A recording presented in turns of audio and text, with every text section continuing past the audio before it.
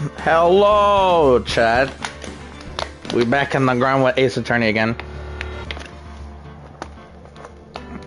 Today I'm gonna stream as much as I can to see if we can wrap it up by tomorrow. I think tomorrow we can wrap it up.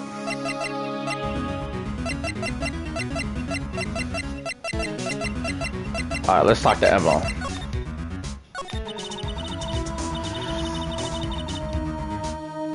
It happened 2 years ago. It was right about this time of the year too. There was a terrible thunderstorm that day, unusual for the season. I was alone in my sister's office, where we were planning to eat dinner together once she finished her work. Then suddenly, this terrifying man came bursting into the office. Joe Darkey. It seemed like he was running from someone. He pulled out a knife and screamed at me. I didn't know what was going on. Just then, Prosecutor Marshall showed up. Jacob Marshall's brother. Joe Darkey tried to take me hostage, but before he could, Mr. Marshall tackled him. Then, what happened? I'll never forget it. Lightning struck and the lights went out suddenly. A bolt of lightning flashed outside the window, lighting up the office for an instant.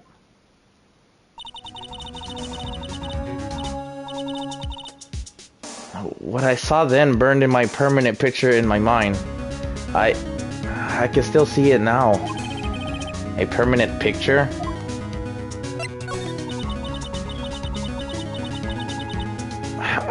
I don't remember the moment when Darkey stabbed Mr. Marshall, so you weren't able to testify about that.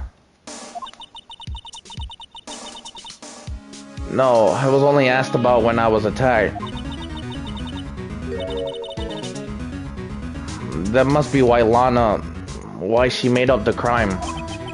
Made it up? You mean proved bogus evidence? Hold on, is it me or is it going faster?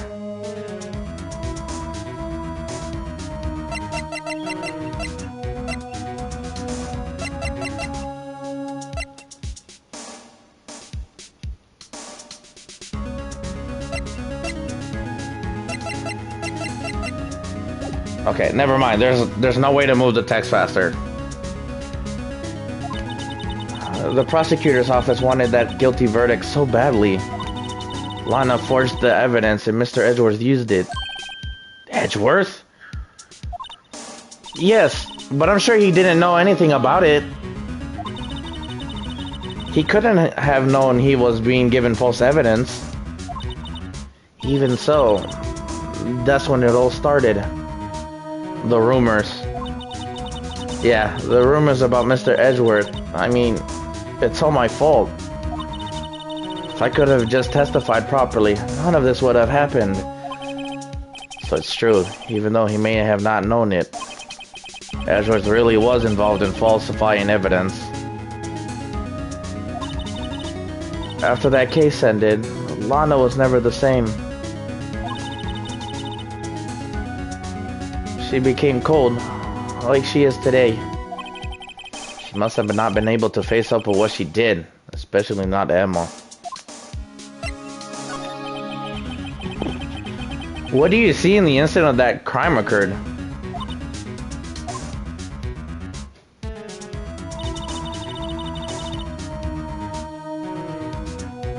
Darkey knocked down Mr. Marshall and raised his knife. Neil Marshall was stabbed right in front of the poor girl.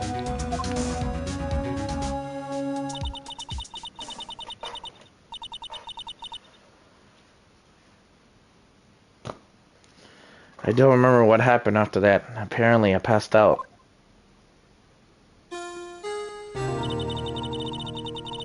When I came to, Lana was coddling me in her arms.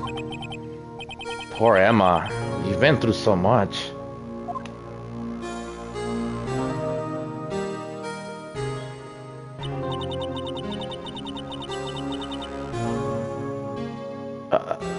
I couldn't bring myself to testify about that instant. I tried, but the words just wouldn't come out.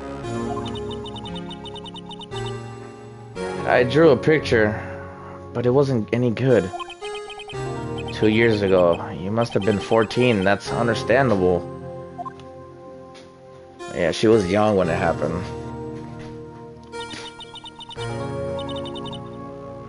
Once it was all over, I made up my mind. I decided that when I grew up, I'd become a scientific investigator. I want to be able to fight crime with my testimonies and find the evidence to make an airtight case. That way Lana would never have to forge any. I see. That explains then. I think I'm finally starting to understand what makes Emma tick. But there's still something that bothers me about the crime. About that crime. There's something that's puzzling me, Emma. What is it?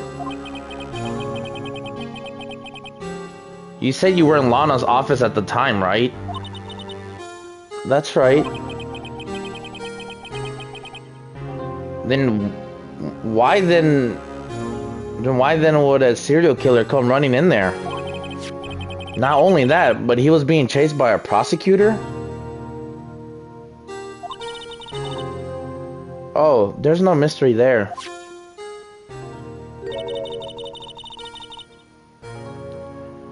Joe Darkey had been taken into for questioning that day. Oh, so they had him already. Taken in for questioning? You mean by the police? Of course. This happened at the police department. He tried to run away halfway through the interview and fled into my sister's office. But why did he run all the way over to your sister's office?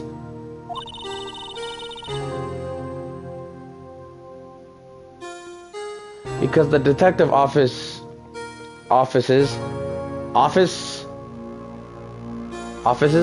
and the questioning room are right across from the elevator.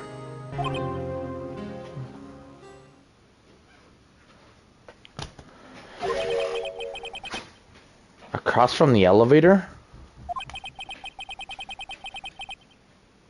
But Lana was the chief prosecutor, wasn't she? No, silly, didn't I tell you? 2 years ago. Lana was a detective! She was the best in the entire force. What? What the fuck? That's news to me. After the Joe Darkey case, she was transferred to the prosecutor's office and made chief prosecutor. I used to be a detective.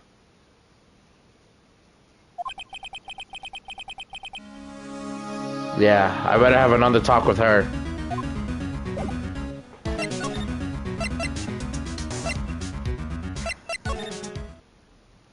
First, let me go here, though. February 24th, prosecutor's office, underground parking lot. No one's here today, not even Miss Starr. Everyone's probably busy looking into what exactly went down in the evidence room. That must be where the detectives are. But we proved in court today that the day of the crime, no one was murdered in the evidence room at 5:15 p.m. But we don't know if it happened earlier. Yeah, I thought we were finally making some headway in our case. But instead it looks like we just ended up making Lana look even more guilty. Yeah. Hang in there, Lana. I've got to find all the answers by tomorrow.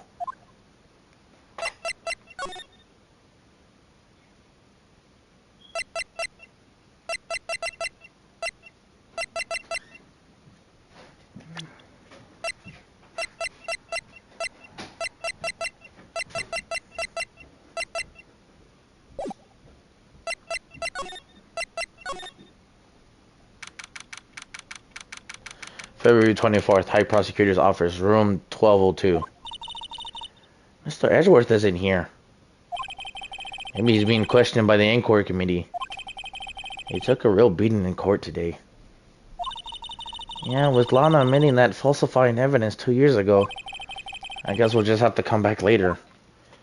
Damn, he's getting questioned again, bro. Ooh, he ain't do nothing wrong this time, though. He got no choice.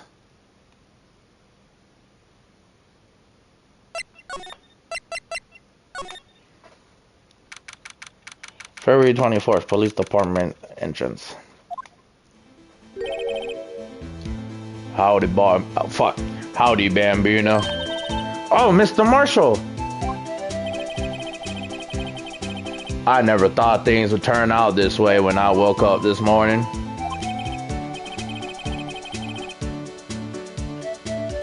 Que sera, Sarah. You never know where in life will lead you, Bambino. I should have known my luck had run out when old Billy dried up this morning. Billy? Must be his pet cactus. Say, where are you headed? Just over to the prosecutor's office for a little interrogation.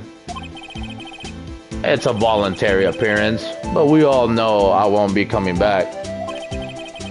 Sorry, but you can't go in the evidence room today, partner. Mr. Marshall, why did you do it? Why do the prospectors head west? If ever there was a case needed to know the truth about, it was that one. Before you turn yourself in, Mr. Marshall, would you mind telling us exactly what happened? Looks like I won't be getting a steak lunch today. What happened? Something was fishy about the trial from the beginning. It wasn't just me either. All the detectives thought so. What do you mean, fishy? Some of the facts reported were inconsistent with the evidence we found. For example, the murder weapon. The murder weapon? You mean that switchblade knife with the broken tip? That was Joe Darkey's, alright. But in the initial autopsy report, a question was raised. A question?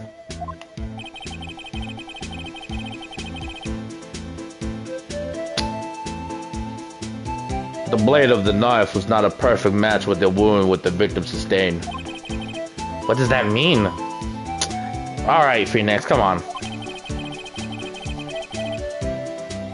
It means there's a good chance that knife was not the murder weapon. However, in the report that was finally submitted, that possibility had been erased. That facts have been concealed with forged evidence? That case left behind scars on all of us. The scars that the SL9 incident left behind.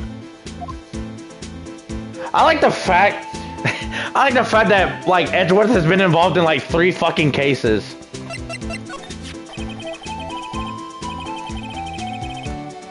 I got the looks, but he got the brains. He was one of the best prosecutors around.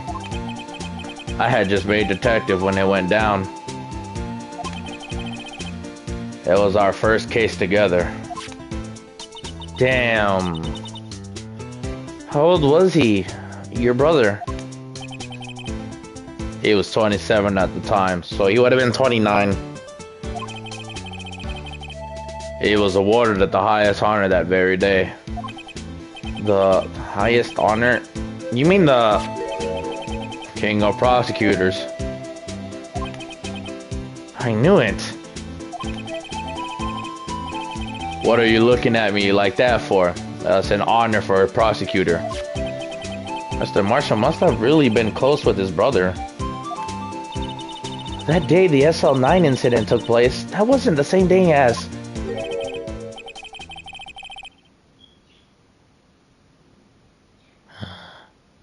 That's right. It was the day of the evidence transfer. Interesting. It was drizzling that morning, and by nightfall there was thunder. I can't believe 2 years have gone by already. I tried to steal the evidence so that case wouldn't die. Apparently someone tried to stop you.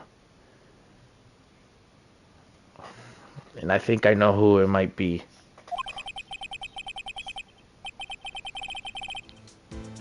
Detective Goodman was murdered and the evidence locker was empty.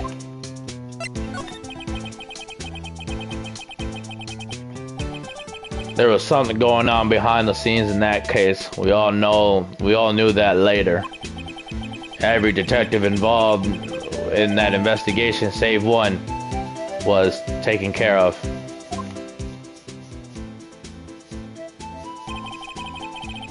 Miss Starr was fired and I was demoted and boxed away in a tiny room. What about Detective Goodman? If they did something to him too, the commissioners would get suspicious. No, they were careful enough not to be too obvious. They? Who are you talking about? Don't get upset, Bambino. I mean Damon Gann and Lana Skye. Investigation led Damon Gann and his second in command, Lana Skye.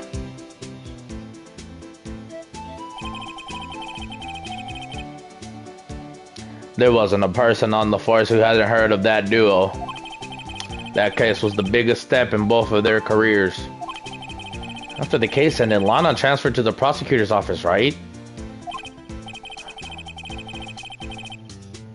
Yeah, Damon Gann, the new chief of police, arranged for that to happen. She never been the same since she left. So Marshall also did notice that too then. Everyone who knew her said so. Chief Prosecutor Skye was totally different when she was the detective. Now that he mentions it, Emma said something like that too.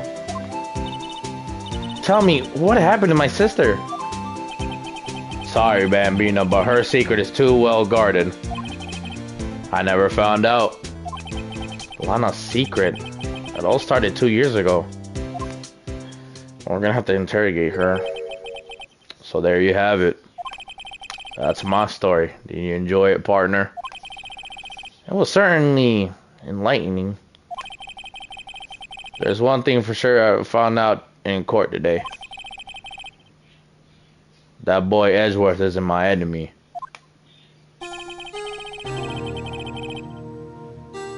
He was the one who used the falsified evidence to get a guilty verdict.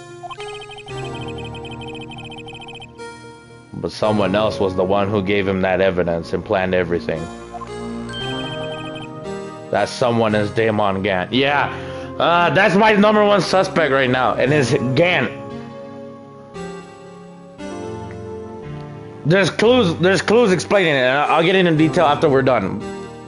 But Gann is my #1 suspect right now. Don't believe me? Well, I don't blame you. I won't even be a patrolman after today. What the fuck? Too bad I won't be around to work with you. When you become a real scientific investigator. Adios, Bambino. And he walks away. Damn. The Blue Badger is still writhing around today.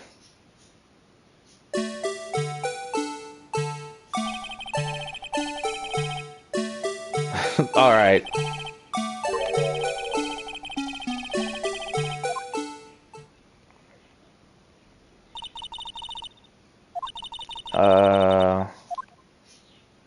That's the same. Can I use the finger thing? I want to know who the fuck hands is that. No, it won't let me use it. Bro.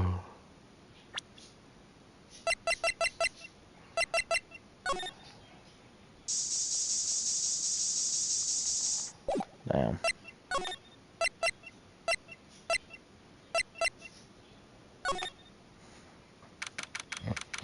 Very 24th Police Station Criminal Affairs Department.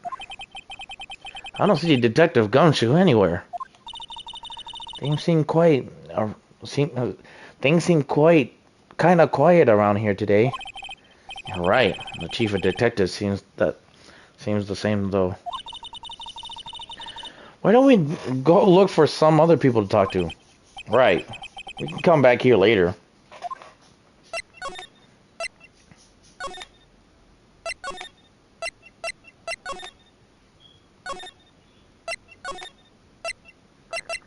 Well, time to go see Lana.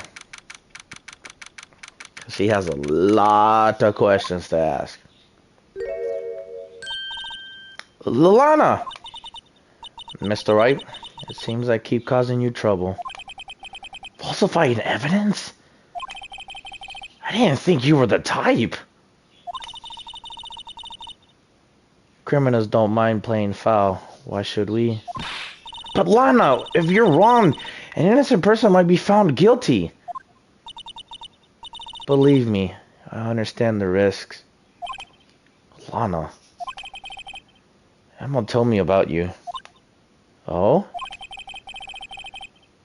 About how you were a detective 2 years ago. And how the SL9 incident was the reason for your transfer to the prosecutor's office. That's right. Could you fill me in on the details? Especially about the unusual change of jobs. I suppose you have a right to know, Mr. Wright. Alright, who the fuck texting it? Oh. Nobody.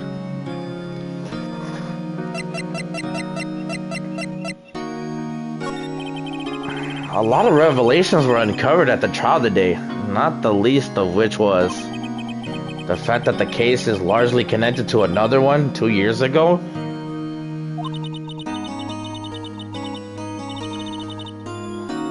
Evidence from that case was stolen as well, though I expected as much. I knew how obsessive Officer Marshall can be. That trial, it really wasn't fair, was it? I believed in you, Lana. I believed that no matter what happened, you always stick to the truth.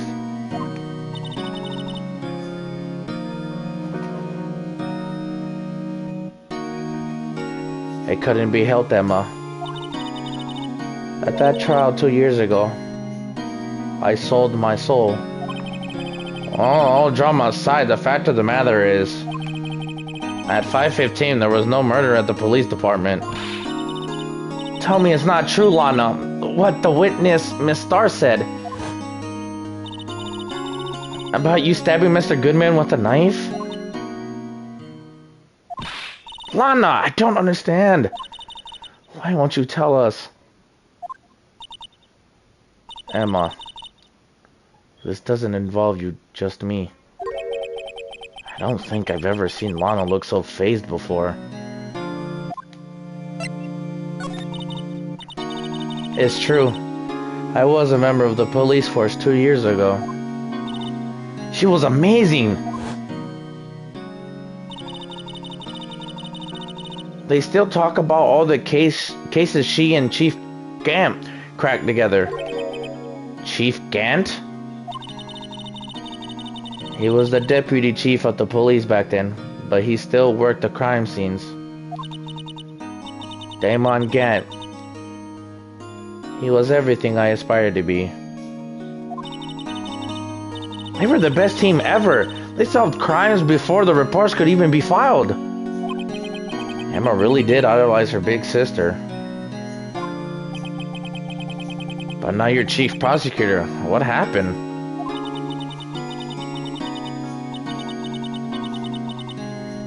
I always planned on becoming a prosecutor. The reason why I became a detective was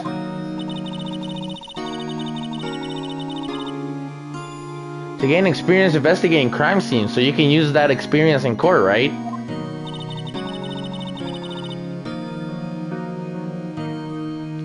Gant's help in the SL9 case was crucial to its resolution. After that, He became chief of police and arranged my transfer to the prosecutor's office. Maybe I should ask more about this investigation of theirs 2 years ago. Give me a sec, chat. I need to go put on something.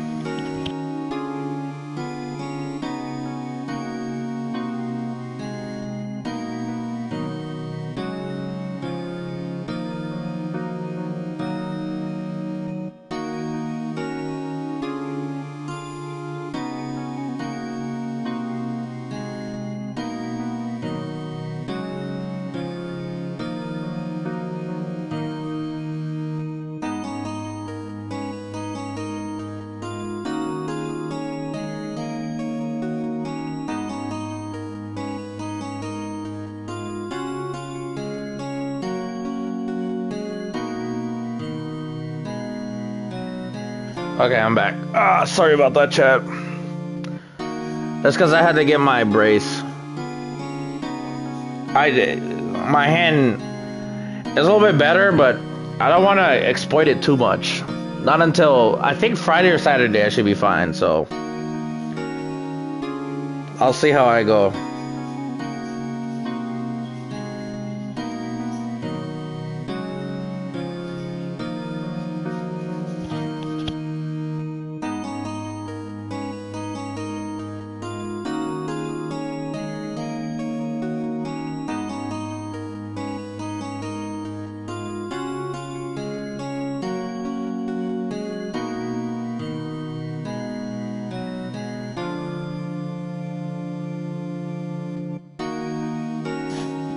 Alright, now I'm back.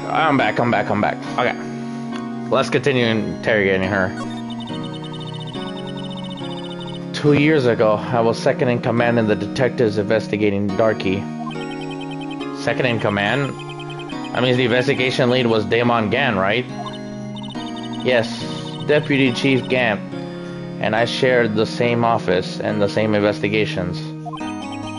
He even had the same office? We led a team of the best detectives on the force.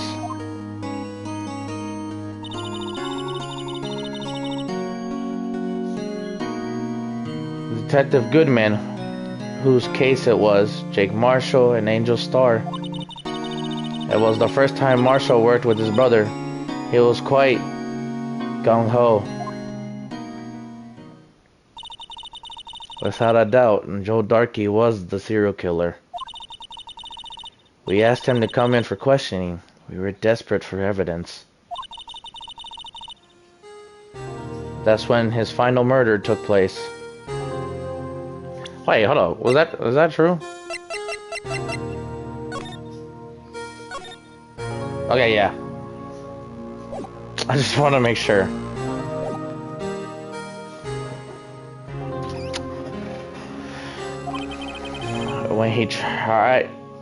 When he tried to murder Emma, Prosecutor Marshall was trying to save me from Darky.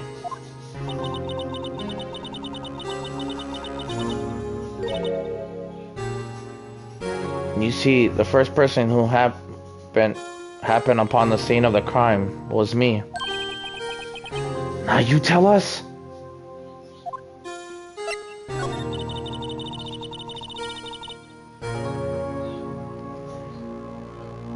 Damon Gann and Neil Marshall were the ones questioning Darky that day. The investigation was in its final stages, and Darky must have suddenly panicked.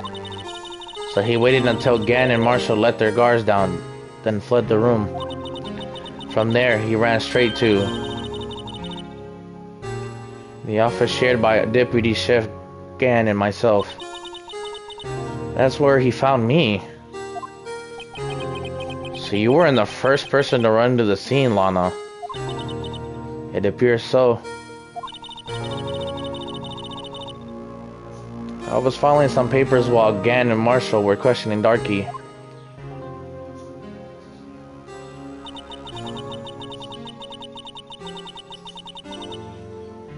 When I returned to my office, I saw 3 bodies on the floor and it smelled blood. 3 bodies?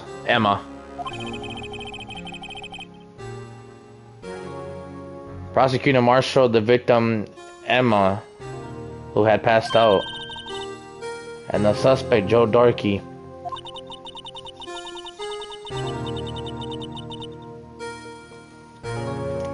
During the struggle, it seems Mr. Marshall struck a final blow before he died. Joe Darkey had incurred a minor concussion and laid unconscious. What did you do? To be honest, I panicked.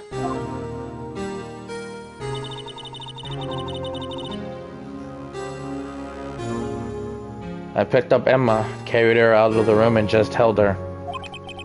Can't blame her. After all, her sister must have gone through.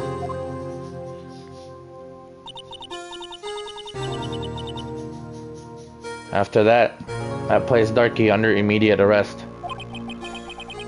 Well, let me get this straight. You were all involved in the SL9 incident. That's right. Quite a coincidence, hmm? I don't buy it. What are you saying? There's no way everyone involved in the trial was involved in that incident. Just by chance? But the case was solved 2 years ago. At least one person went to extremes because they didn't believe it was truly solved.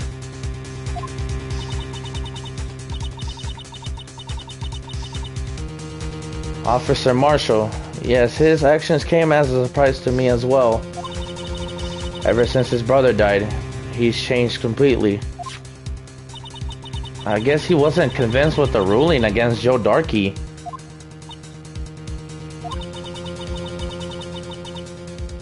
Life doesn't end with the closing of a case. Everyone has to live the rest of their lives with their memories. That case just might not be over yet.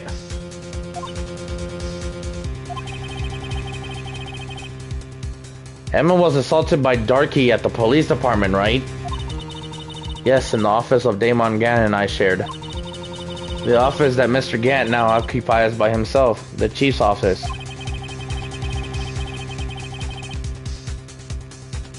Maybe we should look at the chief's office, the site of the final SL9 murder.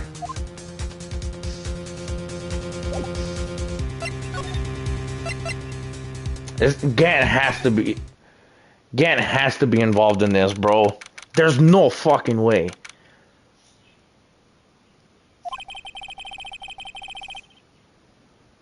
This place is always pretty empty, but today is deserted. It must mean everyone's busy solving crimes.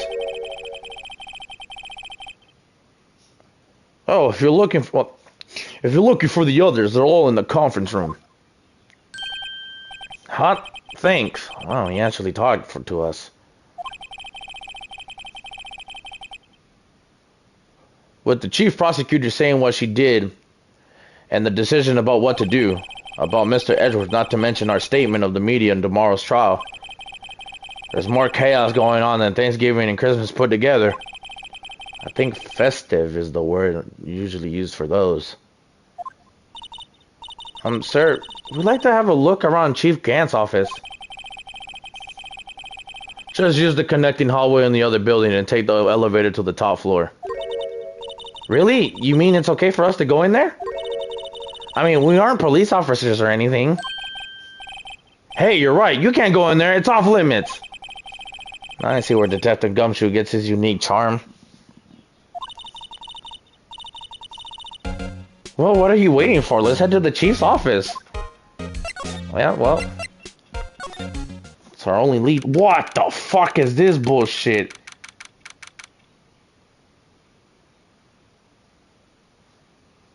February 24th, Police Department Chief Office. Ah, fitting that the song is playing in this room. Whoa, where am I? In the chief's office, silly. At least that's what it said on the door. Check out the pipe organ. That's real, isn't it? Hey, I used to take organ lessons in kindergarten. They used to call me Little Miss Batch. I thought I was a genius until they tried teaching me notes.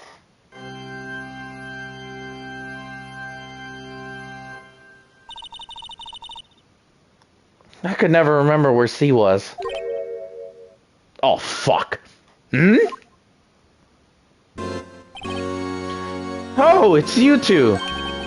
Chief Gant! He put that paper he was reading in his desk. So, Rhino, have you been swimming lately? No, I haven't. I've been kind of busy lately.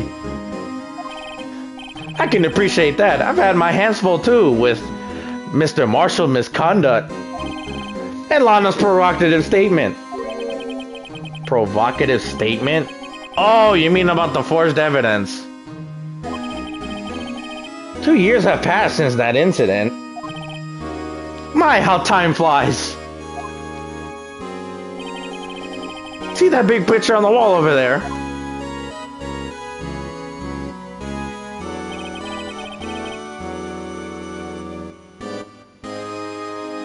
That's a picture of Lana, Neil, and me. Well, this is Mr. Marshall's brother, Prosecutor Neil Marshall.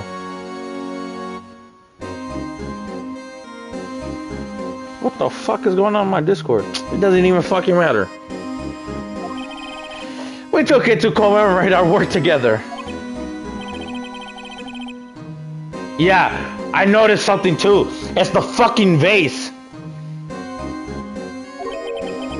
I can't quite seem to put my finger on it though.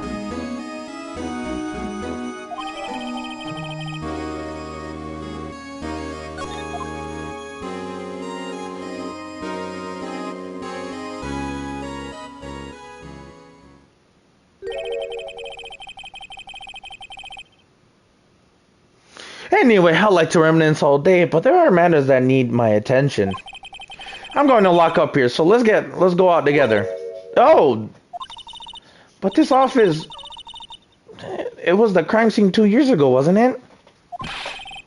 That case was long since over. There's no need to investigate it anymore. All the same, we still like to have a look around. Perhaps you didn't hear me. I said there's no need to investigate anymore. This motherfucker. This motherfucker's suspicious as hell, bro. Now hurry up and get out. I have a meeting to attend. Fuck, we can't go back. Looks like we aren't welcome. Seems that case isn't over with yet, after all. What do you mean? Chief Gant denied a request to search the crime scene. That means there must be a reason he doesn't want us to looking around in there. You mean like a clue? There's gotta be a way we can get inside Chief's office. Okay. So, my reasoning why Gant is involved in all this bullshit. One, the vase. Because now we have an image of the exact same fucking vase that was in the room that it happened. And there's pieces missing from the vase. Alright? Evidence number 2. The one with all 7s. Apparently, it's a clearance higher than what prosecutors can have access to. It apparently is like captains and shit like that. Clearance and higher. And who else has one? Gant. 4:20. 20 minutes before Edgeworth got in there. So some shit could happen in 20 minutes.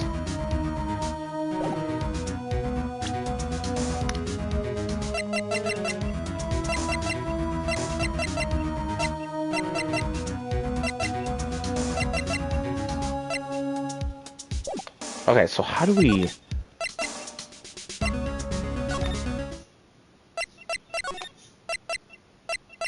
We talk to him? Oh, he's not there. Okay, so where do we go? That's a good question. How the fuck do we get back in?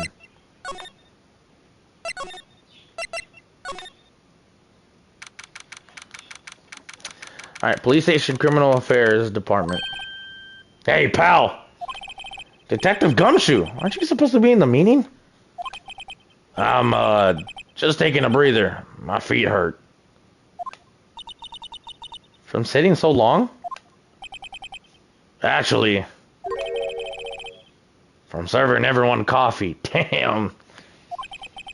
Sounds like Detective Gumshoe is still out of the loop. Say, have either of you seen Mr. Edgeworth? Edgeworth? No. Why do you ask? He's probably with the committee like we mentioned earlier. Sorry. Putting my brace back on, it came loose. Okay. He's under fire from both the police department and the prosecutor's office. It's almost like the battle's between you two in court. That sounds serious. Yeah, he's getting a lot of heat because of that bullshit. Is it because of what my sister said? That's basically what it all boils down to. That falsified evidence 2 years ago. Bro, I might just low-key watch, once I finish Ace Attorney, I might just watch the anime that they have. Just for the fuck of it. Now Mr. Edgeworth has the whole world after his blood. Yikes. I mean, it's not his fault. He didn't know. It was his first big case. But why would Edgeworth be blamed? It's not like he knew the evidence was forged. Lana Skye is the guilty party here, isn't she? Regardless, a prosecutor is responsible for the evidence they present in court. Not only that,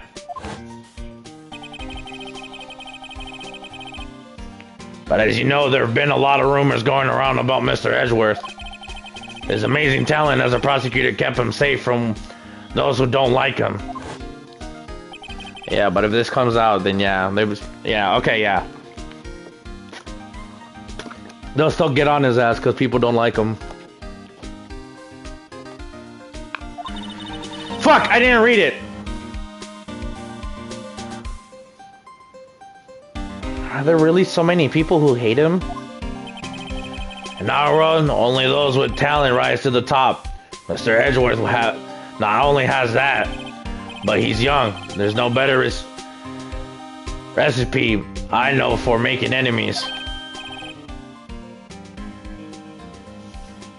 Hey Dick, keep up the good work. Yes, sir. Let's go out to lunch again sometime. My treat. Yes, sir. You gotta take me back to that joint sometime, okay, Dick? Yes, sir.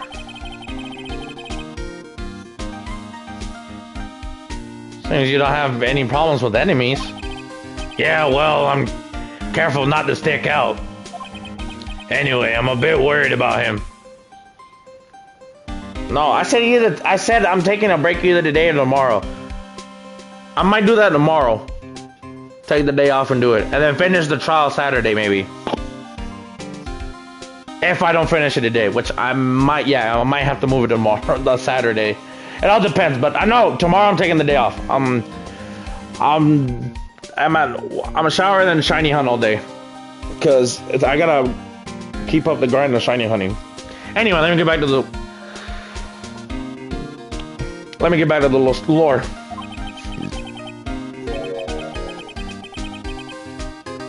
Under all this pressure, I'm afraid Mr. Edgeworth just might crack. Actually, I took a look at the file earlier while the coffee was brewing. He seems genuinely concerned for Edgeworth. Well, did you find out anything? The only evidence Darky left behind was during his final attack. His final attack? You mean when he killed Prosecutor Marshall, who was trying to protect some girl? Me. Seems Detective Gumshoe never realized Emma was the girl. That's when he left the most incriminating evidence of all. Well, what was it? Oh, let's see. I think I heard I had something to do with the murder weapon. Oh, I forgot. Look, it's all written somewhere in here, okay? His powers of recollection never failed to impress. Maybe we should show him the murder weapon. It might just jog his memory. Joe Darkey was 42 at the time of the crime. He was just your run-of-the-mill businessman. A businessman? What made him take the serial killing? One day on his way home from work, he hit someone with his car. With his car? So, it was an accident? An accident, yes, but it transformed him into an animal. An animal?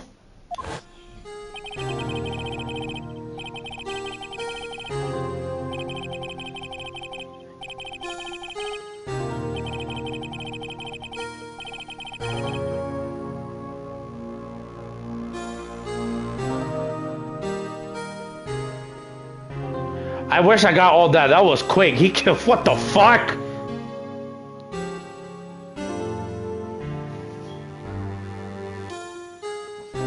That got fucked up so quick.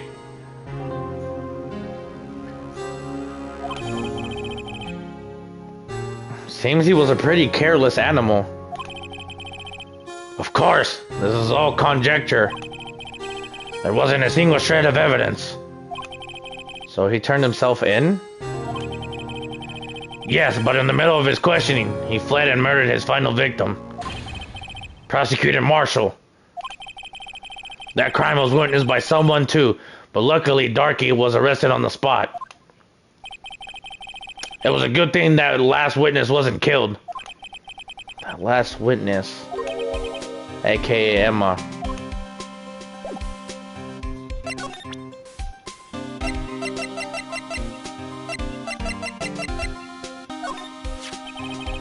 About this. Hey, is that... Has a tag attached to it and is labeled the SL9 incident on it. I believe this would be the broken murder weapon you were speaking of. What are you gonna do with that? Ever since that case was closed, that knife's been locked away in a locker. On the day Detective Goodman was murdered, this suddenly disappeared from the locker and was found in Mr. Edgeworth's car muffler. That's it!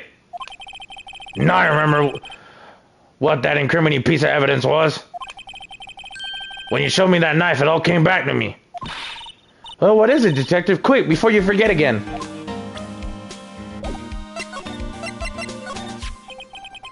This knife, it was Joe Darkey's, wasn't it? That's right. We traced it back to the store he bought it. Plus it had his fingerprints on it too. But no one actually witnessed him using it to murder anyone, right?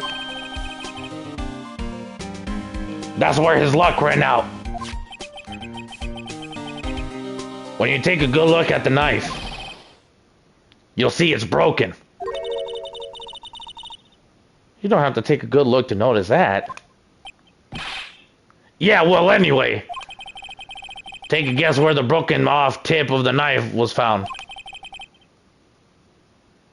That's what did him in. Where was it? Was it inside Marshall?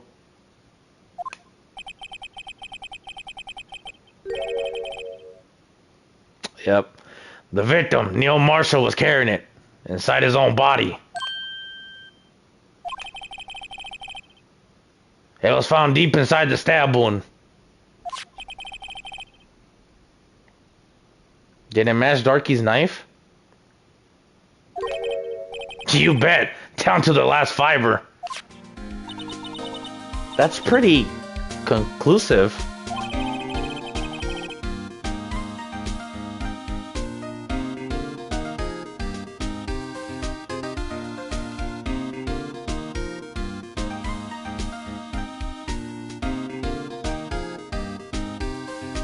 Stabbed in the back?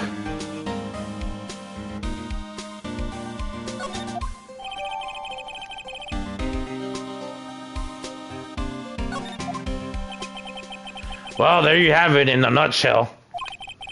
That's all I know. Can I ask you one more thing? What is it? If it's money you need, you should ask Chief Gant. It's not money, but it does concern the chief. His office is a crime scene, right? That's where Prosecutor Neil Marshall was murdered. The chief's out now and his office is locked. But we like to have a look around if that's okay.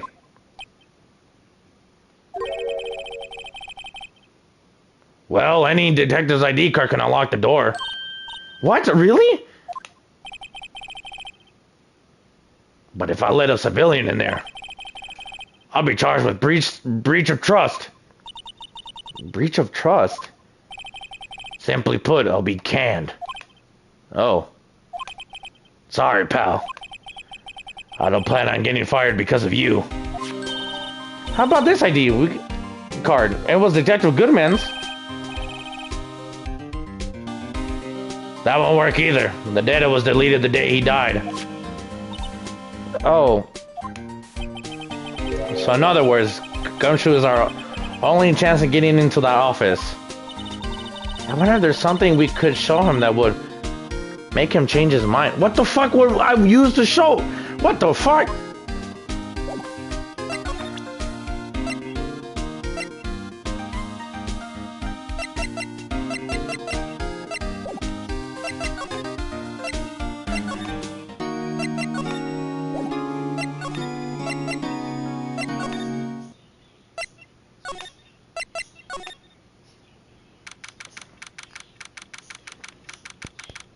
High Prosecutor's Office, room 1202.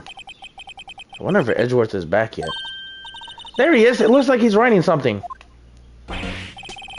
What are you doing here? He sure was quick to throw that paper on the floor. Tough day in court, huh? I've had to live the past 2 years with rumors flying around. What's another allegation to me? Cheer up, Mr. Edgeworth. I'm rooting for you. That's Edgeworth for you. Always trying to hide his real feelings. So, what do you want? Unlike some people, I don't have all day.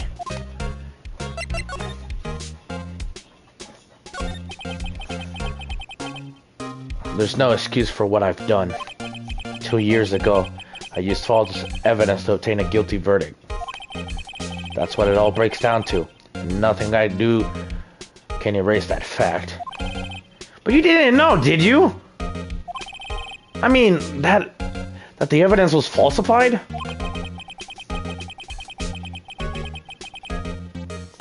The police department and the prosecutor's office share a bond of trust. If that bond is broken, we stand to lose everything. The police department's error is my error, my responsibility as the prosecutor in charge. That fact remains the same no matter what excuse I might have. Mr. Edgeworth, I take pride in my work. So tell me why? Why has it all come to this? Even Edgeworth can't keep this kind of emotion bottled up. Are you up for the trial tomorrow? First last year's trial and now this one. Seems all you do is worry about me. To be honest, you're getting on my nerves. But Mr. Edwards, you can't just walk out on the trial.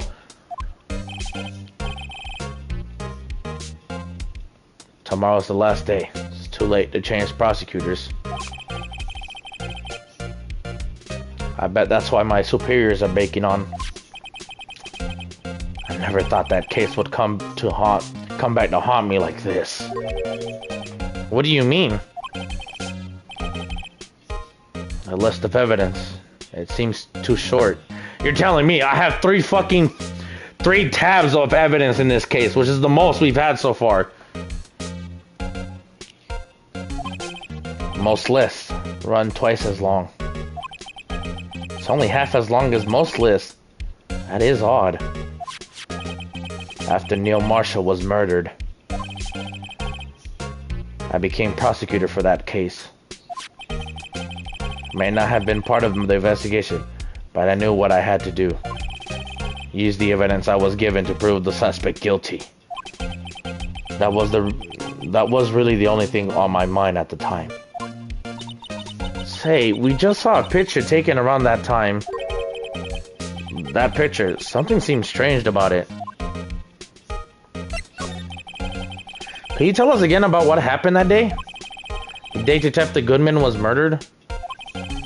You were practicing in a ceremony over at the station, right?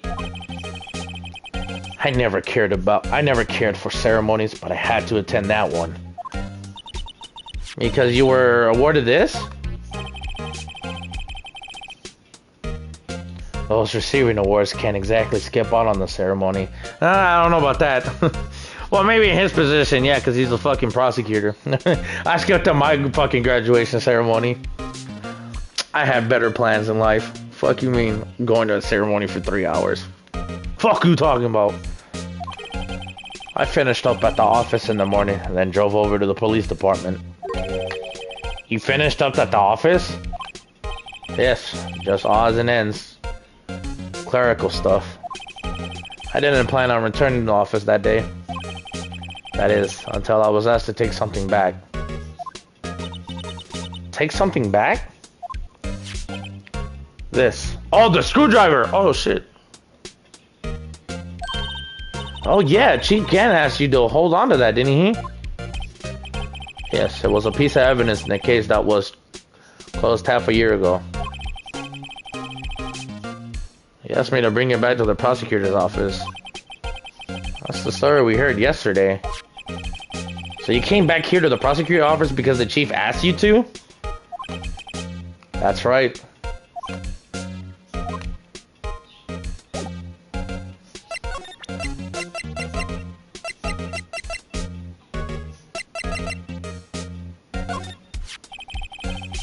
This picture was hanging in the wall of Chief Gann's office. Prosecutor Neil Marshall. Oh shit, it's Edgeworth. He had just started making a name for himself. Looks like this was taken when he received the Kingdom Prosecutor's Trophy. Speaking of that, there's something that bothers me. Yes? The trophy Mr. Marshall is holding. It's a little different than yours. Oh, it has a knife? I didn't even realize. Yeah, it has a knife. What the fuck?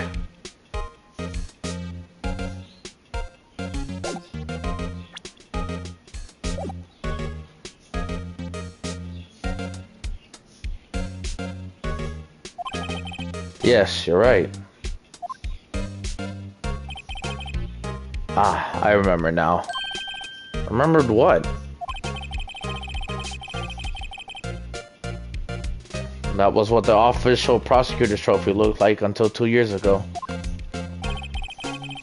There's a story behind its design. A story? Sounds interesting. Would you mind telling it to us? It's simple, really. Contradictions.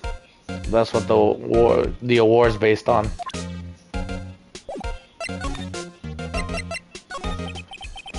This award originates from an ancient Chinese tale. The Chinese, the word contradiction is written with two characters. The first means halberd, and the second means shield. Have you heard this story? Me? Oh, sure, everyone knows that. Why don't you tell it though, for Emma's sake? Very well. Oh, lying ass. Why the fuck are we playing this music? Long ago in the kingdom of Chu, there was an arms merchant. One day, he presented the king with two items. The first was a halberd, and it claimed it could slice through any shield or armor. The second was a shield he claimed could withstand any weapon. Wait a minute. What the fuck is this bit? Wait, those claims contradict each other.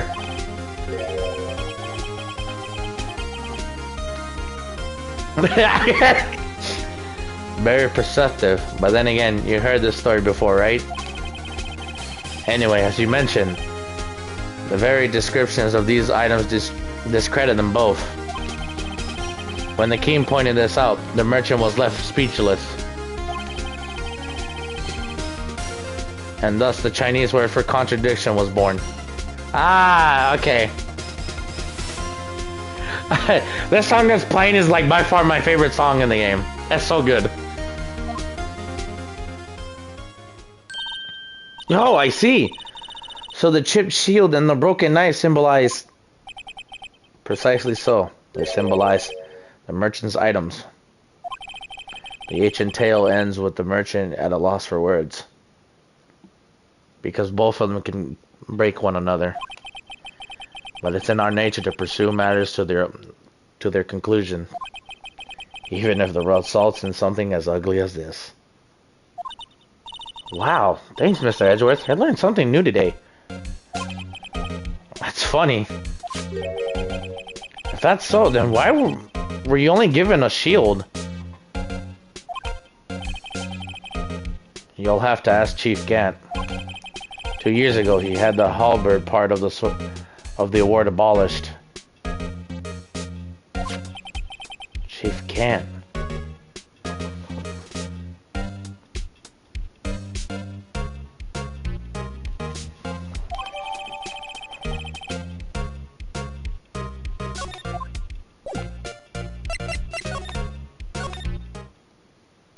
Oh, who's here? Prosecutor's office underground parking lot. Oh, that's probably Angel. Excuse me. Yep.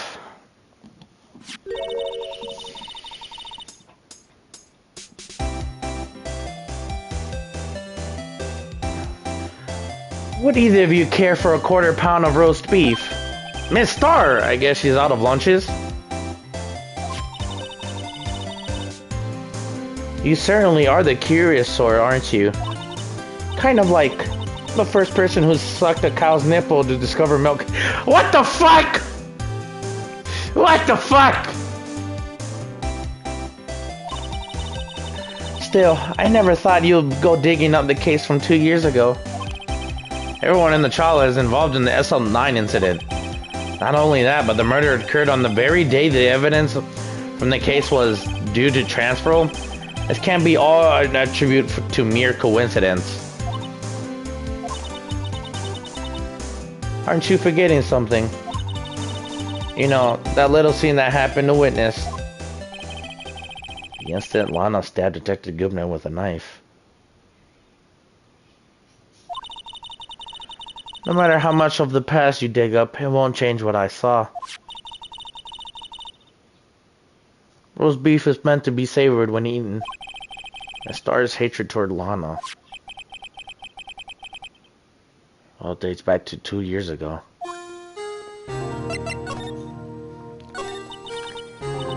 Jill Darkey. That's a name I'll not soon forget.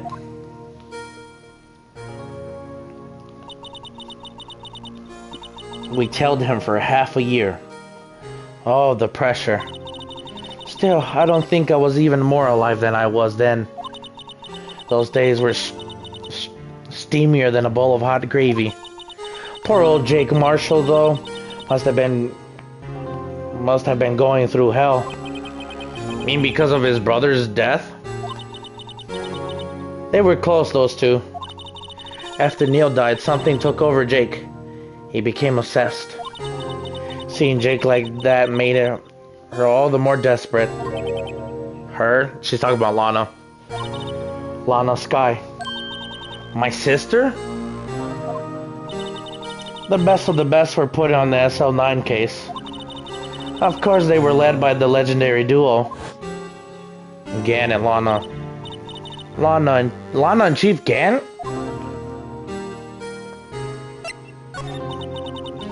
The legendary pair was the reason we were able to keep up our investigation. That's why we were so shocked over how it turned out. Yo. You mean with the forging of the evidence?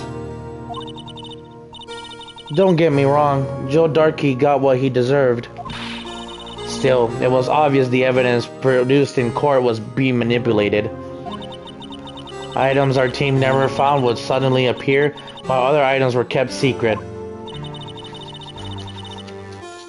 But you don't have proof anything Fuck. You don't have any proof anything illegal was done.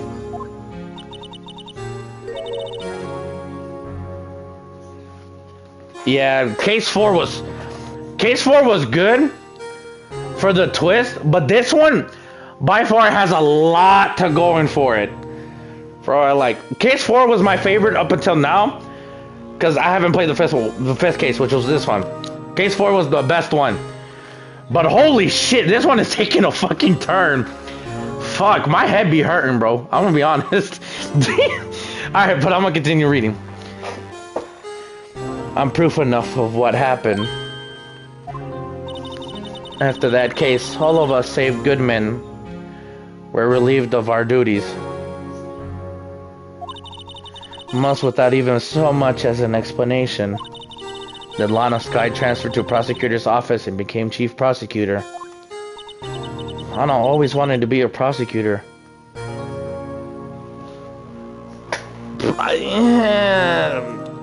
That might just be a cope. I'm gonna be honest, that might just be actual cope. Cause I literally started investigating, so I don't know about that one.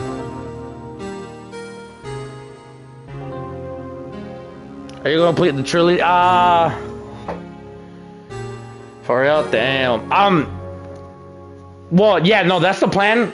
I do want to do the whole trilogy. But I might not pick up the second game for maybe a hot while. Maybe until February. February-ish. Around there. I'll see, because Monday I want to stream Uncharted. 1, because I want to replay the games. And 2, the movie comes out in like 2 weeks. So, 2 or 3 weeks. I don't remember exactly. So, that's why I want to keep track of the... I want to relive that game, because it's been years since I played Uncharted. Well, that one. I played 4, but... that's because I've never seen gameplay of 4, but... I do remember playing 1 and 3. I never played 2. So... Alright, that being said... let me get into character again. Let me take a sip of my water and then let me get into character.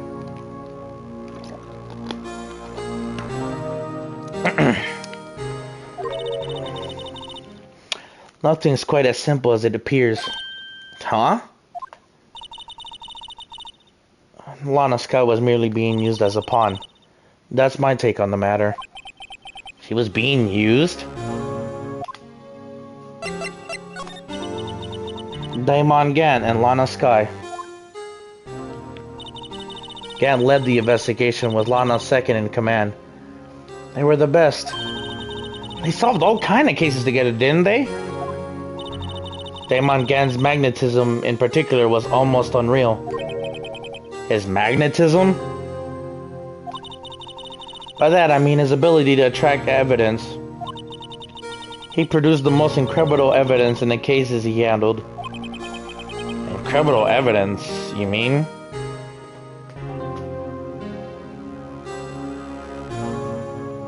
Yeah, this one's by far my favorite so far. Holy shit, I love it. As I'm right now, because you just joined, my suspicion is Gant. There's too many things involving Gant. Like during the trial, the second trial, there's a lot of things. The second part of the trial, or like day 2 of the trial, there's a lot of things pointing to Gant. Don't spoilers, don't spoil me. But this is what I come up with. I think Gant is the one behind all this shit.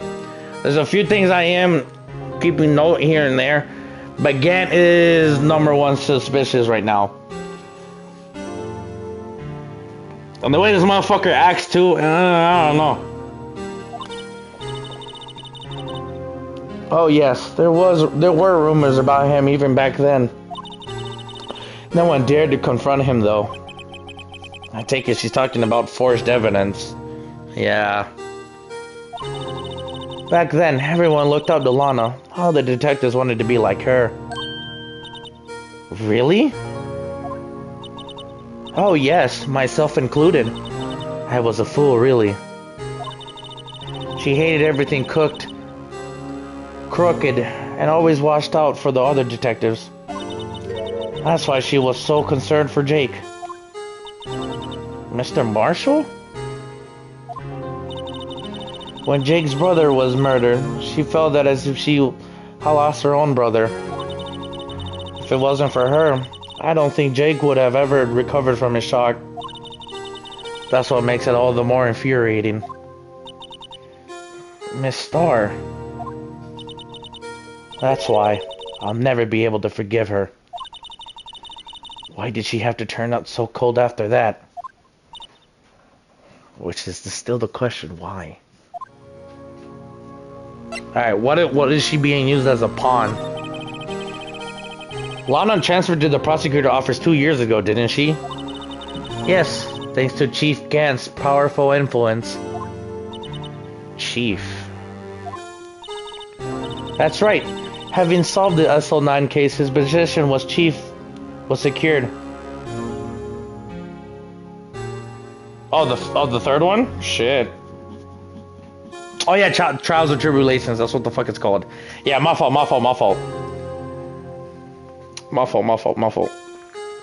Yeah, I forgot that's what it's called. Oh wait, shit. I gotta mute myself. One sec, chat.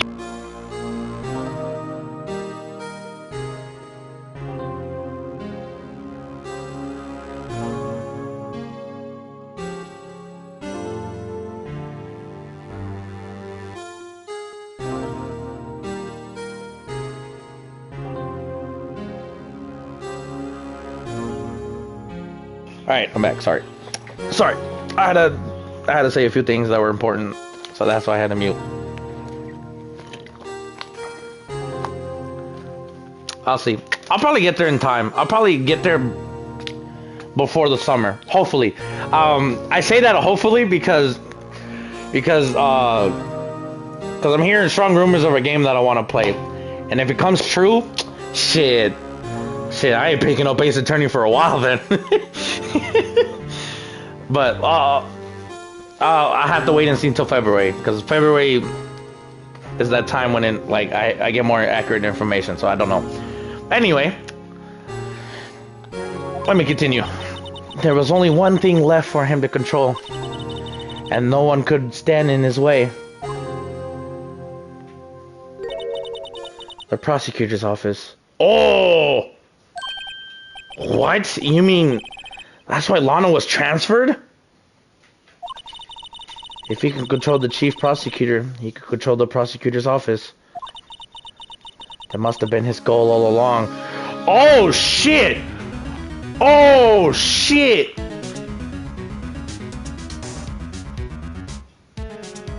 Oh, what the fuck? How could he control Lana? I don't know, but one thing's for sure. Ever since the case ended, she's never been the same. It's only logical to conclude there must have been a reason for her change. At last, I'm finally getting close to the bottom of this ugly mess. Thank you, Miss Star. You listen to me, rookie. It takes more than just ingredients to create fine cuisine. I hope you turn out to be a better chef than I've been.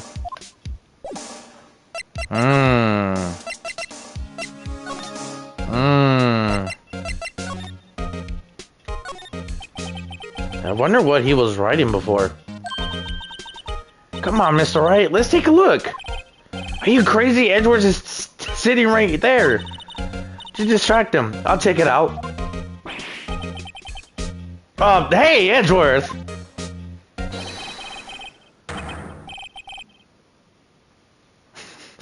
Is that Detective Gumshoe out the window there? Oh no, he's falling to the ground! God damn it. Huh? She should be in her room. She was there. I mean, it's because Elena didn't have school today. She's on break until Monday. Hold on, first let me see what this girl's doing crawling around my feet. Didn't even look. What? No! There's no fucking way. Edwards, you better not resign, dog. No, Edwards, don't do it, bro. What? Letter of... If you're having trouble reading, I'll read it for you.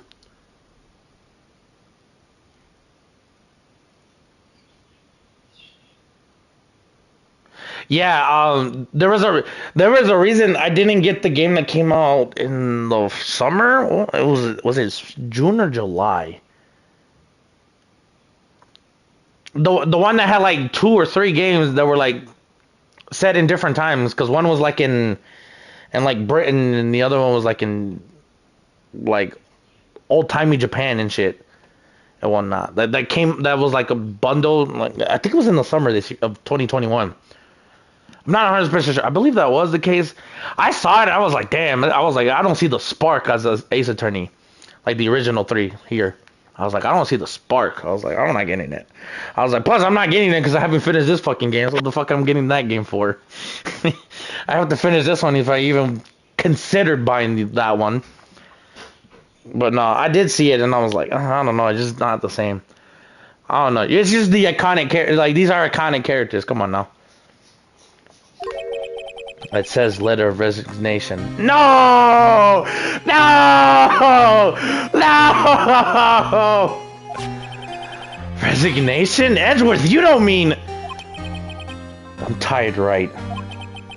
I feel as if something inside me has died. I mean, yeah, last year, I mean, you did. But Mr. Edgeworth, none of it is your fault. I know the path I've walked. You don't need to tell me. And the path I've walked hasn't been a just one.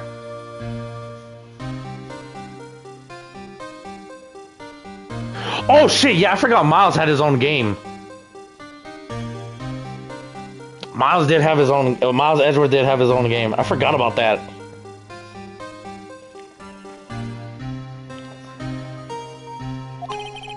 I can't forgive myself what I've done. And no one else should forgive me either. Uh-oh. I think he's serious. That's alright. Please, you have to do something. This letter of resignation. I wonder if I can use it for anything.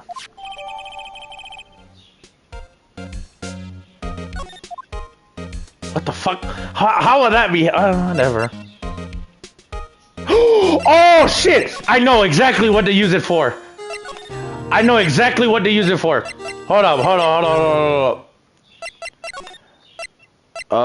Affairs. Here, and then we presented the gumshoe. He'll let us in. Oh, you're back. You still here? I gotta make 150 copies of these files. Brewing coffee, copying files. I'm turning into a regular DJ. You're a DJ as well? If I'm not mistaken, I think he means desk jockey. Oh, that DJ. I gotta admire your persistency. I gotta admire your persistency. But my answer's still no. I'm not letting you into the chief office, period. I know. I love it. I love it so far. This is so good. I'd be thinking during the trials and shit, my shit be hurting.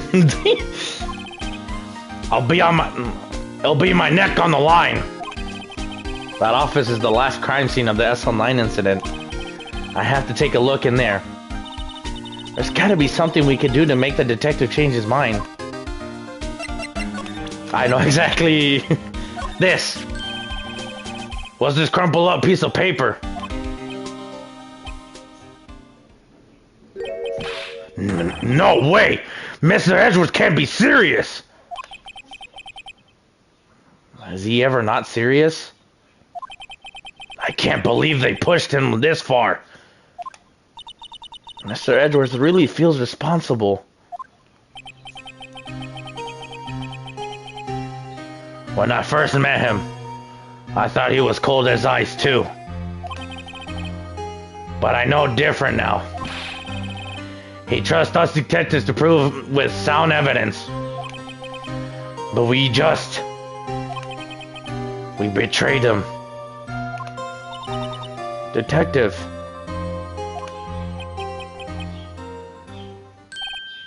That's it. I've made up my mind. But Here, take my ID card. we can't do that. If someone found out, they wouldn't let you off the hook with another lost item report. Look at me. It's no secret I'm already out of the loop. After all, I'm friends with Mr. Edgeworth.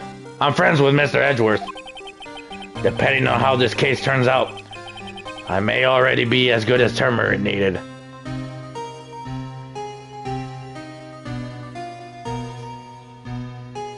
For real, I seen the DS sprites. I like the glow up of the trilogy that they brought us. I do like the glow up. I mean, yeah, the DS does have its charm, but the glow up, the glow up here doesn't hurt my eye as much as the pixelated ones. But that might just be my eye due to strain of eyes for so many years of gaming. So that might just be me.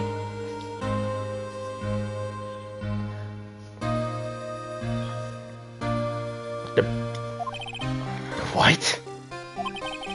So at least let me do this, for Mr. Edgeworth's sake.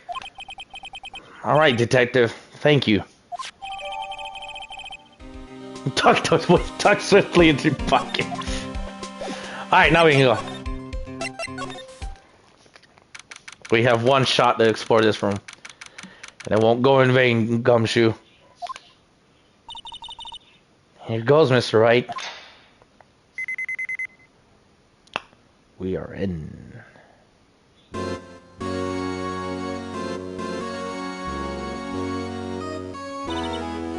We're in. If anyone finds us now, Detective Gumshoe's a goner. What the fuck? If that happens, I'm counting on you to bail me out. Did she smack him again? Sorry, I thought you were a ghost. I didn't even know you could slap a ghost. I think I am. The way that this was mapped around, I had to do like a bunch of shit, so I think I'm close. So hopefully I can start the trial. If I start the trial today, I think I could finish the day, so it might depend. Fuck, I might have to sacrifice eating to finish. Fuck, shit. I might have to sacrifice eating it just to finish the game. I don't know. Fuck it, in the name of solving this case, I'm too invested in it. I didn't even know you could slap a ghost. Ah, Detective Gumshoe! What are you doing sneaking up on us like that? I wasn't sneaking. I was just worried something might go wrong. So I came to. If you're here, then what's the point of giving us your ID card?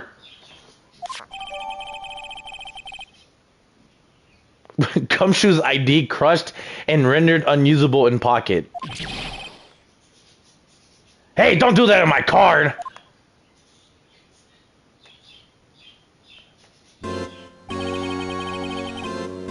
I hardly even get a chance to glum in here.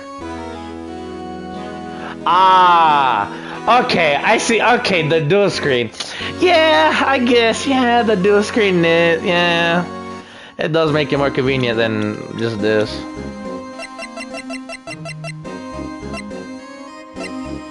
There's so many people.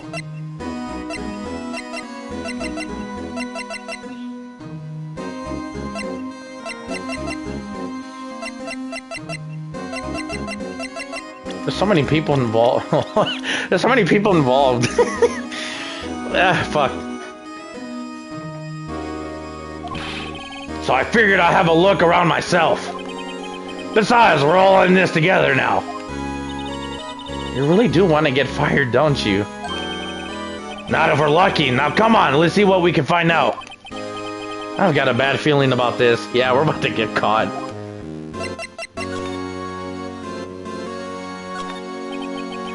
This is the real deal, isn't it? This armor and these weapons. Sure is, pal. The chief doesn't care for imitations. First the pipe organ and now this armor? Do you know how many taxpayer dollars must have gone into this room? What? You mean we're paying for this? That's it. I'm not paying 1 cent of my taxes. You don't have any taxes to pay. Sheesh, be careful what you say. Who knows? The chief may be hiding in the armor as we speak. I don't think he'll fit in there. Even if he did, he'll never be able to get back out. Cut it out. You guys don't know how scary that guy can be. Oh shit. Hold up, I gotta open it on this end because my chat view over here got fucked up again. God damn it. I don't want to fix it.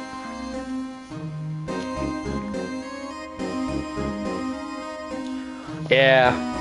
Tax fraud, let's go! Yo! Yo, committing tax fraud, that is. Yeah, let's go. Let's go. Who the fuck? Oh, never mind. This is a safe, isn't it? Safe. That word is ripe with intrigue. Oh, okay, if you say so. It looks like a code needs to be entered in this panel to open it.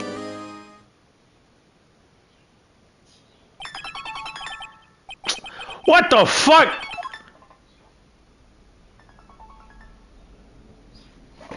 Wait, hold up, chat. I'm getting a call from Lernerburg, North Carolina. It's a scam, but I just wanted to mention that. Input it. I know the numbers. Do you know what it is? I have a hunch. Oh, I know. You want to try my birthday? It's... Yeah, I was gonna say, yeah.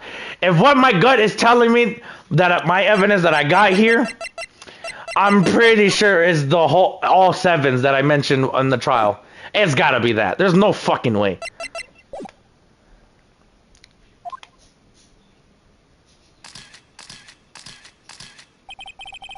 I have a better idea. Here goes nothing.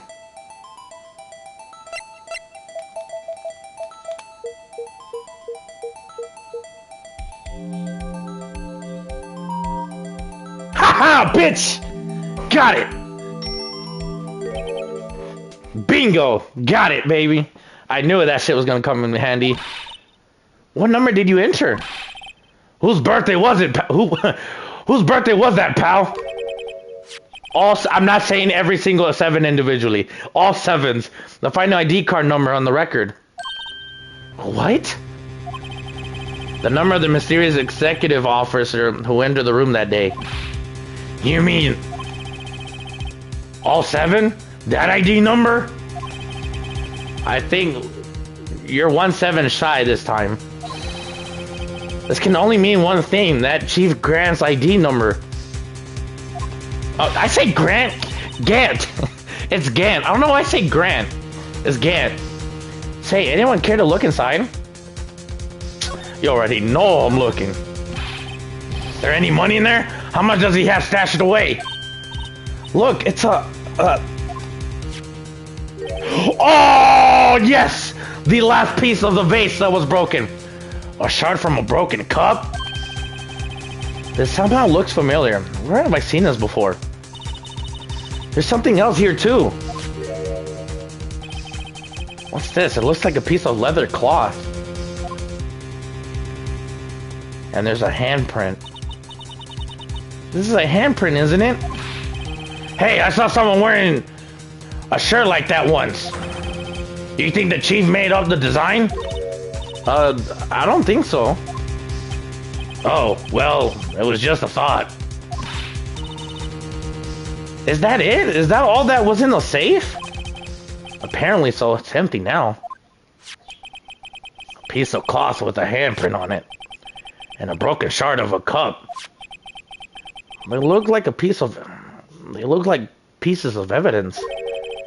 Yeah, but unless you can prove there was something to do with this case, I'm afraid I can't just let you take them. After all, my neck's on the line here. Great. Now I have to prove their relevancy to get them. How are these two items related to the SL9 incident? Come on, there's gotta be something we can show the detective. Oh! The vase. Detective Gumshoe, could you have another look at this jar? Oh, I remember there was the three of us put that back together. Ah, those were the days, which was like yesterday. What the fuck? Oh shit! Chat, I just got a voicemail. I just got a voicemail, chat.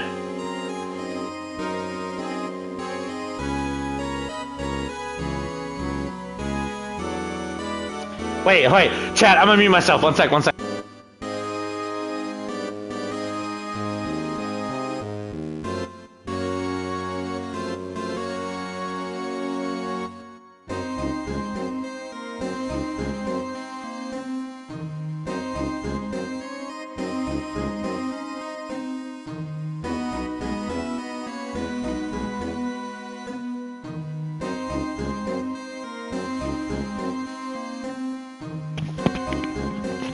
Yo, chat, it might be loud, I don't know. this voicemail is suspicious as hell.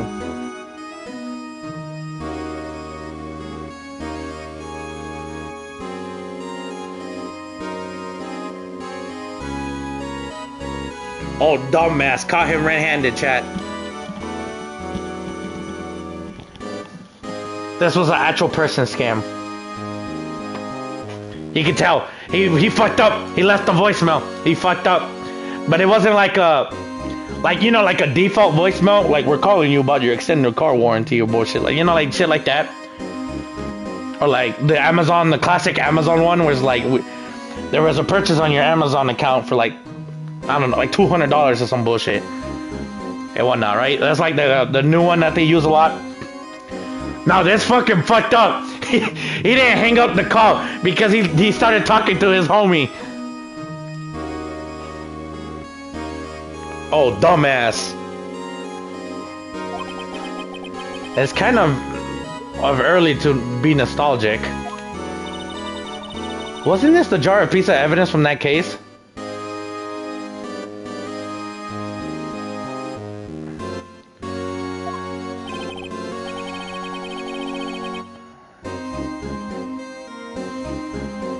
That's right, on the shards, one of the shards had an SL9 incident sticker on it. Doesn't this ring any bells, that fragment we just found? You mean this one? This was just in the safe. Yeah, that one.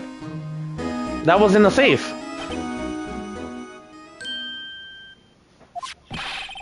Now that you mention it, it's ringing a lot of bells. Let's see if it fits. Assemble fragments. Here, let me see that shard. I'll take a crack at this. Go ahead, pal. Show us what a rookie can do. Mr. White, here's some glue. If I can place this together again, it'll prove Chief Gant was knowingly hiding evidence. Here it goes.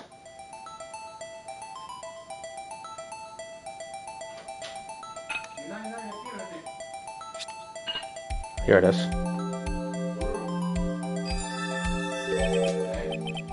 There, it fits like a charm. That, of course, means Chief Cat knowingly hid a piece of this jar in his safe. In other words, he concealed a piece of evidence from the SL9 incident. But, hey guys, get a load of this. What is it? This piece you just attached is different from the others.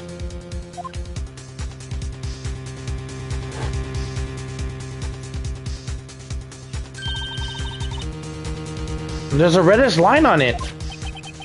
A reddish line. That's blood. I don't get it. Why would Chief Gant hide this in his safe?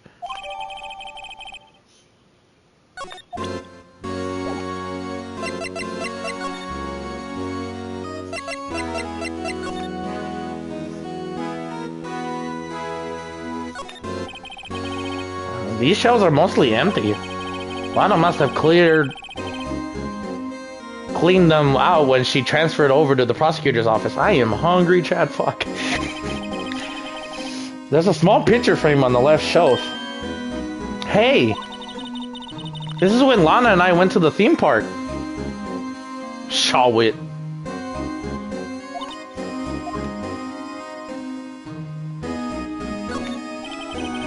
This was Lana's desk. It sure is tidy. Lana always been a meticulous cleaner. There's not even any dust on it. Looks like someone's still keeping it clean. Does Lana ever come back here? No. Chief Gant must still keep it clean in memory of their partnership. They were stuff of legends are made of. Does he keep in memory of her or in the memory of the crime?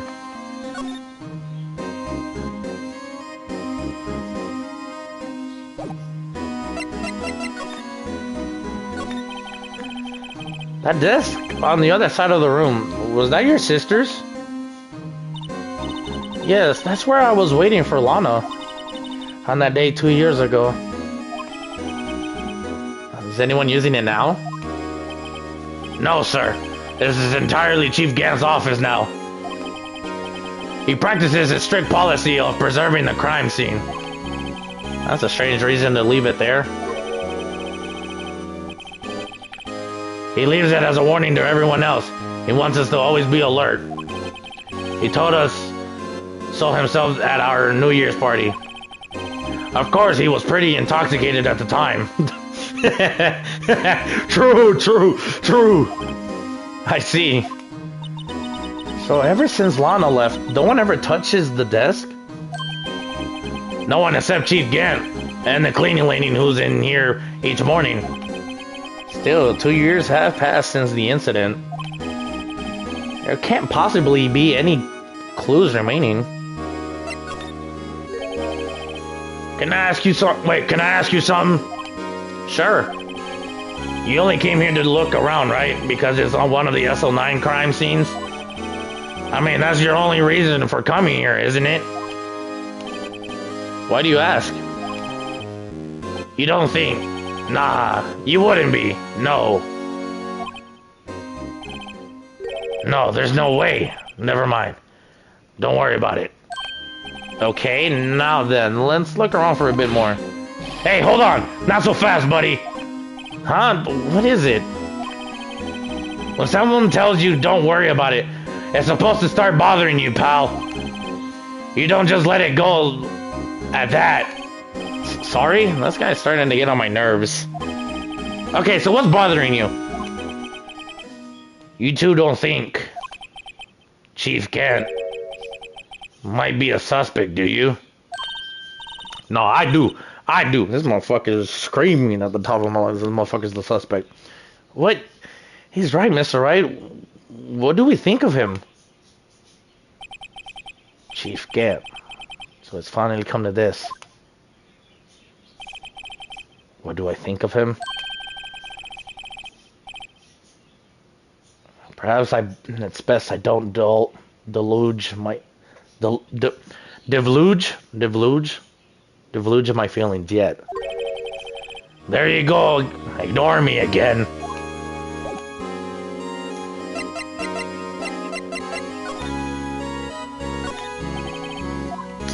I wanted to click the phone, fucker. Wow, look at the size of Chief Gant's desk. Speaking of that, when we were here earlier. Oh yeah, the paper he put in his... I wonder what he was reading. This looks like a list of evidence. A list of evidence? In most cases, the list runs twice as long as this, though. Hey, look at the case name. The SL9, is it? Huh? SL9 incident? I wonder what this is doing here. Hold on, detective. What did you just say? I said I wonder what... No, about evidence list? Normally they're twice as long? That's right. I guess there wasn't a lot of evidence. A half-size list of evidence. It's the same what Edgeworth said. Yeah.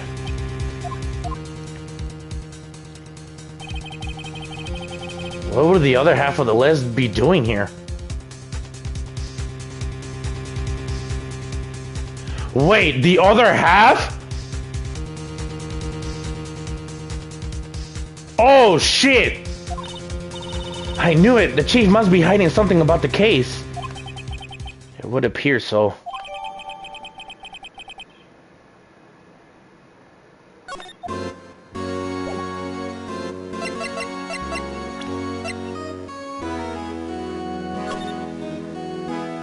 I can't even fucking... Oh my god. Wait, huh? Wait, he's in Edgeworth? What the fuck? Wait a fucking minute.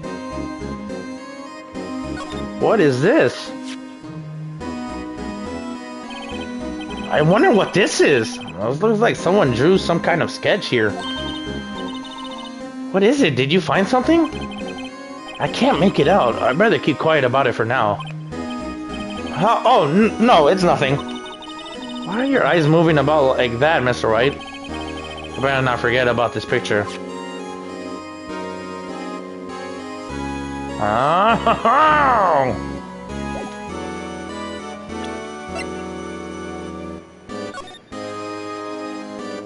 Okay, let me read this. Neil Marshall, 27 male, date of time of death, February 19, between 7 p.m. and 7:30 p.m.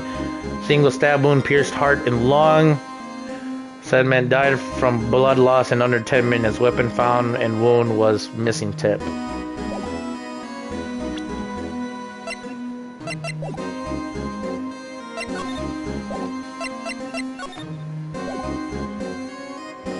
Are we out of here now?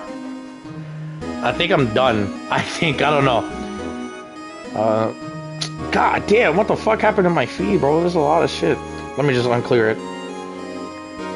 So I don't gotta look at it in my eyes.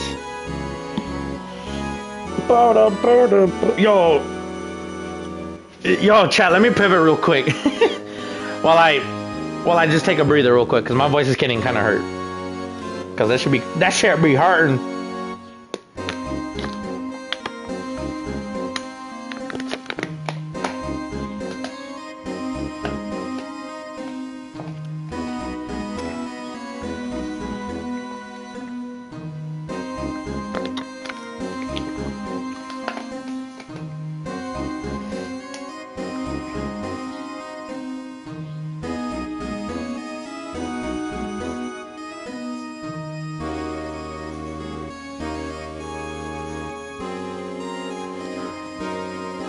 Okay, let me pivot real quick. Let me pivot.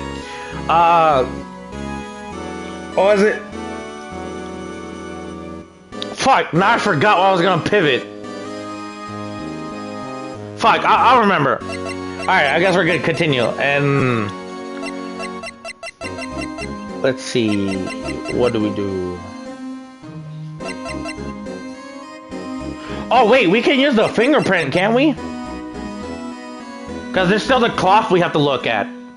Let me see if we can present it. Detective Gumshoe, I'd like you to have a look at this. Hey, I know what that is. So you want to take some fingerprints?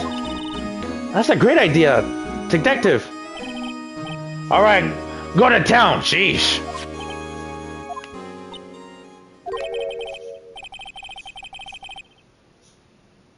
What are you doing? Why are you sticking out your hand like that?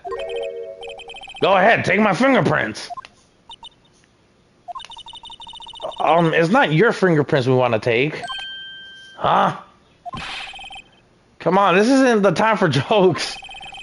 We're talking about the cloth we found in the safe. Oh, I knew that. The one with the handprint on it, right? Jeez, where's your sense of humor? Okay, Mr. Wright, let's check for prints. Sprinkle the powder on the cloth. And once they've been absorbed into the prints below, and then blow the rest away. What are you, my mom? I don't have to be told a million times. Alright, let's get this over with.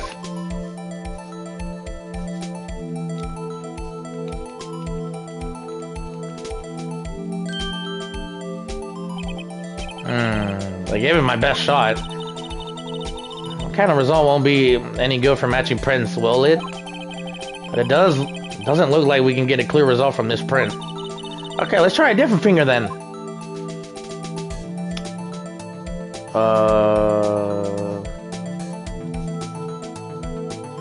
Let's try this one.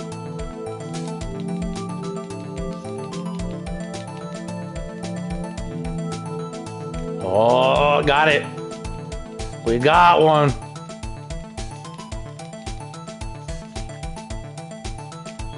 Fucking goddammit.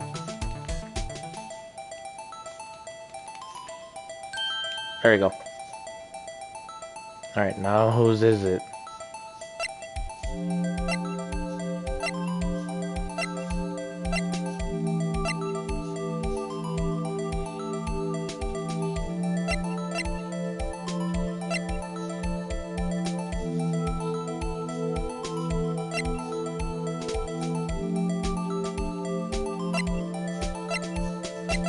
There's no fucking way!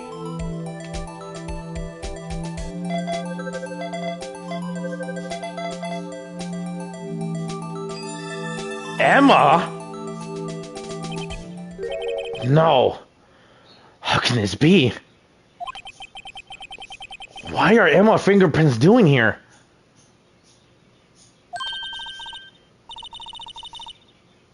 Hey, you found a match. Whose fingerprints were they? Huh? Oh, it seems the prints are too old. They aren't clear enough to get a match. Oh, that's too bad. I thought it would be Dark-A's prints. Psst. Hey, you over here.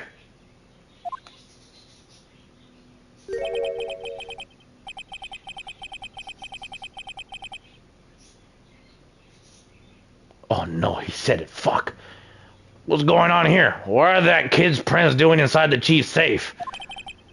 Don't ask me. Let's just keep this information from Emma for now. Here, maybe you should hold on to this.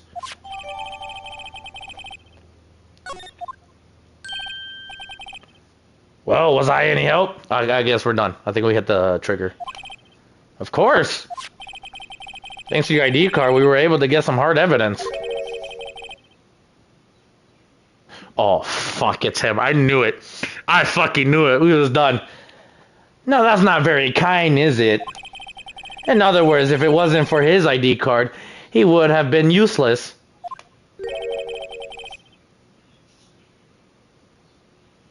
Alright, have a good one. Isn't that right? You in the coat. Yeek! Chief Gant! We didn't think you'd be back so soon. Fortunately, I'm a man who believes in signs. As I was walking into my meeting, I happened to look out of the window and saw a stray dog run right into a pole. Just when I thought for a certain detective. Do you mean me, sir? Now then, I am afraid I'm going to have to ask you all to leave. Yes, sir. Sorry. Oh, and you in the coat. Me, sir? Aw, damn. Drop off your ID on the way out. You won't be needing it anymore. But sir! Now get out. Yes, sir.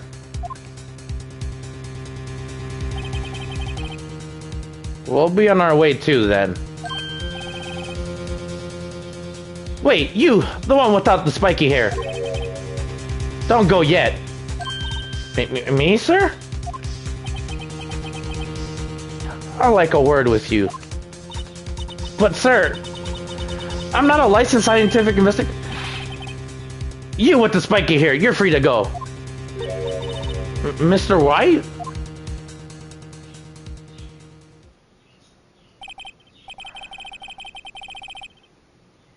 Look, pal, if I told you once, I've told you 1,000 times. The chief's office is off limits.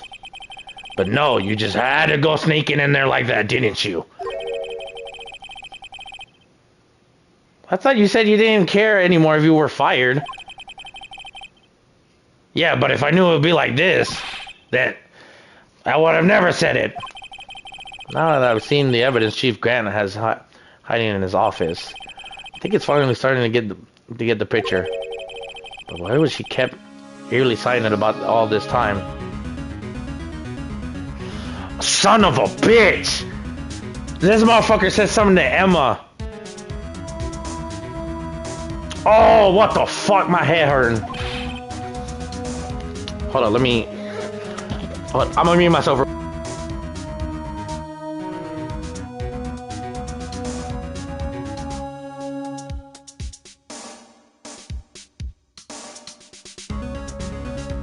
Okay, I'm back. Sorry about that. Anyway, you listen to me.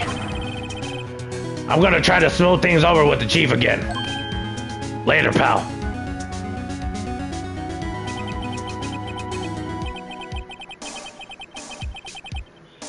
After that, I heard from Emma. She said the police wanted to ask her some questions. So she'll be busy for the rest of the day.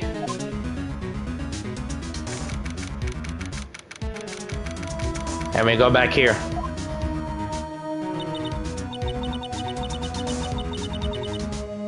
I see.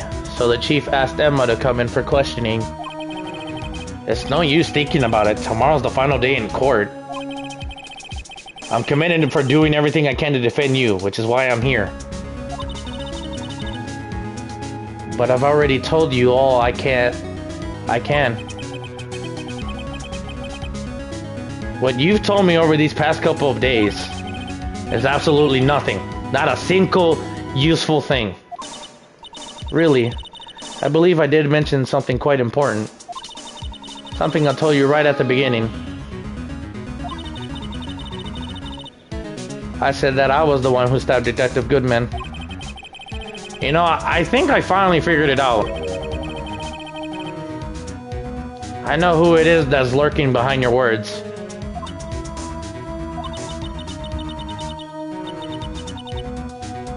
Mia did a good job mentoring you. I'm rather jealous. It seems Edgeworth was right. Edgeworth?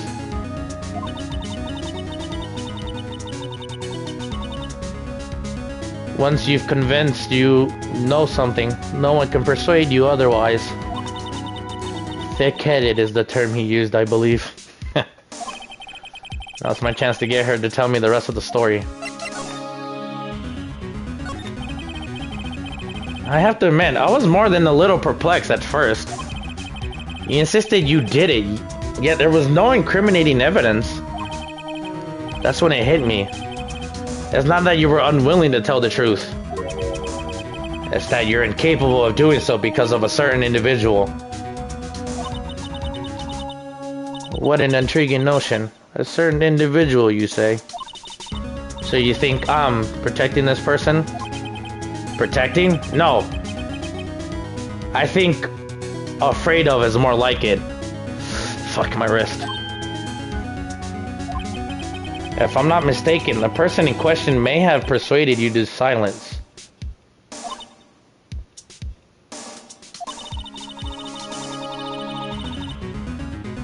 For argument's sake, Mr. Wright, who may I ask this person you're speaking of? The one I am supposedly frightened of. What is this person's name?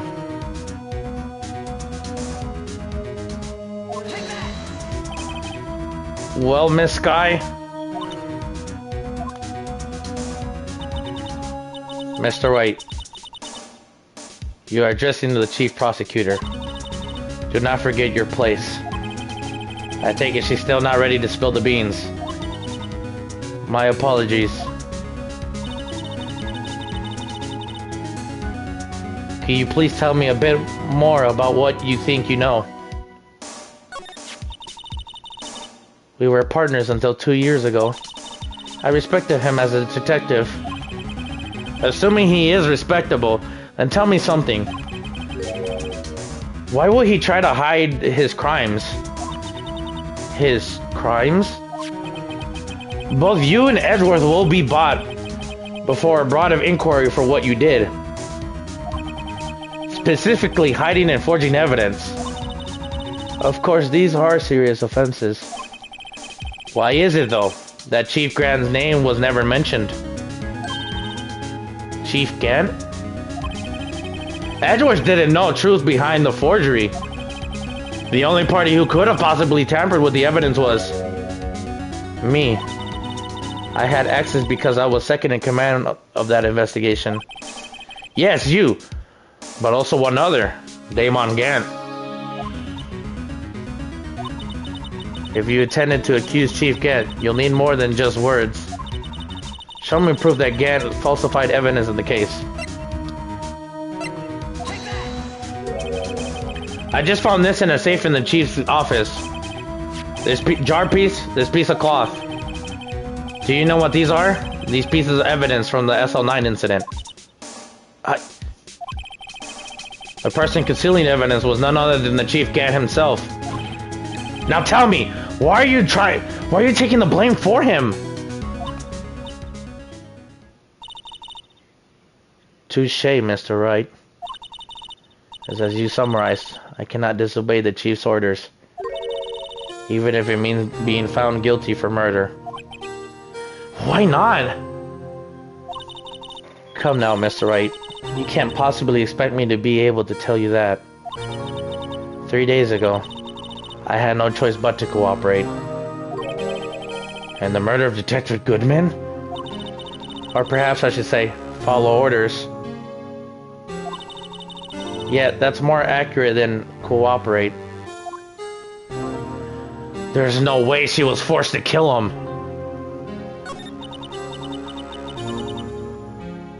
Although I can't tell you the details, I can say that I was given an order that day.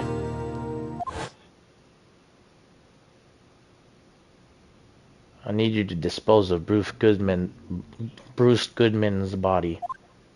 You find it inside the trunk of Miles Edgeworth's car.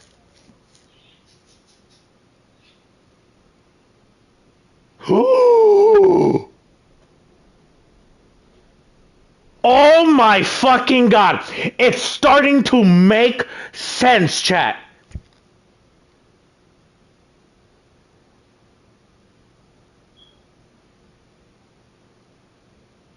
Oh my fucking god.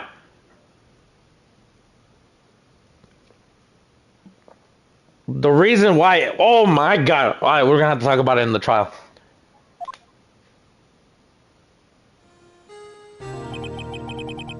Just as I suspected. Despite that, everyone believes you are not the one who murdered Detective Goodman. Correct. I was trying to take the body out of Edgeworth's car.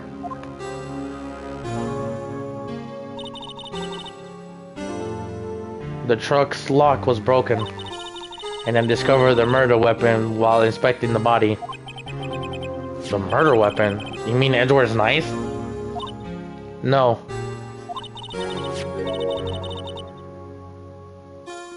When I found the body, this was the knife struck in it. The knife from the SL9 incident? Serial killer Joe Drake's knife? Darky's knife? Is it Drake's? I can never find out if it was Drake or Darky.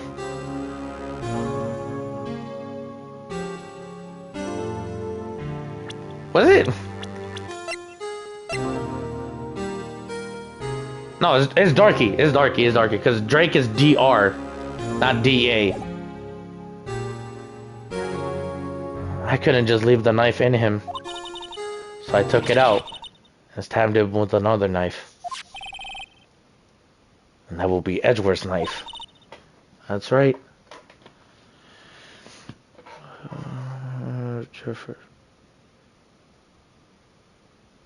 What the fuck? Wait one sec.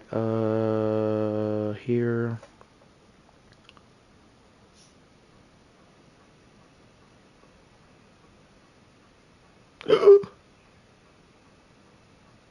Dude, shit, I'm getting hungry, I'm gonna be honest. Even though he was already dead, my hands were shaking at the thought of stabbing him. That's why I ended up cutting my hand. That makes fucking sense, bro. Oh, it makes perfect sense.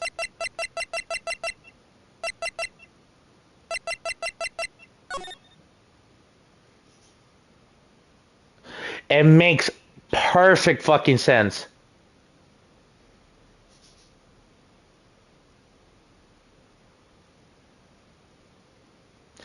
She got this coat. She probably got this coat from Gant. Sky took the picture of when she opened the trunk, so that means that means the homie was already dead beforehand. And that is the reason for the bandage on your right hand. Yes, and it seems that I got blood on the victim's shoe as well. And then she saw me just as I plunged the knife in. Wow! Holy shit! Oh, she's not here? When the fuck they leave? They left? I didn't even know they left. What the fuck? Miss Star, huh?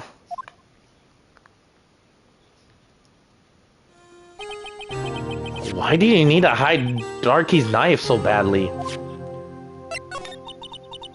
It took a lot of work to finally close the Darky case 2 years ago. It was over with. I didn't ever want it to be open again. My intent was to prevent that by whatever means possible. So you hid Darky's knife? The weapon used to stab the detective was evidence in Joe Darky's case. If word got out, which it would, the reporters would have a field day with that.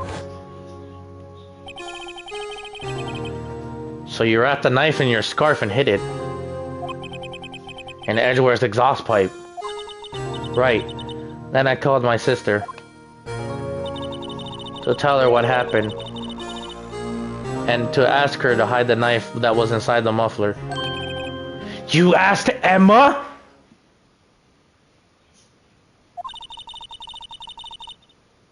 I didn't want anyone on the force to know about this. That would explain why Emma was so confident about Lana's innocence. Speaking of phone calls, I had a bad feeling about one of them that day. A bad feeling? The truth is, after I received the orders from Chief Gant, the first thing I did was make a phone call. A phone call to Patrolman Jake Marshall. To Marshall? Why on earth would you call him? Damn, everybody's going live right now. What the fuck going on? The lead investigator of the SL9 incident had been murdered.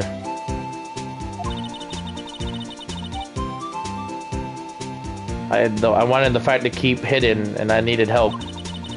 It was the only other person I could trust. Or at least I thought I could trust him at the time. However, it seems that after I spoke to him, he went off with an escapade on his own. Oh, you mean... Not wanting the case to die, he decided to take things into his own hands. He disguised himself as Detective Goodman and tried to steal the evidence. He had already stolen the ID card, but it seems he still hasn't made up his mind to break into the evidence room.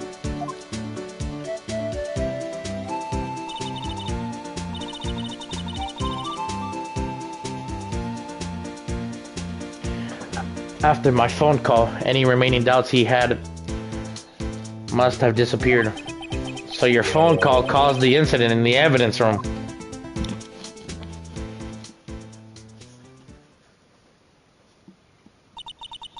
I'm afraid that's all I can tell you.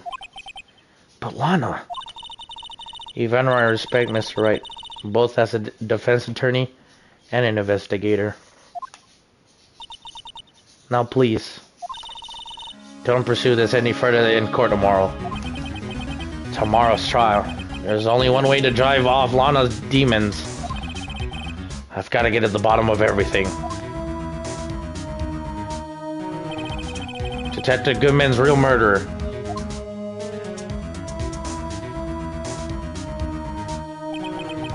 And what went down in the chief's office 2 years ago.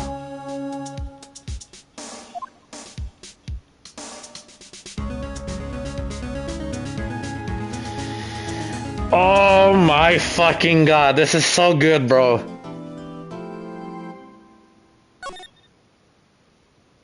Alright, I'm gonna just continue, bro. Fuck it. Fuck eating. This is so good. Fuck eating. Fuck, I'm so invested. February 25th, 9:47 a.m. District Court Defendant Lobby number 2. This is the defendant lobby, alright. Wait, hold up. I gotta open my phone now. But there's no defendant.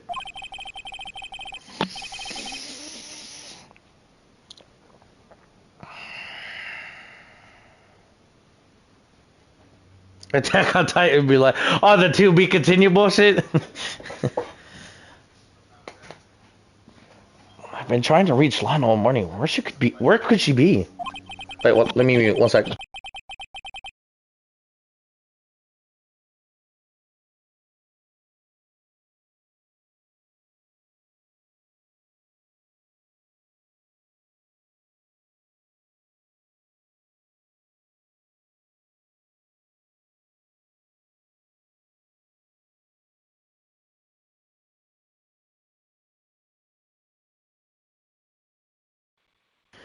Before I continue, let me pivot real quick, bro. Thank God I switched my earrings, bro, because I switched mine because I had to clean the ones I had on, and I switched to the other ones I had, and holy shit, they've been nice on my ears with the headphones, because holy fuck, the other ones, the end is a little bit longer, and it kind of pokes me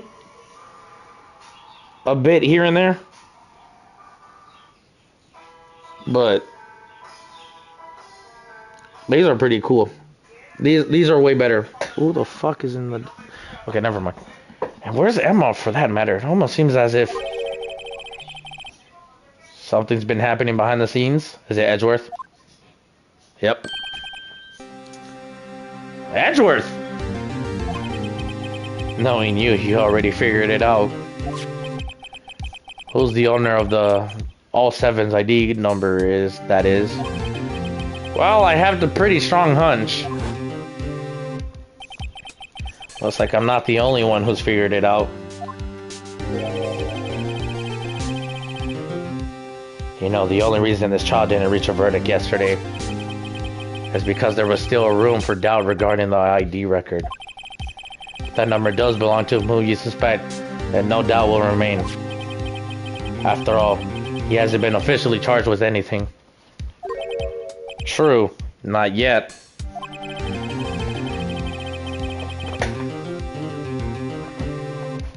If any event, once all doubt has been removed from that list, I can call for a ruling. 5 minutes, right? And the Chief Prosecutor Scott will be found guilty. But she didn't do it! I figured you'd say as much. That's why I came here, to hear what you have to say. This is the first time he's ever done something like this. Lana's hiding something, and the only way we'll ever know the truth is to draw it out of her. The truth. Everything goes back to the SL9 incident.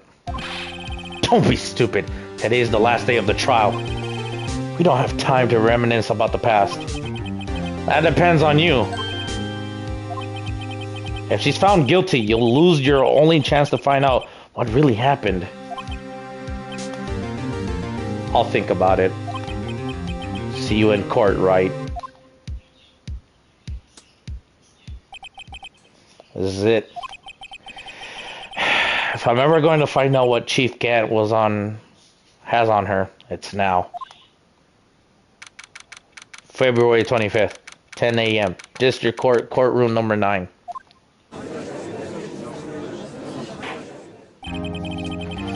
Court is now in session for the trial of Ms. Lana Skye. The defense is ready, Your Honor. The prosecution is ready, Your Honor. Normally, this is where the prosecution puts forth its opening statement. But before that, the police chief has a proposal to make. Oh, fuck! Chief Gant.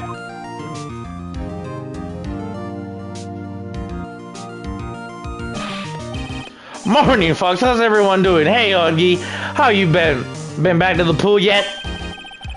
No, I've been drowning enough as it is in my work. Oh, that's a good one. Don't think I can top that. If you don't mind me asking, Chief, what exactly what is this proposal of yours?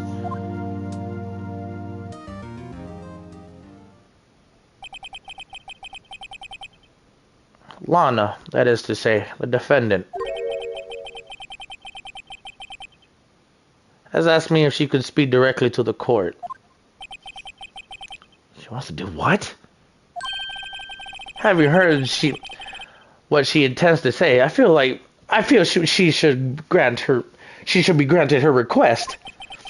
In the end, it should save everyone a lot of time and trouble. So I guess Lana's being called to the stand. What's this all about, defendant? I'd just like to make one simple request and I'll be finished. Well then, was your request? Your Honor, I'd like you to put an immediate end to this trial. Huh? I confess to all the charges against me. On February 21st of this year, I murdered Detective Bruce Goodman in the underground parking lot of the prosecutor's office. No, Lana!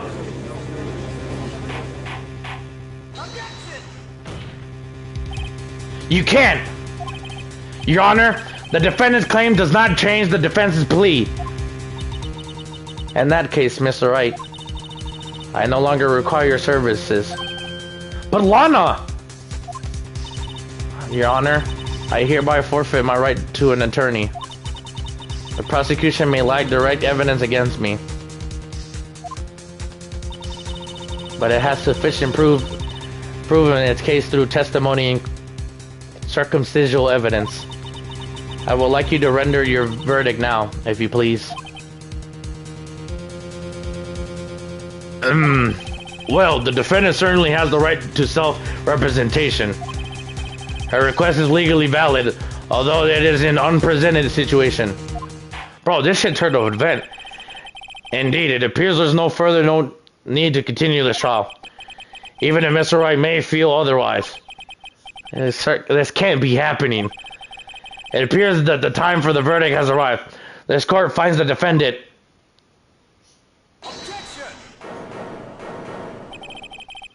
Oh shit! Oh shit! The homie Edward's coming in clutch now! Oh shit! One moment, Your Honor. Mr. Edgeworth! The prosecution has not yet proven the defendant guilty beyond reasonable doubt. Any ruling in the stage would certainly be premature. Come now, Worthy. I understand this is a difficult time for you. But why don't you just be a good little boy and keep your mouth shut, hmm?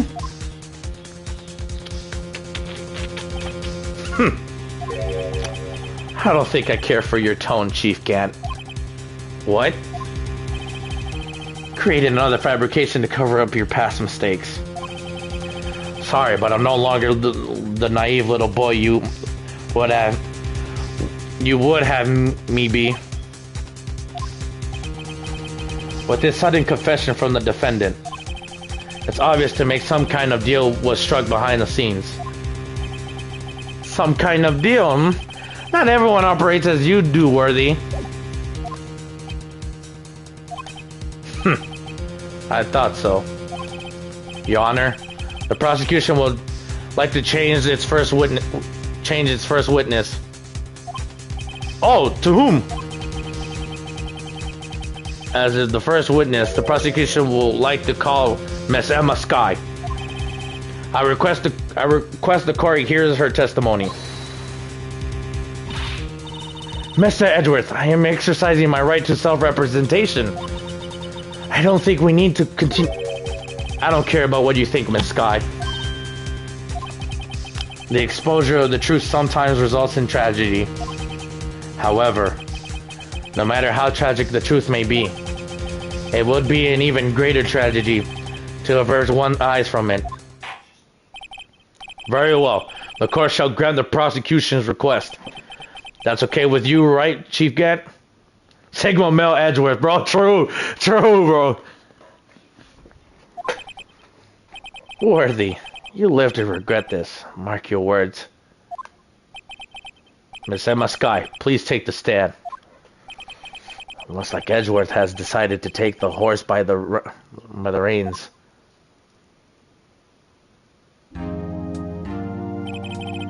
Now then, witness, please state your name and occupation. My name is Emma Skye. My occupation, I'm Lana's little sister, and I want to be a scientific investigator. 2 years ago, you encountered the serial killer Joe Darkey on the Joe Darkey killings. Is this correct? Yes. I'm trying my hardest to forget about that, though. I'm sorry, but I'm afraid I'm going to have to ask you to recall those events one more time. Mr. Edgeworth, please remember this trial concerns the murder of Detective Goodman. As an incident that was resolved 2 years ago really all that relevant? Yes, it most certainly is. Well, okay then. You sure gave in fast. Now, please testify about what happened to you 2 years ago. The trip to yesteryear has finally begun. It's about to lead to the truth behind this trial.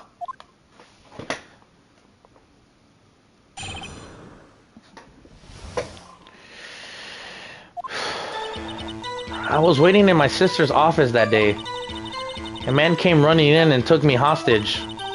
Neil Marshall rescued me. But I'll never forget what I saw in that instant. The man raised up his knife and stabbed Mr. Marshall in the chest. It's all a good thing you weren't harmed. I passed out. I don't remember much. That's understandable. However, please tell me, Mr. Edgeworth, what does this testimony have to do with Detective Goodman's murder? That will soon become apparent, Your Honor. You've got to admire him for his courage, considering he has no evidence.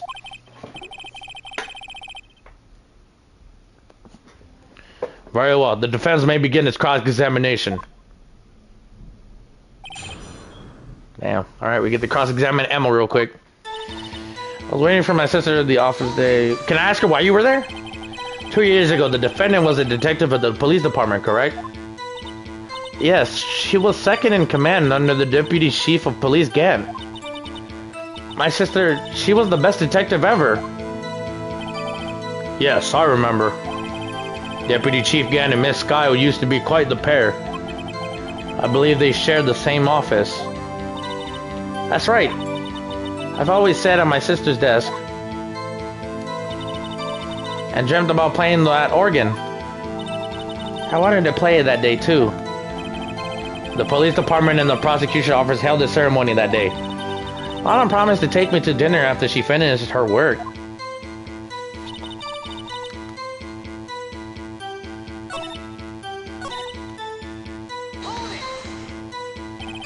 A man?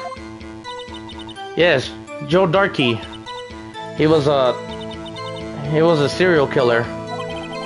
Joe Darkey was brought in questioning on that day of the ceremony. We were desperate to get anything on him that would lead to an arrest. When he saw his chance, he fled the room, right? Upon fleeing the room, Darkey proceeded to take the elevator. He must have been in a panic because the elevator was going up. Then he ran into Skye and Grant's office.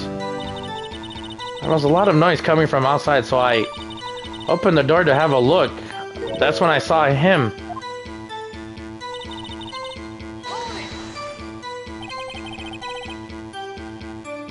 What was the prosecutor doing there? That day, there was two people presented during Darky's questioning. Deputy Chief Damon Gant and Prosecutor Neil Marshall. Almost forgot about Gant. Neil Marshall just received the King of Prosecutors Award. Young and dedicated, he went straight to the questioning room after the ceremony. I assume that will also be why he was the first to run after Darky. When Darky grabbed me, I thought I was as good as dead. And that's when Prosecutor Marshall came running in. I don't clearly remember what happened then, but...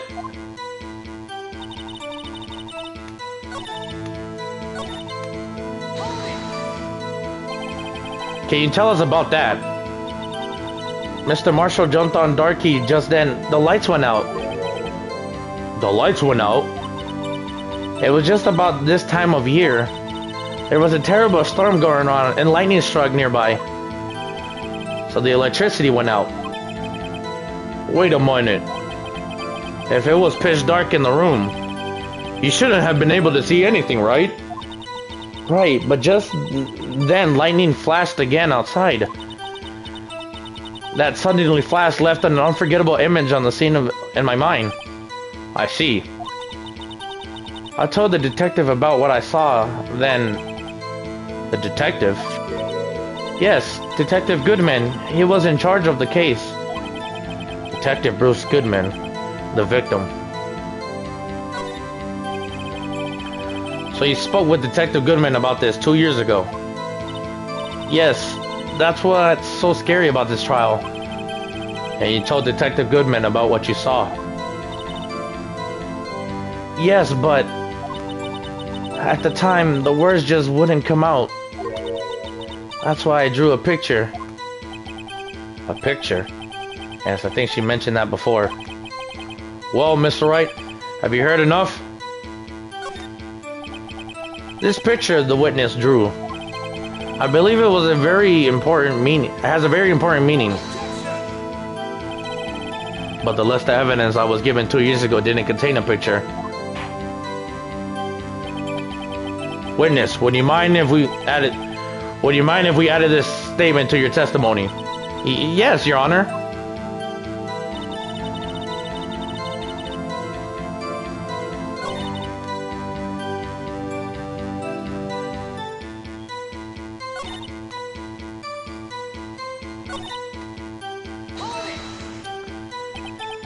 That must have been a real shock. Even now when I close my eyes, I can still see it just as clearly. Tell us, what were you doing at the moment? I believe you testified that Joe Darky was holding you hostage. When lightning struck and the light went out, Mr. Marshall jumped on Darky and was thrown aside of the two began wrestling each other. I'm pretty sure I was watching them. Emma doesn't have any reason to lie. But Lana sure does. I need to get Emma to tell me as much about this as she can.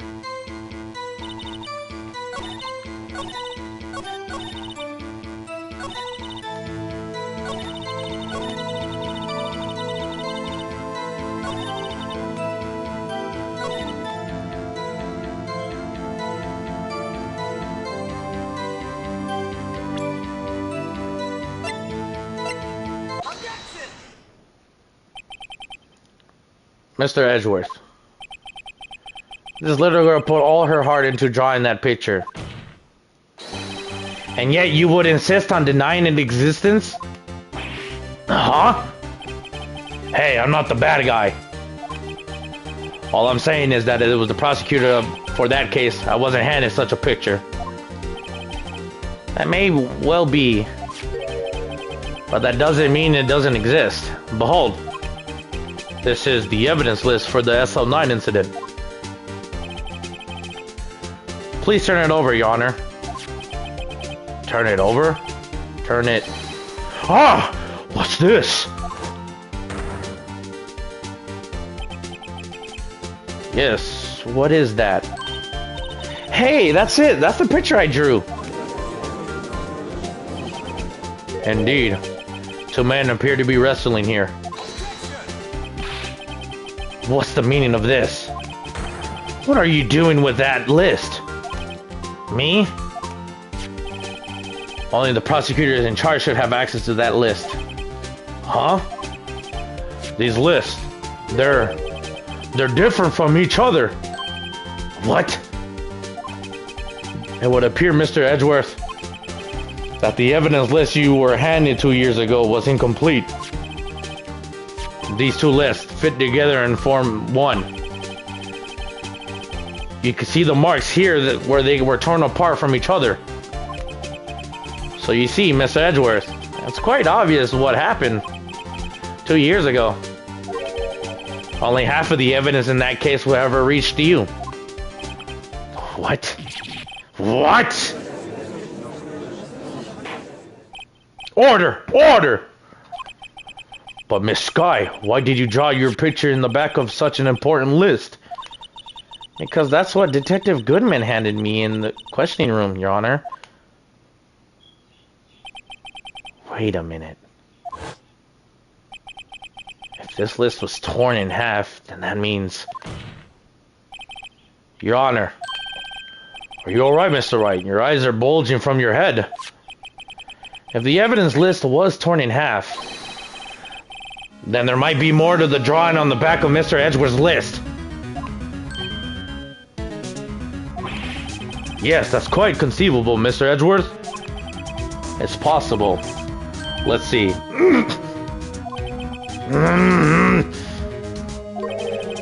There's something wrong? Do you even have to ask? Sorry, Your Honor. There is indeed something drawn on the back of my list. It's that thing.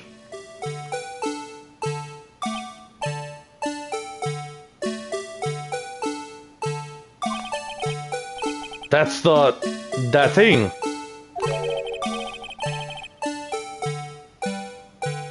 That thing that was dancing in the evidence room.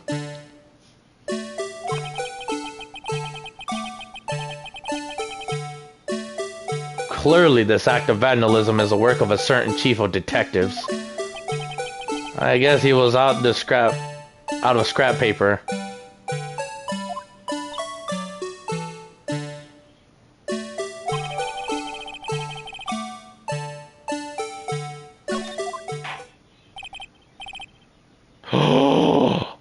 Oh shit!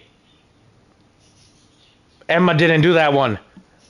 Oh, I get it now, because they said the image she drew wasn't really helpful in court. But that's not the image she drew then. Oh my god. Very well. Witness, will you please testify about this picture you drew 2 years ago? Huh? Oh, yes, sir, Your Honor. What's wrong with Emma? She seemed to be thinking about something when she was looking at the picture. So, Chad, I am fucking hungry, bro. I'm hungry, bro. Ain't no food in my household. I should have got food before the stream. Fuck. This is the picture I drew 2 years ago. The flash of lightning was so bright, all I could see were shadows. After that, I must have fainted. This picture showed exactly what I saw in that instant. To think a flash of lightning could burn such an image in your mind. Thanks to that, though, she was able to show us exactly what she saw. Well, I don't see any contradictions here. This clearly shows Joe Darkey about the murder prosecutor Neil Marshall. The defense may now begin its cross-examination.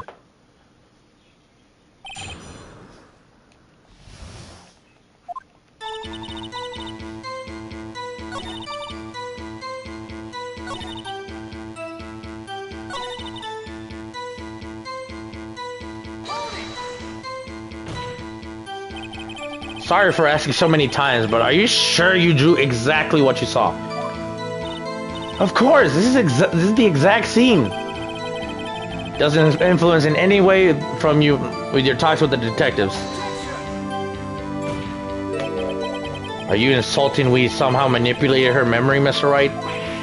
No, of course not. I better watch out or he might find some way to cut my salary.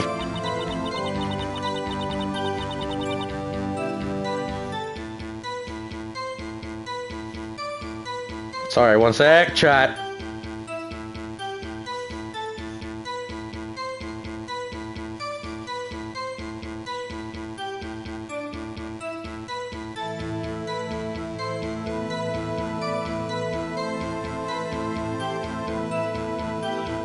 Okay, there we go. I just had to clear my feed. I drew this picture before I heard anything from the detectives, so I don't think anyone's story would have influenced me. Mr. Wright, is there something that's bothering you about this picture? Huh? Oh, well... That's strange. She claims this is exactly the scene that was imprinted in her mind. And yet... there's clearly a contradiction here.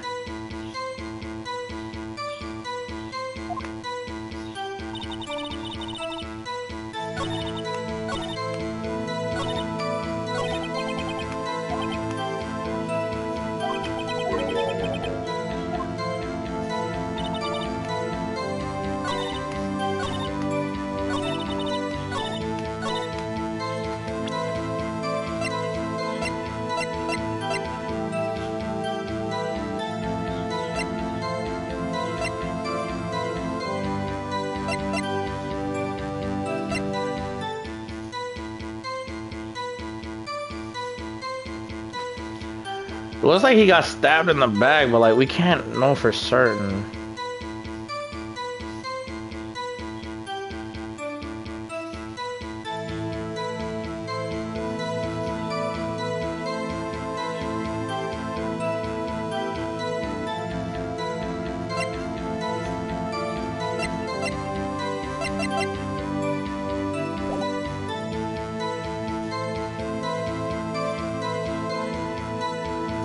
Okay, I know for a fact it's this statement right here. Now I gotta figure it out.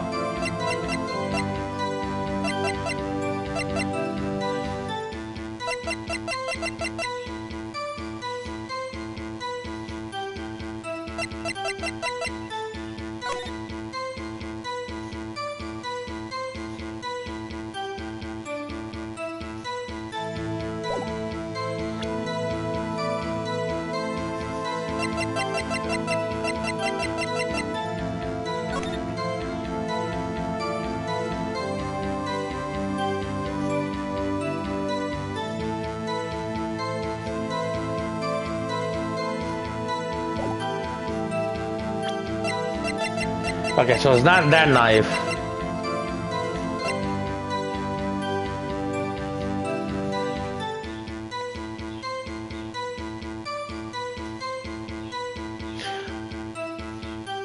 It couldn't be this, would it? There's no fucking way, can it?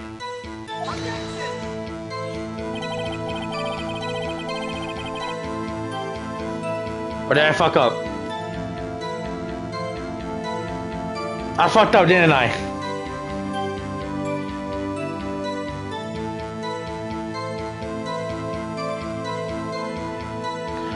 Or did I click the wrong one? I think I might have clicked the wrong one.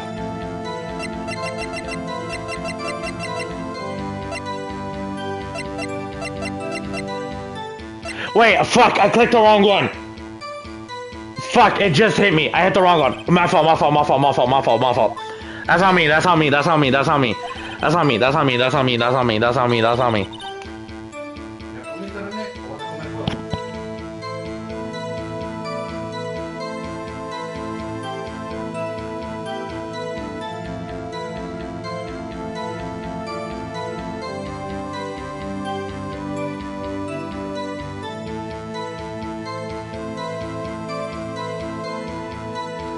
Okay, sorry about that, I'm back. My bad, I clicked the wrong one. My fault. I think I figured out what it is.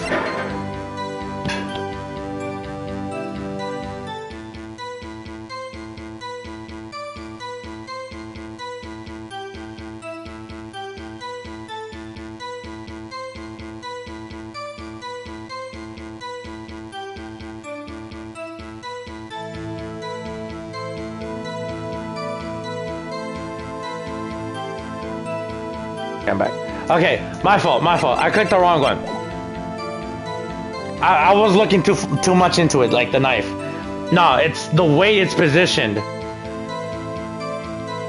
Because in the autopsy, he got stabbed in the back. I hate to be bearer of bad news, but this picture the witness drew contains a blatant contradiction. What? But I still remember it just like it was yesterday. Mr. Wright, perhaps it would be faster if you simply pointed out the contradiction for us. What part of the picture contradicts the autopsy report?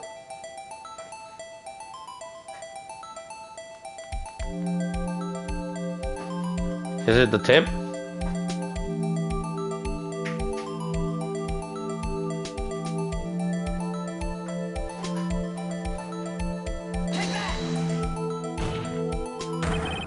It contradicts the court, of course, lies here. Take a look at the knife the man is holding. If you look closely, you can see its tip is broken.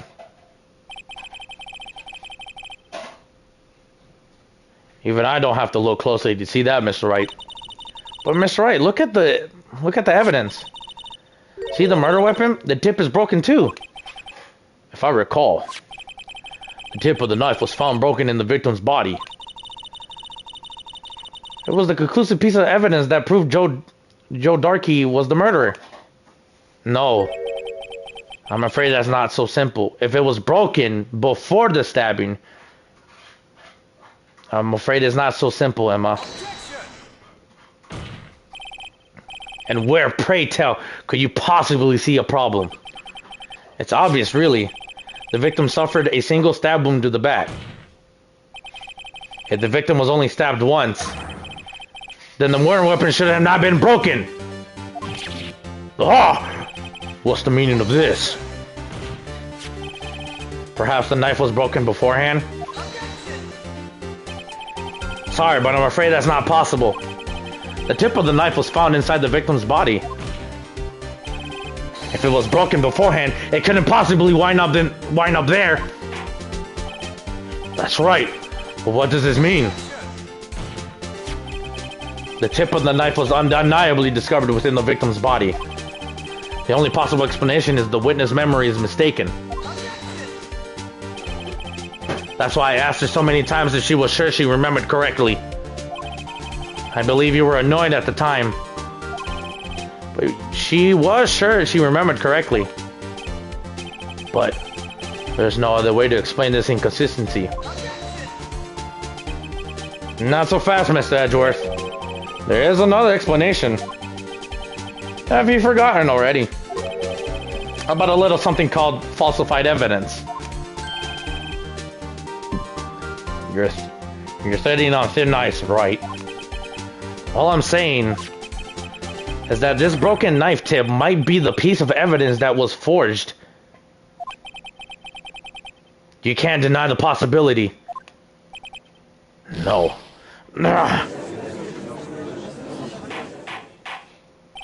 Order! Order! Order! Are you saying that investigating really was corrupted?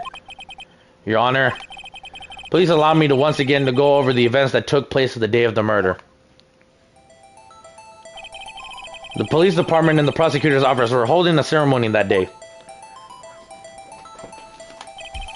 After receiving the King of Prosecution Award at the ceremony, Neil Marshall questioned Joe Darkey along with Damon Gant.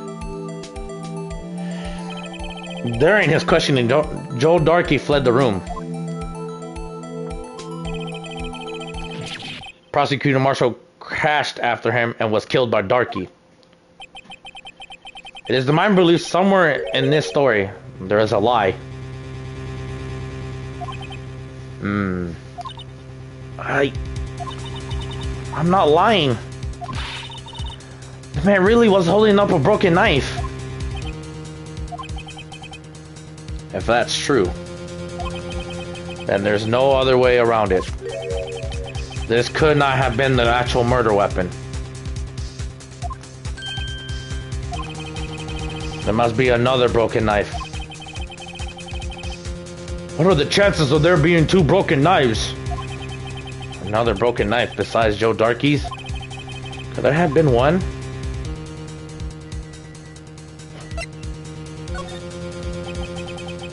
If the witness is adamant about the accuracy of what she saw, it can't just be explained away by a simple observational error.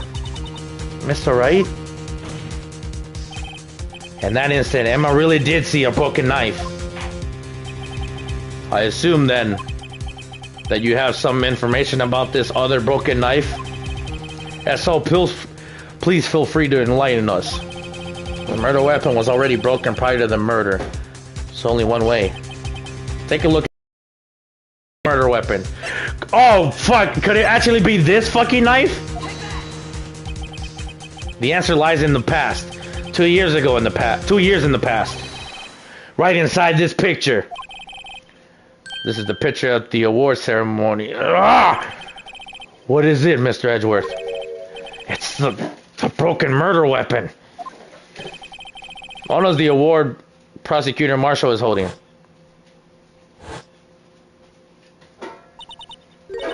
That's a broken knife. As we earlier concluded that the knife it was a drawing was not Joe Darkey's knife. That being the case, the knife the witness saw was all likelihood from this award.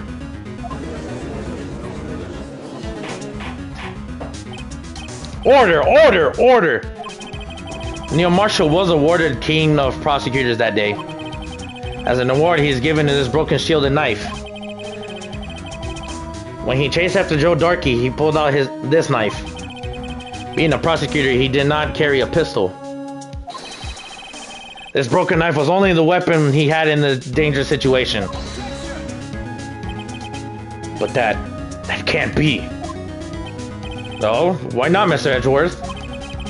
Because if the King of Prosecutor Award knife was the murder weapon, then the murder of the victim would be reversed. What do you mean? Oh shit, yeah. No, Edgeworth has a point. I mean, this man raising the knife would have been Prosecutor Neil Marshall. Oh.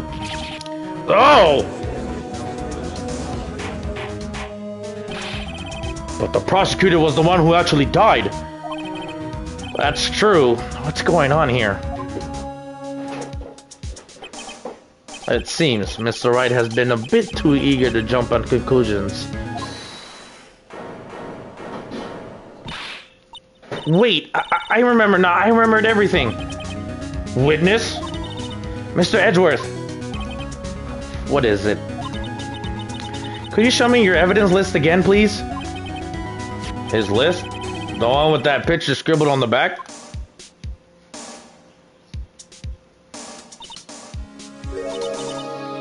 I knew it.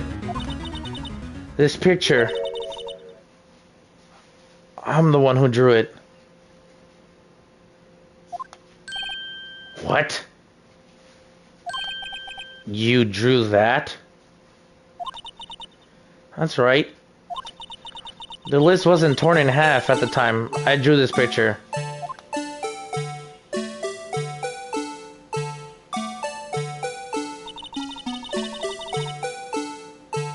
All this time I've been trying so hard to forget. I must have locked this part away deep inside my memory. Perhaps it would be best if we added this to the witness testimony. Would you please tell us what you've recalled, Miss Skye? Yes, Your Honor. First the knife mix-up and now the blue badger? This should be interesting.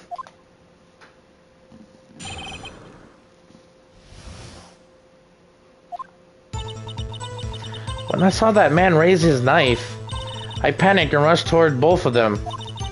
I think I knocked away the man with the knife. Just then there was another flash of lightning, and that's when I saw the blue badger. He wasn't in the room, but I'm sure I saw his shadow.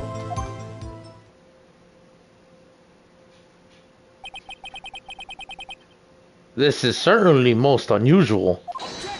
What the fuck is going on? Try impossible. The chief of detectives hasn't designed him until this year. That would mean he didn't even exist 2 years ago.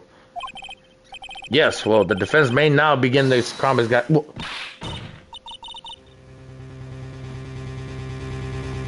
What the fuck? What the fuck going on? Huh? What? I wasn't expecting Lana to interfere like that. What the fuck? Stop. Please don't pursue this any further. Lana? What's the meaning of this? Please remain seated in the defendant's chair. But you can't do this. I've already confessed to the crime. Why can't you just leave it at that? Chief Prosecutor Sky.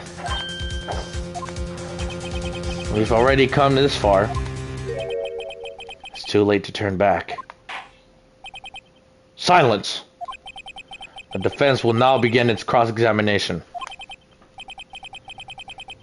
Bailiff, please detain the defendant. It seems we're finally getting to the core of the matter.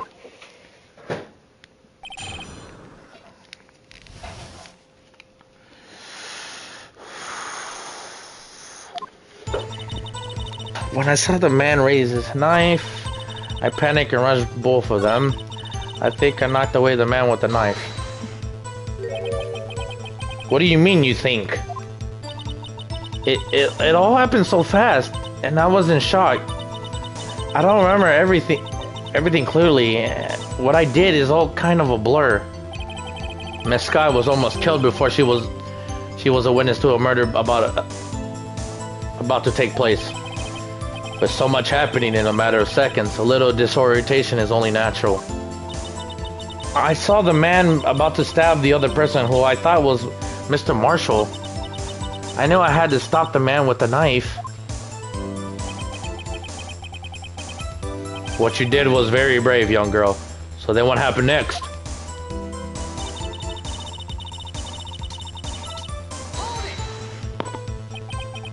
Are you sure about this? Of course, see? I even drew a picture of him here. But it was the chief of detectives who thought of the hideous beast. And that was just this year. The Blue Badger didn't exist 2 years ago. This is quite veritable. I know it sounds strange, but I was surprised too when I saw him at the police department. I had this nagging feeling I'd seen him before somewhere. I finally remember. Oh, brother. Just when you thought the thing had caused enough commotion. Tell us. Where in the room did you see him dancing?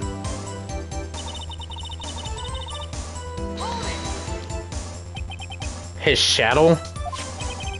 So you mean you didn't actually see his face with his winning smile and all? That's right, but it's still, I still remember it. He had 3 creepy horns. This is pointless. That thing couldn't have possibly existed 2 years ago. The witness must be mistaken. That may well be. But it's important to what caused her to think she saw. It's hard to think she saw what she did. Oh, and I suppose you have an explanation. If so, then please, by all means, please tell us what this shadow really was. What was it Emma saw when that lightning flashed? Who is that Blue Badger really? The Blue Badger hasn't been jumped out when Emma drew this picture. Yes, she created. She was certain she saw its shadow. Ladies and gentlemen, it is the defense belief that on that fateful day 2 years ago, there indeed was something that looked similar to the Blue Badger. Something that is now sitting in this very room. Mr. Wright? In this room. Very well, Mr. Wright. What is it that the witness saw in that instant? Please show us the mysterious Blue Badger look-alike.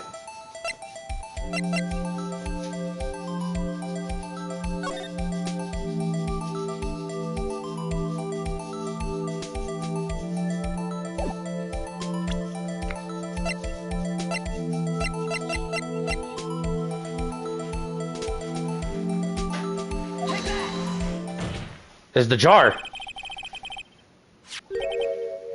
The mysterious blue badger was in fact this. But that's... What exactly is that? I believe it's some sort of jar. But Mr. White, that doesn't look like anything like the blue badger. Indeed it doesn't. As it stands now, it's just a plain jar. However, what if we were to change our viewpoint? Our viewpoint? I gotta show them that the correct angle to look at this.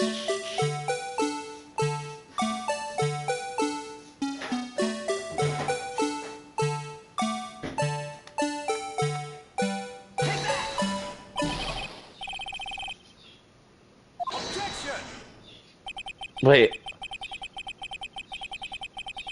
Allow me to remind the defense in case the hinges of the witness drawing. Mr. White can match the shape. I've got to find just the right angle. I should rotate the vertical.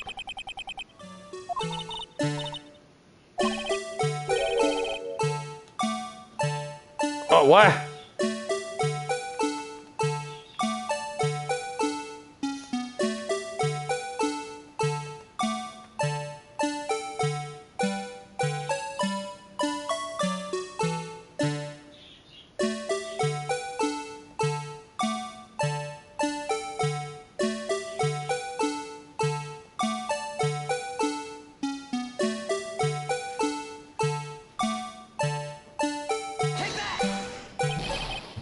What the fuck? That's not it? Huh? Fuck you mean that's not it?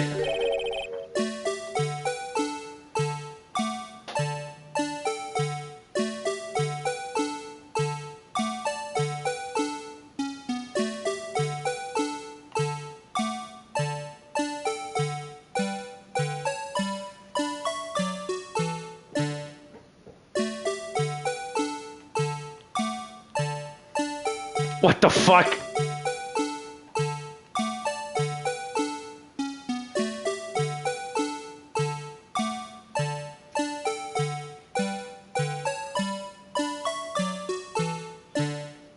How is this not it? Am I getting bamboozled, chat? The fuck is this?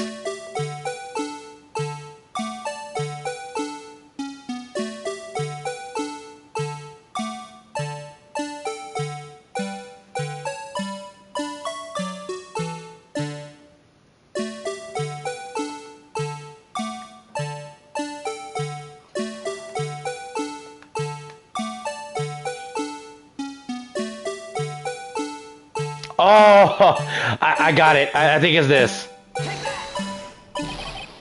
Oh my god, how the fuck is that not it, bro? What do you mean? That looks like the motherfucker. What the fuck, dude? I had it.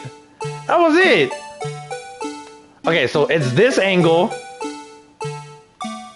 And then lift forward.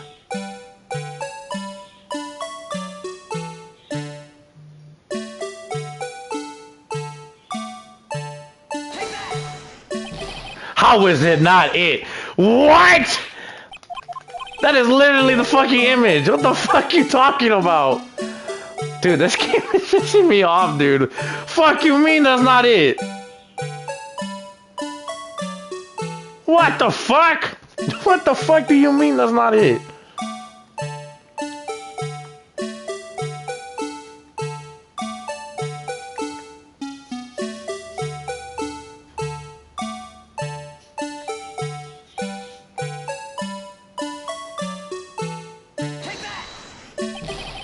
Oh my god, dude. This is so wonky as hell. What the fuck do you mean that's not it?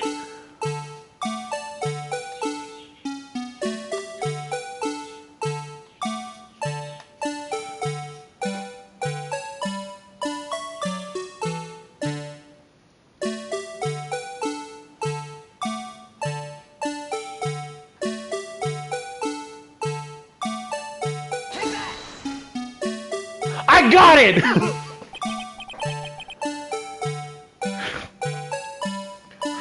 What? What the? Oh my god, dude! I hate. What the fuck? That's exactly what I did 3 times in a row. What the fuck?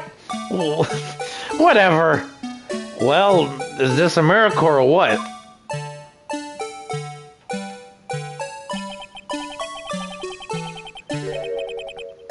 No one could possibly deny this jar's resemblance to the Blue Badger. No, it can't be. Order! Order! The defense has proven its claim. The mysterious Blue Badger witnessed on that day of the crime was actually this.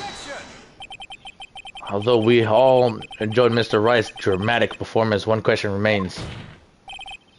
What's your point? What do you mean? So the Badger thing was just actually just a jar. That doesn't change anything. I'm afraid that's where you're wrong, Mr. Edgeworth. You see,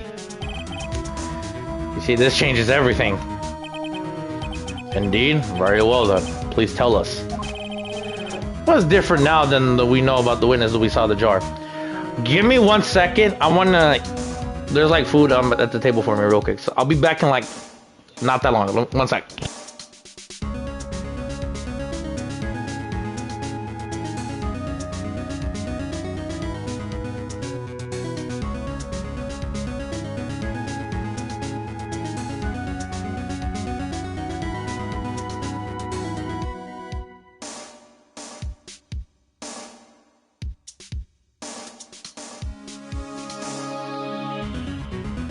Yeah, I'm gonna eat real quick, chat. So I'm gonna be MI for about 10 to 15 minutes. I'll be back though.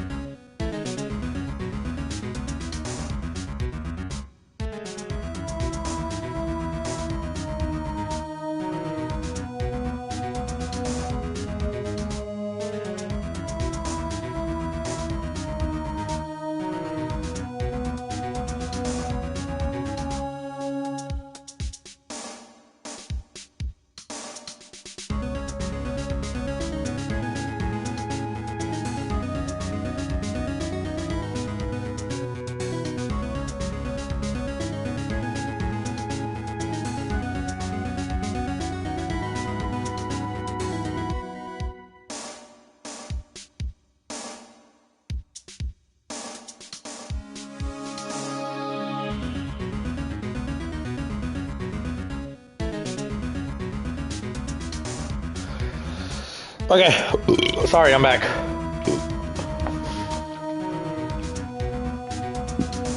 Sorry about that. I had to just... Fuck, the water's doing a number on me right now.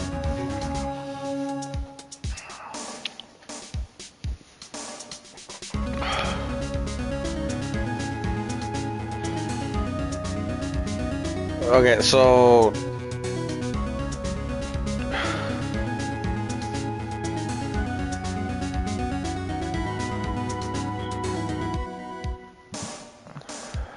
What's different now that we know the witness saw this jar?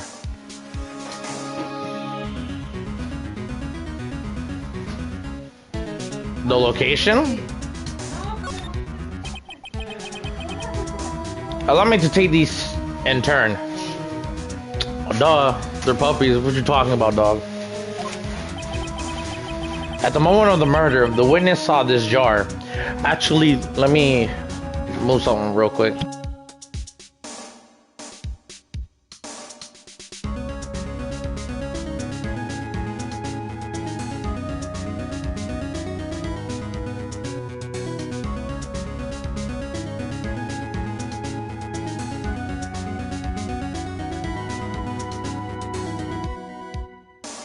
Okay.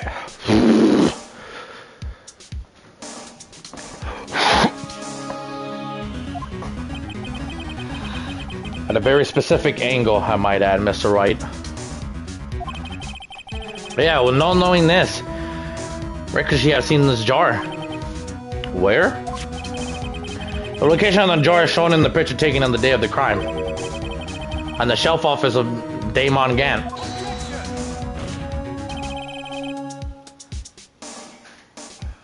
But the body was found lying near Lana Sky's desk. The witness testified so herself. Yes, and it's at those two facts that revealed what actually transpired. You see, the struggle between Darky and Marshall did not take place in Lana Sky's office. It happened on the other side of the room in Chief Grant's office. Are you implying that the murderer moved the victim's body from Damon Grant's office to Lana Sky's office? Yes. Why will he do that? There's no reason. Exactly. If there wasn't a reason, he wouldn't have gone through the trouble. The only logical conclusion is that there was a reason. Do you know what the reason was, Mr. Wright? I finally figured it out. So this is why Lana tried to stop the trial. It's too late to quit now, though. Please recall the witness testimony. She said she knocked away the man who was holding up the knife. And the next instant the jar was hit and flew through the air. Now tell me, what could have sent the jar flying? That would have been the impact of the man made when he was knocked into the wall. Ladies and gentlemen, if I may draw your attention to this picture once more.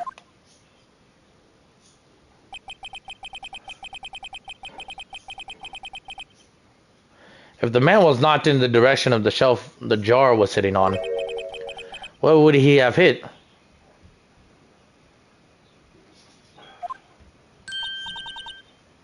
Ah!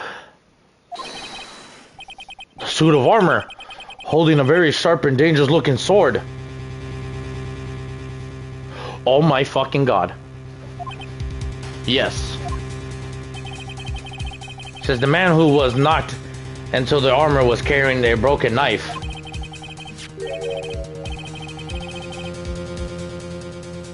He who would have been Neil Marshall, wielding the King of Prosecutor's trophy. No, Miss Wright, you can't be thinking.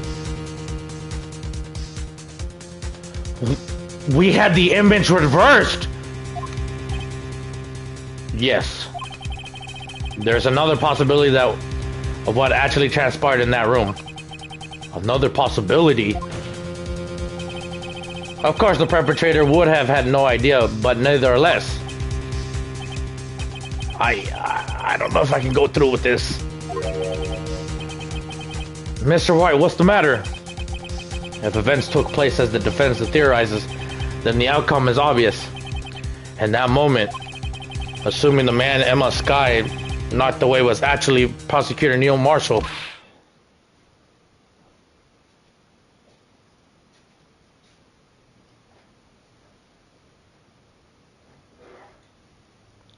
No fucking way.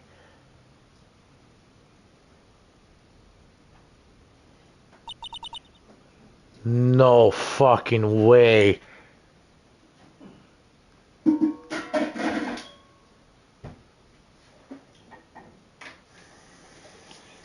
Oh my fucking god. That makes sense.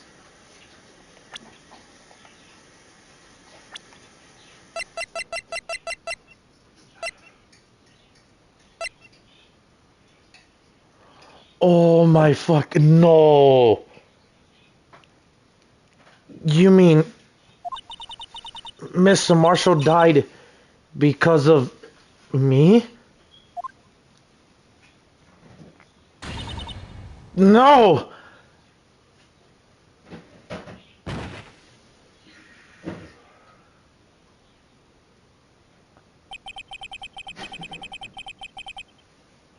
I never imagined her testimony would lead to this.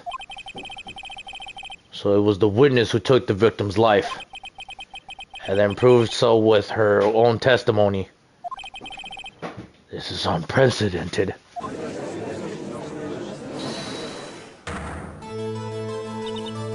What are you saying? I'm sorry, Miss Kai, but given the circumstances, Joe Darkie murdered Prosecutor Marshall. How can you think it was Emma? How dare you pin it on the crime on her? Imagine that, coming from you. If you recall, it was you who admitted to forging evidence 2 years ago. The reason you moved Prosecutor Marshall's body was to keep anyone else from finding out about what Emma did, wasn't it? I assure you, Mr. Edgeworth, I have no idea what you're talking about. If you hope to have anyone believe your insane allegations, I'm afraid you're gonna have to prove. You're gonna have to have proof. Tell me, do you have any conclusive evidence that proves my sister killed Neil Marshall? Evidence? I'm willing to bet you don't. Yes, it certainly would be difficult to prove this with evidence. If we don't have evidence, then we'll have to rely on testimony. I'm afraid that won't work in this case. Both parties involved in the incident are dead. We certainly can't get dead people to testify. This all has to have been on a wild goose chase from the beginning.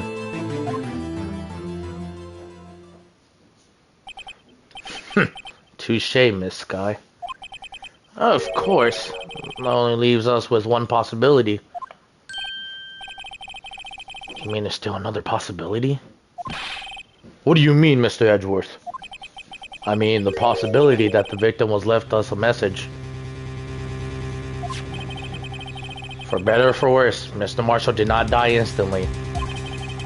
He may have left behind the name of the person who took his life. In one manner or another. That's impossible. Well, Mr. Wright, there's the only possibility left to you. A message from the deceased.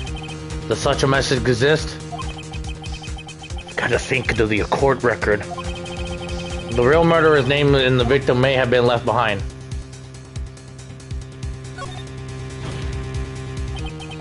This message from the deceased is already in our possession. Mr. Wright! Will you stop at nothing to prove my sister a murderer?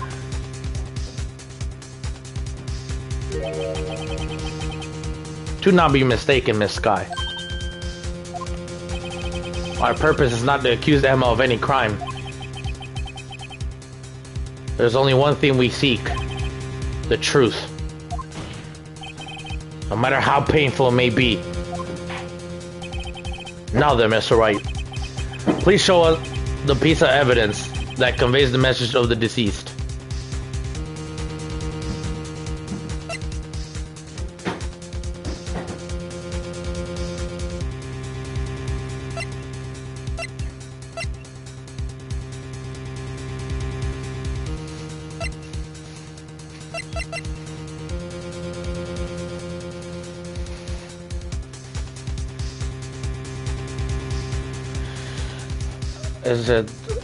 Is it the handprint that we got?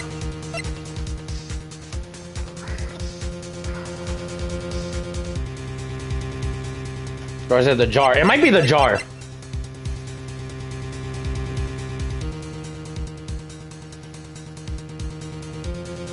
It might be jar.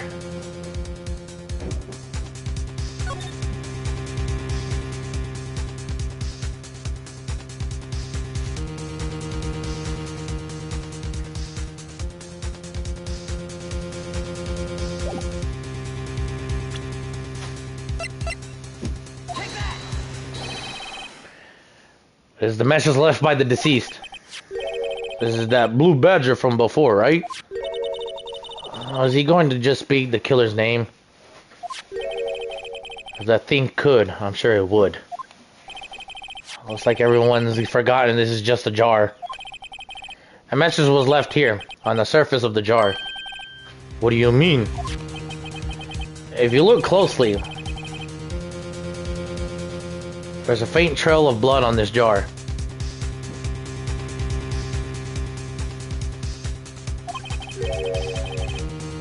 Looks like someone wiped the blood away. Yes, but notice. For some reason, the blood on some of the fragments are not wiped away.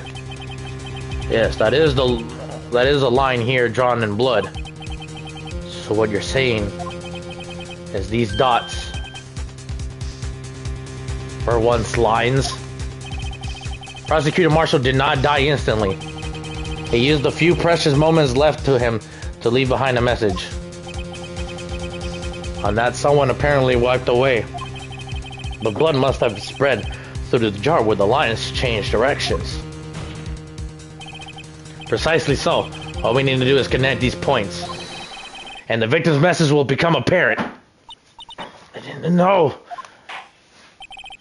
Mr. Wright, what kind of message did the victim leave for us? Your Honor, I believe these bloodstains will reveal us the answer. Gotta connect these dots to make letters. There's only one thing the victim would have written, given the circumstances, his murderer's name.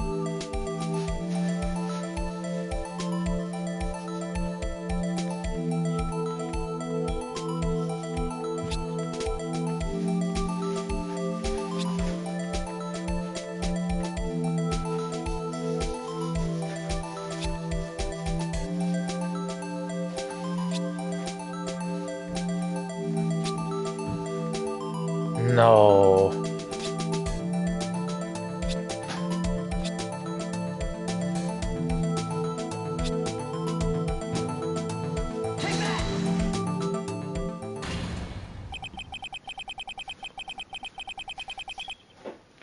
It's the defense attorney's duty to prove their client's innocence.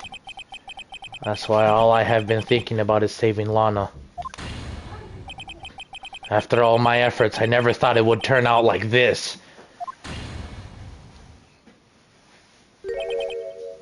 Emma. So this is the final message Prosecutor Marshall left behind.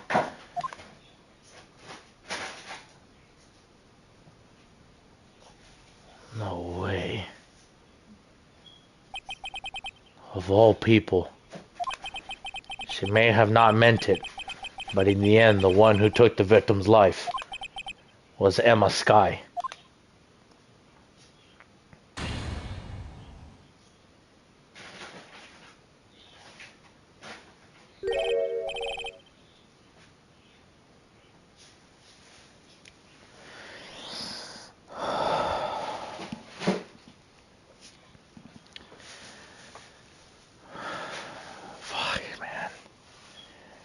See, Worthy, can't I say I didn't warn you?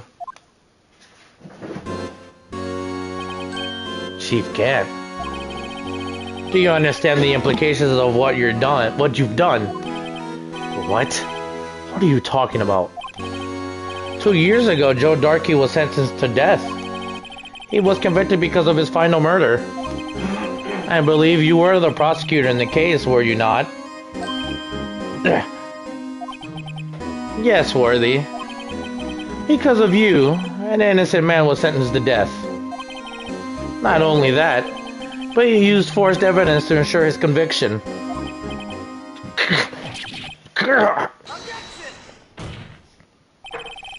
But Joe Darkey really was a serial murderer. That's undeniable. I'm afraid that's not important. Didn't you know? We aren't defenders of justice. What? We're merely keepers of the law. Sentencing a man to death is not light matter. Even if there wasn't any cover-up or evidence forgery. Ultimately, the responsibility falls on the prosecutor in charge. Despite what anyone may say, this fact cannot be denied. What's going on in the prosecutor's office? It might have sent an innocent man to his death. How can he just stand there like it wasn't his fault? Order! Order! Order! Order! I guess we're taking a break. The gavel's pounding fell on deaf ears. Unable to settle the crowd, the judge declared a recess. Where this trial is headed, no one knows. Oh my fucking god, man. I was so invested in this story, dude. This shit got me on my edge of my seat, dog.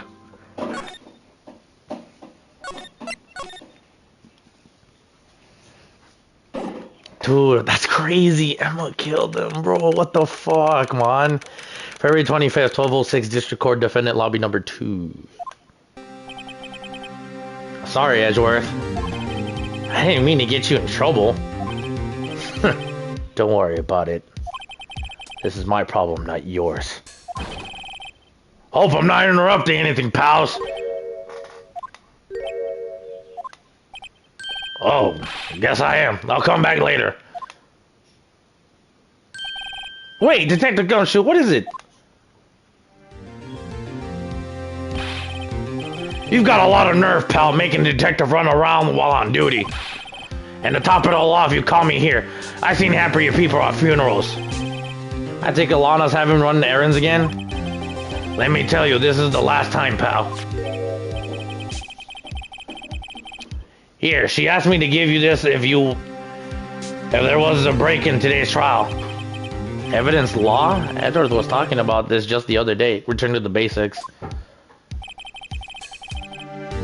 Oh no, the rules. No evidence shall be shown without the approval of the police department. You can at least study your evidence law, really. The chief prosecutor also wanted me to give you a message. A message? If you're planning to take him on, you're going to need this book. Him. I guess I'll need to give this book a thorough read.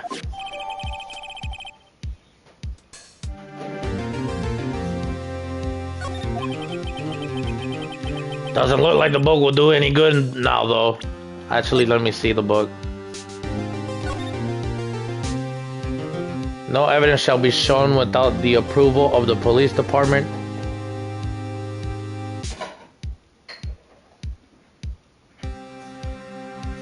Unregistered evidence presented must be relevant to the case on trial.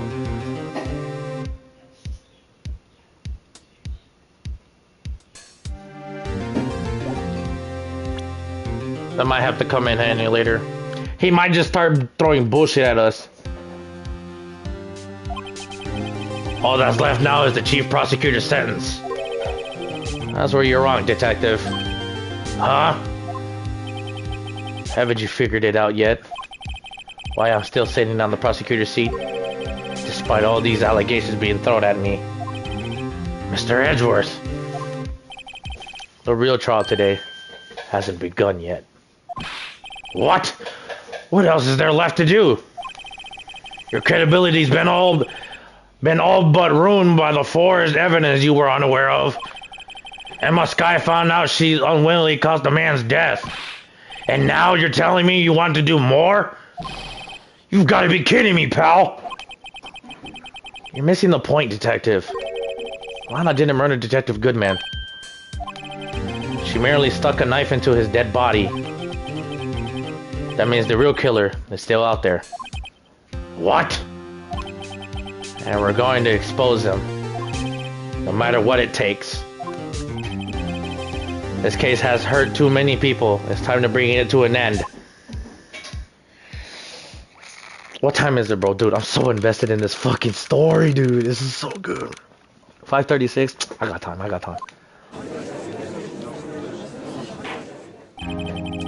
Court will now reconvene from the trial of Ms. Lana Skye. Mr. Edgeworth. Yes, Your Honor. The inquiry committee is planning to impose harsh penalties for your actions.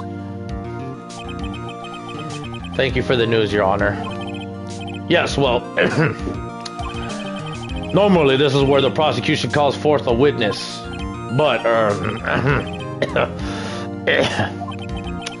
this isn't easy to say.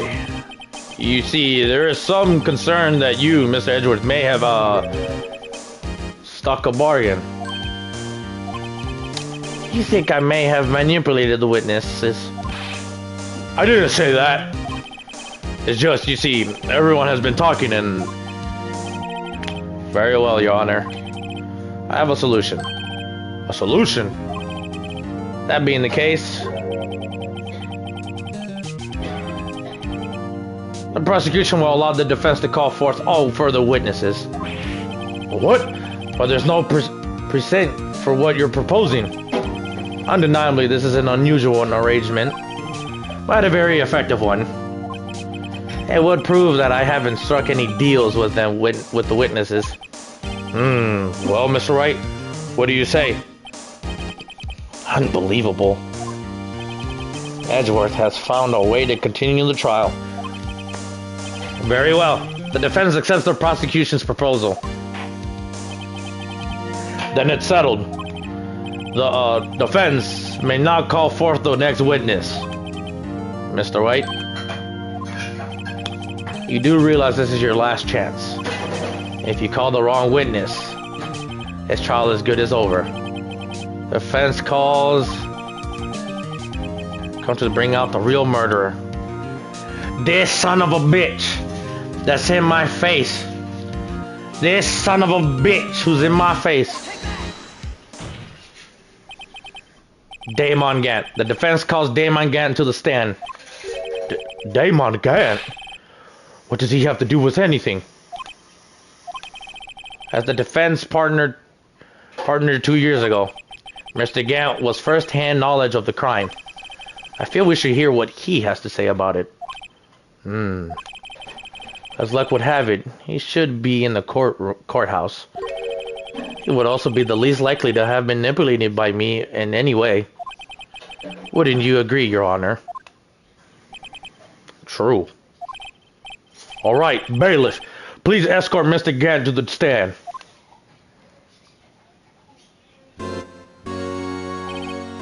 Witness, please state your name and occupation.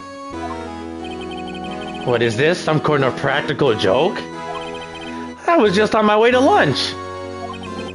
Your name and occupation, sir. Worthy, are you sure you want to do this? Your name and occupation.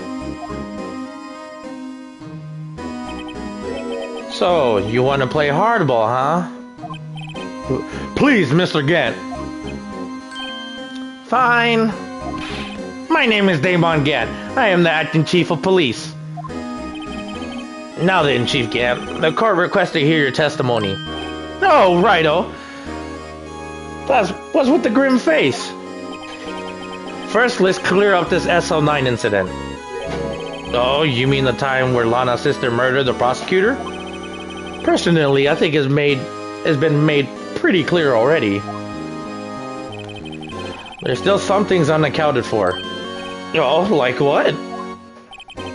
Like the role you played in on all of this. Son, either you're very brave or very foolish. You are aware, of course, that a police chief has all the kinds of weapons at his disposal. Weapons? Sure, take my testimony for example. I don't have to give it if I don't want to. What? Is that true? I'm afraid so. The chief of police has the right to refuse to testify. Of course, such an action carries with certain risks. Don't worry, I'm not here to hinder your trial. Just remember, if this turns out to be a big waste of time, don't say I didn't warn you. Very well. The witness may now begin his testimony.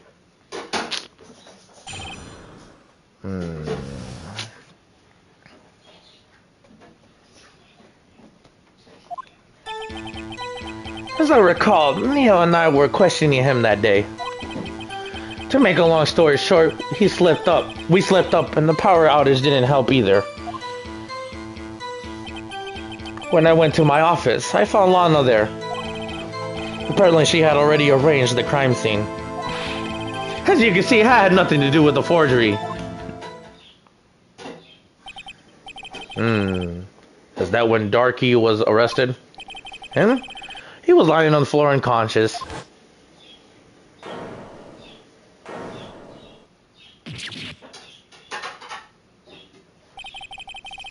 When Emma said Neo flying, it seems Darky bumped his head. I see. Everything seems pretty clear cut. If the police chief was right to refuse to testify, then I better hit him hard and fast. Okay, so no pressing. No pressing. That alone just told me no pressing. Well, we know for a fact he forged. And the jar comes to play again.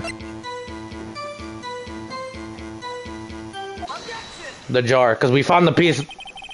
You claim you had nothing to do with the forgery. But I'm afraid that is the claim you cannot back up. Explain yourself.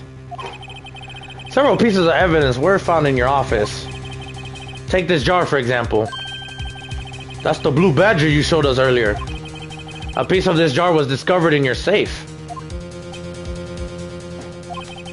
Not only that, but the evidence list I presented earlier was actually found inside your desk. It was found where? You see, Chief Gant, these articles of evidence uncovered in your office are both concrete proof that you also played a part in the illegal investigation. Chief Gant, what is the meaning of this? Oh, here's a defense attorney who may even rival Worthy. So you admit to it then, that you were involved in the forgery? Who, me? Or do you mean you? Me? Why would I have anything to do with that? Well, you were the one who snuck into my office when you found this evidence. Prosecutors aren't the only ones capable of forging evidence, you know. Defense attorneys can do so too. Isn't that right, Righto? However, Detective Gumshoe was present during the investigation. Worthy, my boy. Not even detectives are exempt from the law. Rest assured, Dick will receive his due punishment. What? What?!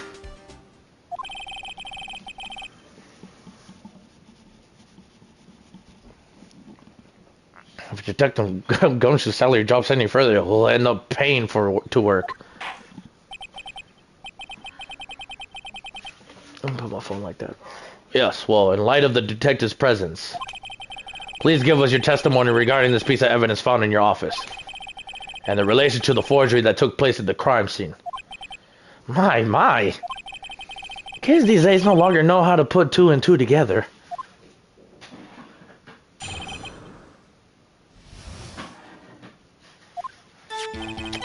Let's see. That was it now? A jar fragment in the list? For all I know, you could have planted them in my office. Anyway, you can't prove when those pieces of evidence were discovered. And if we were found in Darky's was convicted, then they're worthless. There's no reason I participate in forgery. Rearranging the crime scene wouldn't help me out in any way. Mr. Wright? Yes, Your Honor? When investigating the crime scene, you should have been more careful to observe protocol.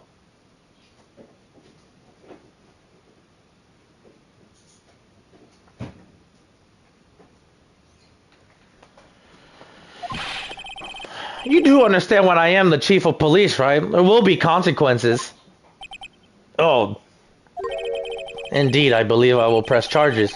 See, you won't make the same mistake again.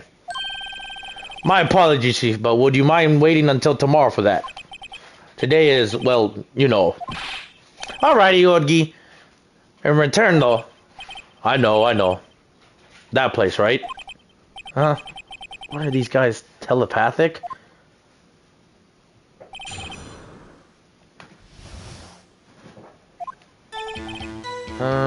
Could have planted them in my office. Anyway, you could have proved when was discovered. Found anything Darky was convicted, then it will be worthless. There's no reason to part.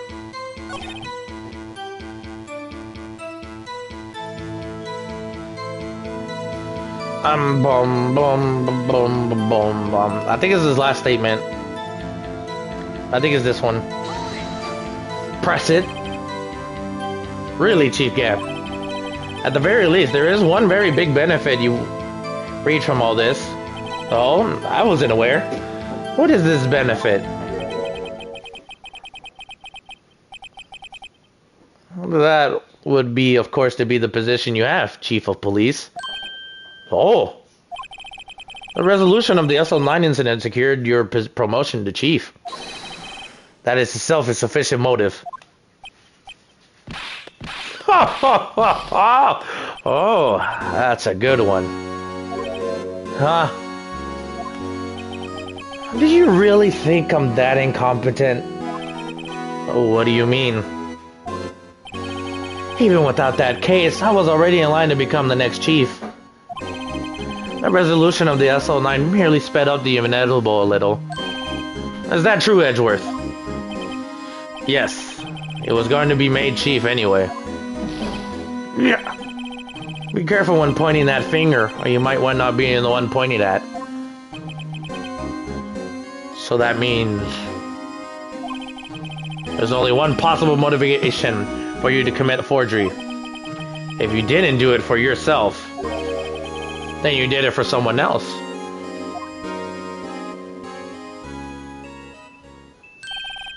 Don't be silly, Worthy. You know me better than that. There are only 3 people I'll look out for. Me, myself, and I. Oh, look at this motherfucker. Oh, man.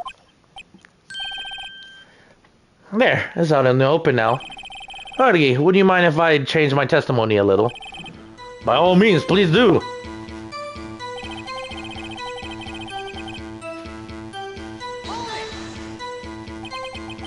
Nothing in it for you? Sorry, but the only person I care about is yours truly. That girl, Lana's little sister, was it? If you think I felt sorry for her, you better think again. You're right.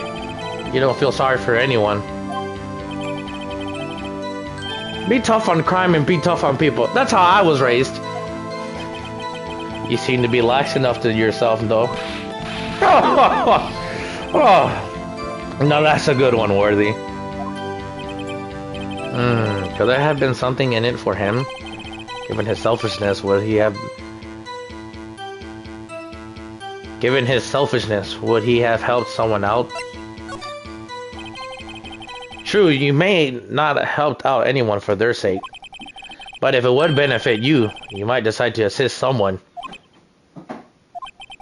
Mr. Wright, it appears you're positively determined to betray the chief. Was a nice man who likes to lend people a hand. That's not what I mean. Well, very well then. Who is this person you believe Chief Grant may have held forged evidence? There's only one person that could have done it. Second in command. Chief Prosecutor Lana Skye, the defendant. I believe it's quite obvious in the light of the circumstances. Emma Skye fell victim to the unfortunate series of events. Who wouldn't want to help her more than her own sister, Lana? And as for Chief Gant, he will also have a reason to help Lana if she asked him to. That reason, of course, is self-profit. Self-profit? What do you mean? After the SL9 incident was resolved, Lana Skye was appointed Chief Prosecutor as the prosecutor's office, and the person who arranged this job change was you, Chief Gant. But how would he profit from all this? He would be able to use the Chief Prosecutors as his puppet. Essentially, he would acquire unchecked authority over all investigations. Do you mean to tell me that despite the Chief's formidable appearance, he plays with puppets? Oh my god, this motherfucker. Oh, wait.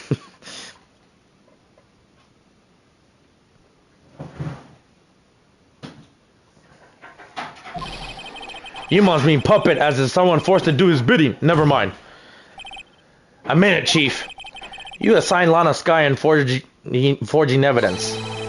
Your motive is to appoint her as Chief Prosecutor as you could control her. Right, oh my boy, you have quite an imagination. Let me ask you something. What?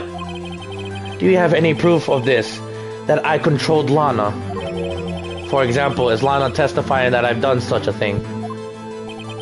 Lana? She's keeping quiet to protect Emma. There's no way she should testify against Gant. I'm afraid without any proof, this amounts to nothing more than mere conjecture. Unless that this also what happened in this incident. This incident? Oh, which would that be? Of course I'm talking about the murder of Detective Bruce Goodman. The chief prosecutor has been acting strange throughout this entire trial. Almost as if someone has been controlling her.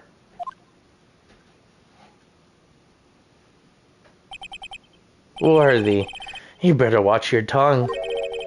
I wouldn't want you to get hurt. Just what do you mean?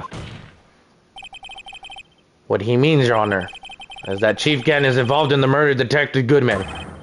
Not only that, but the Chief is now making Lana take the rap to cover up his involvement.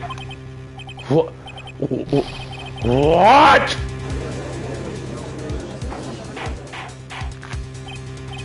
Order! Order! Order! I said order! Mr. Wright, you can't be serious. Huh? This is an affront of the highest ranking officer in our law enforcement agency. To accuse the chief of police of blackmail and murder. It's impossible.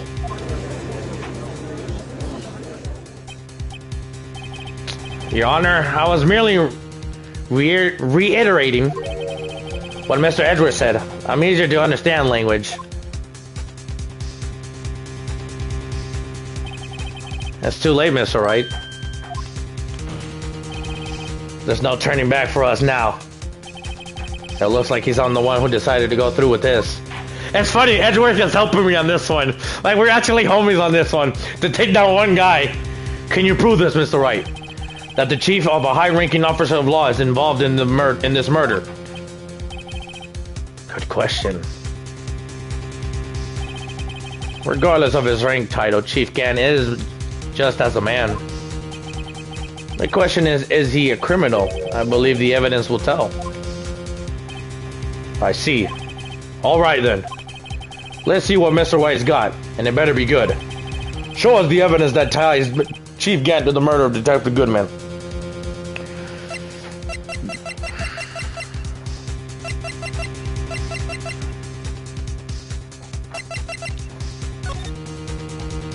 Here, your time log, bitch.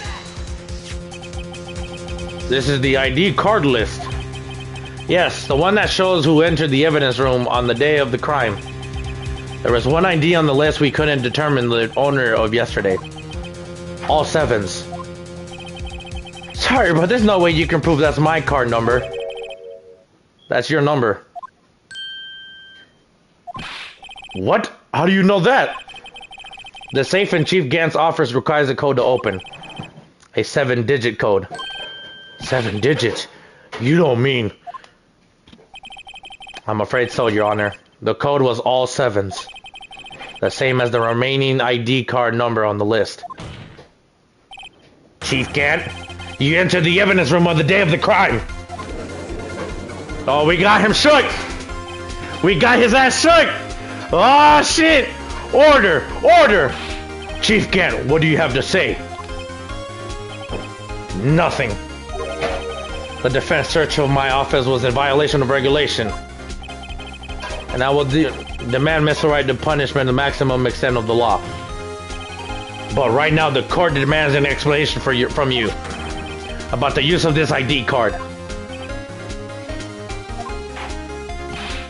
Chief Gant, so you admit it? You entered the evidence room on the day of the crime. What about it? I'm the chief of police, whether it's the evidence room or the bathroom.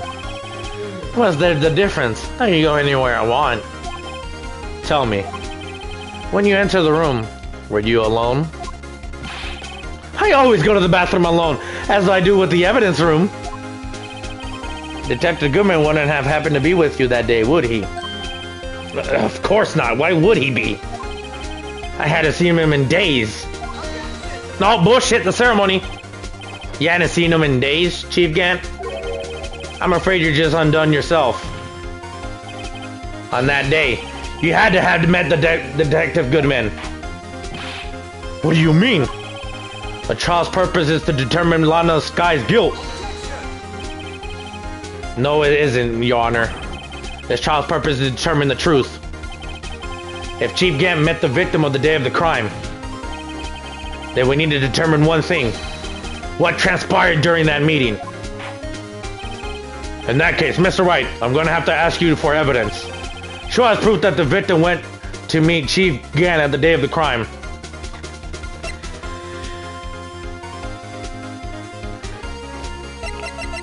Is it the screwdriver now? Because he has to go in his locker to get it.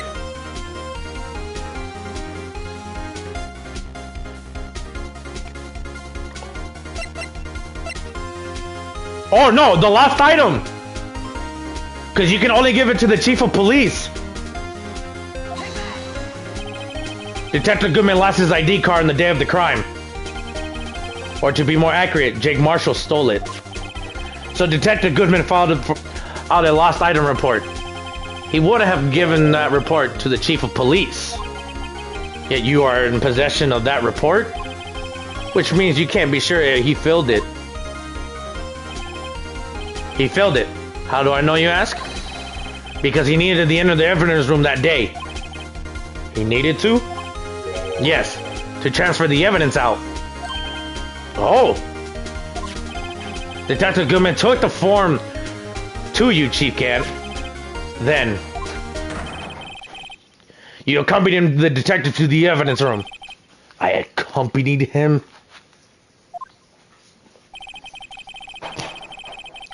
There's no way the murderer and the Detective Goodman could have entered the room. Hold on, let me guess what you're going to say next. Wait, hold on, let me strap in my brace. Okay. I, the chief of police, murdered poor Goodman. Exactly. But wait! The chief didn't necessarily need to accompany him to the evidence room. He could have just let him his ID card. Yes. Now that you mention it, I believe I might have done something of that sort. Sorry, but that's not possible. According to the record, your card was only used once. Yet you showed us your ID card earlier. If you had really lent it to Detective Goodman, it would have been found on his body. No! Oh, what the fuck? He turned Super Saiyan! What the fuck? He turned Super Saiyan! Chief Cat, you didn't. The murder was most likely a spur-of-the-moment crime from no one in their right mind would choose the police department as a place to commit murder. After the murder, you contacted Lana at the prosecutor's office. Why? To dispose of Detective Goodman's body, of course. You're forgetting, Mr. Wright, that the victim's body was discovered in the prosecutor's office parking lot. How did he manage to move it there? I was at the police department the entire day, you know. And everyone is aware of Lana stayed at the prosecutor's office after the ceremony. Everyone except me, it seems. Still, you're the chief of police. You have an entire police force at your disposal. Oh, so you think I just ordered an officer to do it? Hey, you take this here dead body over to the prosecutor's office. I don't think so. Chief Cat, we left all the evidence we need to prove how you moved the body to the prosecutor's office. All last time I thought I was useless Cooper just taking up space. How could the chief have moved the body? Mr. White, show us this evidence. To move the victim's body, Chief Gams used this. The screwdriver! It's the screwdriver now! Cause it was in fucking Edgeworth's car.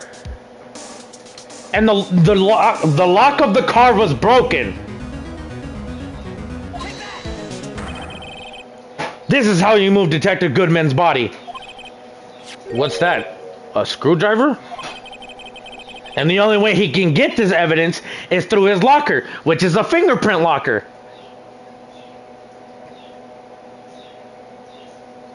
But what does that have to do with this case? Mr. Edgeworth, think back to the day of the crime. What is the screwdriver doing here? It's here because... Well, this has to go by the chief, can't no less. He told me he wanted me to keep it in here in the prosecutor's office. In any case, on the day of the stabbings, I brought this back here. After the ceremony ended that day, I didn't plan to return to the prosecutor's office. But you did, because Chief Gan asked you to. You mean I... The body was found in the trunk of Mr. Edgeworth's car. I think it's obvious what happened. The body was moved by that car. Detective Goodman's body was carried in the trunk of Mr. Edgeworth's car. Yes, unless of course you have another explanation, Chief. Why else would you ask Mr. Edgeworth to transport evidence from a closed case? There's only one plausible explanation. To transport the body of your accomplice, Miss Lana Skye.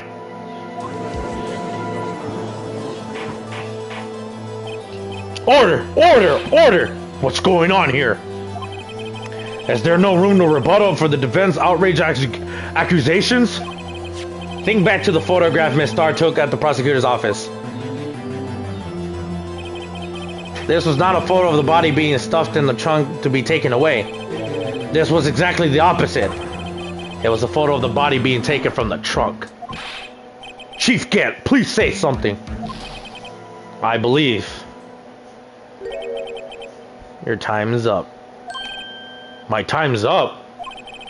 Sorry, Righto, but I'm having lunch with the District Attorney General after this.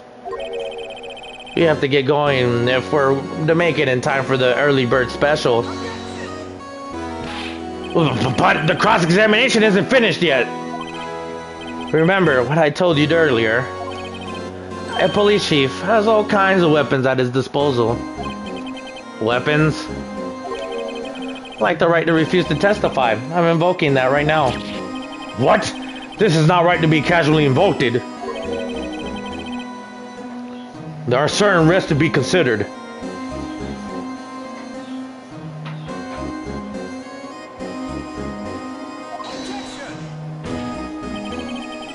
So you're gonna just run away after all this? Run away? Don't make me laugh, Worthy. I stabbed all good men. That's what you're saying, right? But if you had any conclusive evidence, you would have presented it by now. Well, You don't think I had Lana dispose of that body? If so, then show your proof and get it over with. I'll say it again, Mr. Wright. Damon Gann is the current chief of police. This court will not tolerate any accusations against him without concrete proof. Well, Mr. Wright, Your Honor, do you have any concrete proof? Proof that Chief Gant murdered Detective Goodman and made Miss Sky dispose of his body. Do I have any concrete proof?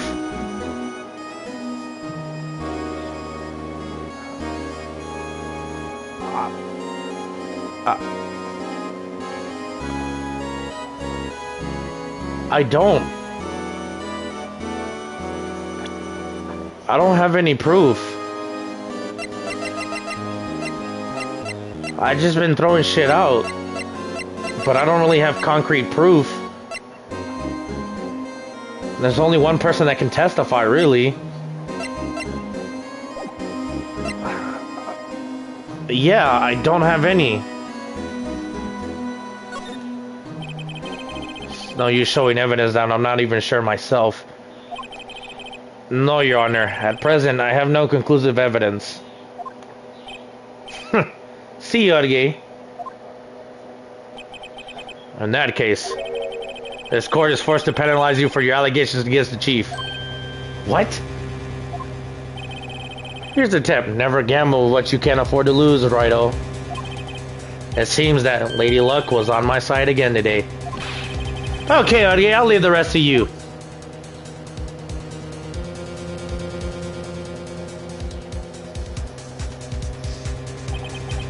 I warned you earlier, Mr. Wright. This is Offord, the senior officer of our nation's law enforcement agency.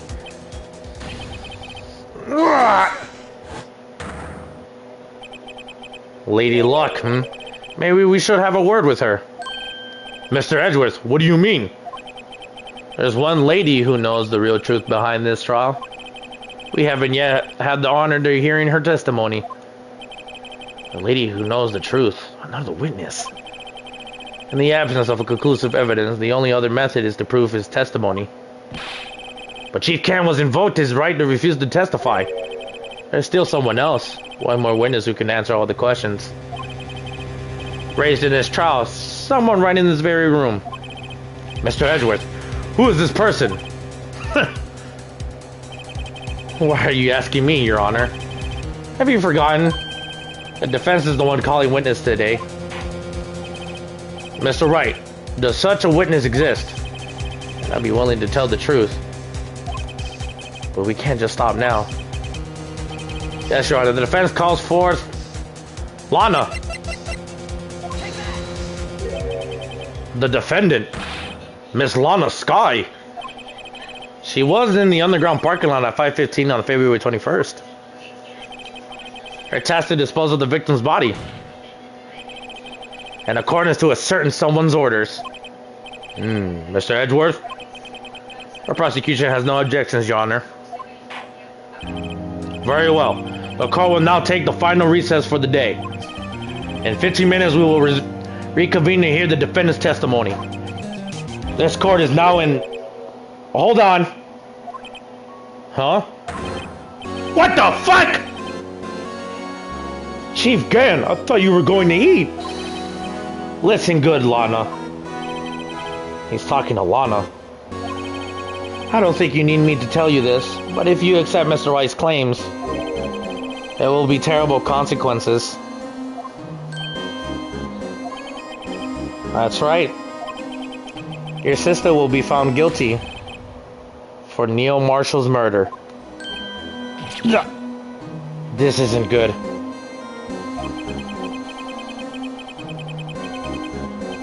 Of course, you never support such outrageous claims anyway, right? Just something to think about. Alright then. I've got a lunch date to meet.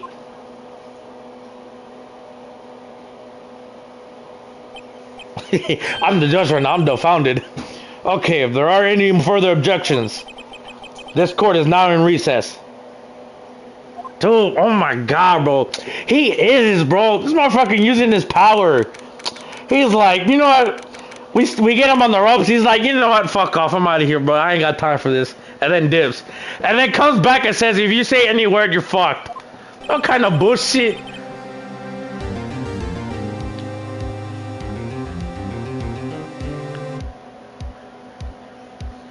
But like, what kind of bullshit? Fuck this guy.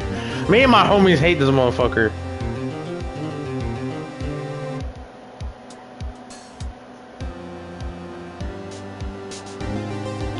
Like, what the fuck? Looks like we managed to stay in the game. Yeah, thanks to your help, Edgeworth. That chief. That's something else, huh, pal? Detective Gumshoe! I'm not a detective anymore. Oh yeah, sorry about that. Ah, don't worry. I've already decided where to work now. At your office! My office? Sure. I'll take the place of that top-knotted girl you used to work with. He's talking about Maya? Could he mean... could he mean Maya? Phoenix, that's the words right out of my mouth, bro. Yeah, he was talking about Maya. Still, looks like we're all out of moves now. Chief Gant's done it again. How does he always get the upper hand?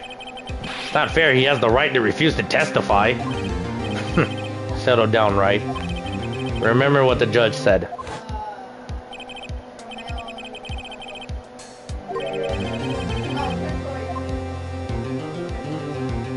Yeah, risks. What do you mean by that? It's simple. If the chief refuses to testify, the opposite also holds true. You mean he forfeits his right to say anything too? Oh, fuck, Emma, I thought that was Lana. Emma, are you okay? Yeah, when I came to, I was in the medical office. I've been listening to the trial from the gallery, so she heard everything that's been going on. Emma, I'm sorry for what I said before. No, don't be. It was the truth. You know, it's funny. I almost feel somehow relieved. Relieved? Yeah. Now I finally know what really happened. To think that all this time, my sister was being blackmailed by that terrible man. And she did it all just to protect me. Ever since her appointment as chief prosecutor, everyone knew her, said she changed. Perhaps it was easiest that way for her. What do you mean?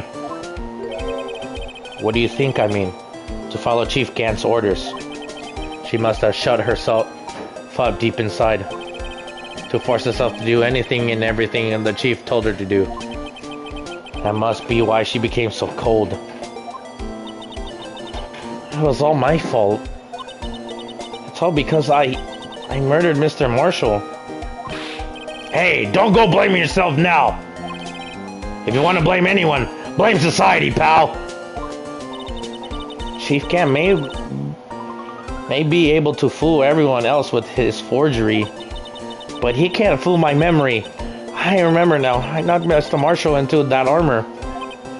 I see. Well, we better get back. It's time for the final act.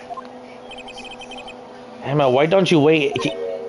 No, I'm going with you. I want to be there when Lana tells the truth. Let's go, right? It's time to end this. It's crazy that me and fucking Edgeworth are we fucking teaming on this one. I love it. Me and Edgeworth teaming on this. This is fucking golden. We fucking tag teaming. This ain't even a fucking prosecutor and defendant trial anymore. This is just a raw WWE tag team match. We just taking turns fucking shitting on them. Alright. This is the final part of the trial. Let me take a drink of my water to regain my voice a bit.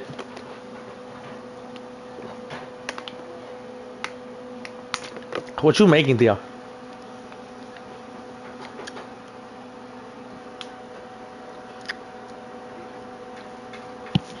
Erica.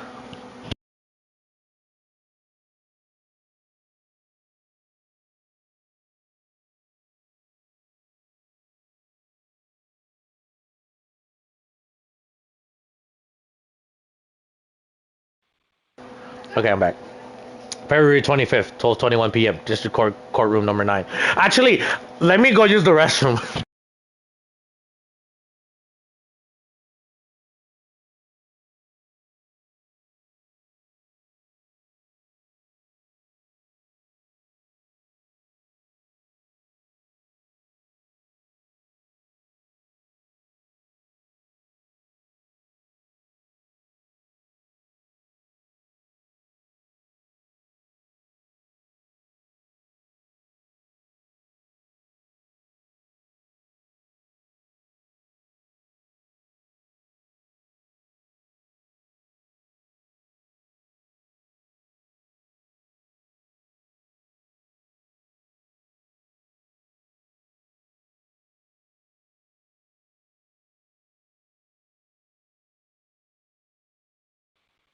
Alright, I'm back.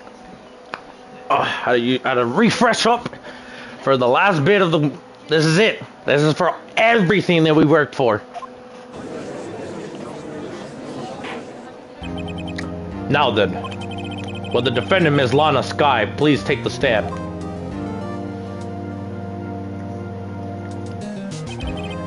Ms. Lana Skye, you are the chief prosecutor. I'm sure you're aware of what is required of you. But Mr. Edgeworth, you already know everything.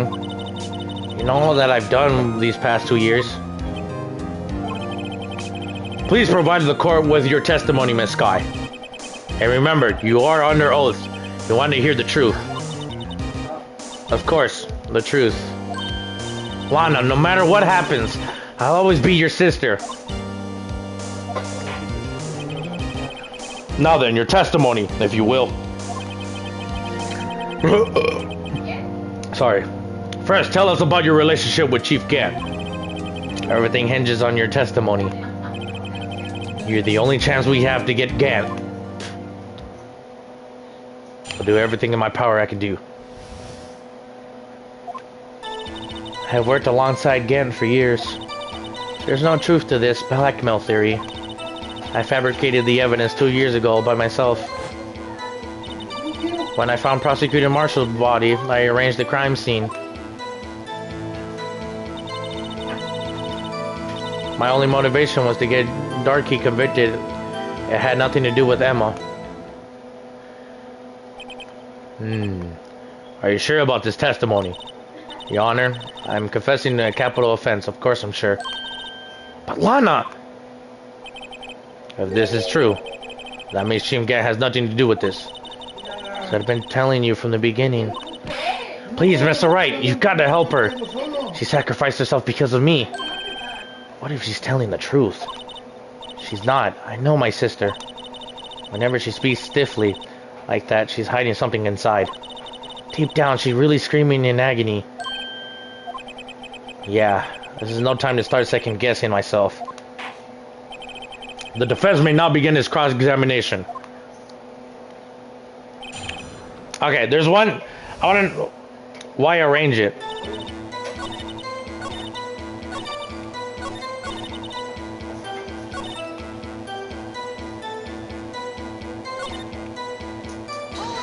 Why you did this? You say you did all this by yourself? Yes. Would you mind telling us what you found when you arrived at the crime scene? It seems I was the first person to discover the scene.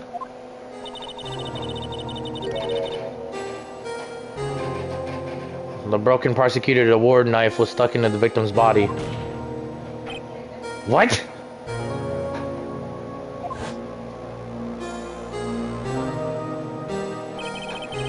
But Prosecutor Marshall died from the unfortunate accident. It's only a situation you dreamed was possible. The reality is, it wasn't my sister who took the prosecutor's life. Fantasize all you want, Mr. Wright, but I'll never change the statement. You mean, Prosecutor Marshall wound up being killed by Darky. Something like that. If that's so, what happened to the other murder weapon? Darky was carrying a switchblade knife. Oh, that was lying on the floor a little distance away. It was probably locked away in the struggle. That's not how it went down. She's trying to cover up her lies with more lies. Oh, just to protect me. So when you found the scene like this, what did you do? After all, this is what everything boils down to. Yes.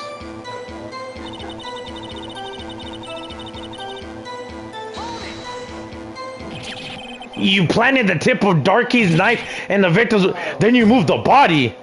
But why? Why would you do that? You of all people should know, Edgeworth. You've always had a good head on your shoulders. My head isn't that bad, but maybe I ought to ask for that for the others. But why did you do that? Come now, Mr. Wright. Even you should be able to figure it out. Very well. Let's add this to the witness testimony. The reason Miss Sky fabricated the knife.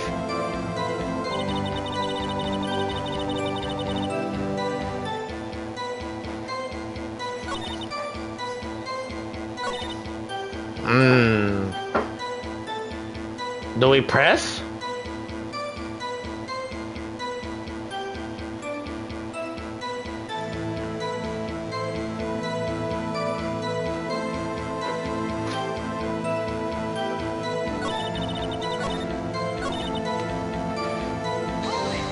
Or did I click the wrong one?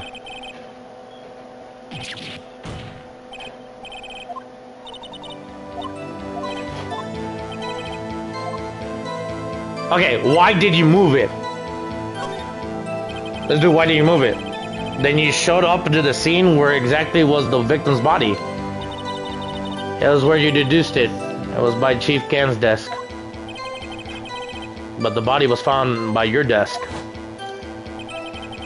Why did you move it there? The reason for that is simple. Let's have the witness explain this in more detail. The reason Miss Sky moved the body.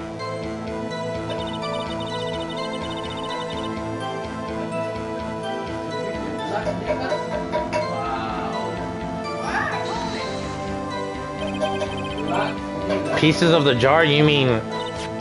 Yes, that red jar you showed us earlier. In order to show that Darky committed the crime, I felt it would be more expedient to move the body. So, when you first found the body of the jar was already... Of course it had been shattered into pieces. If you looked at the crime scene, it would be clear right away what happened. What the fuck? Why am I getting emails?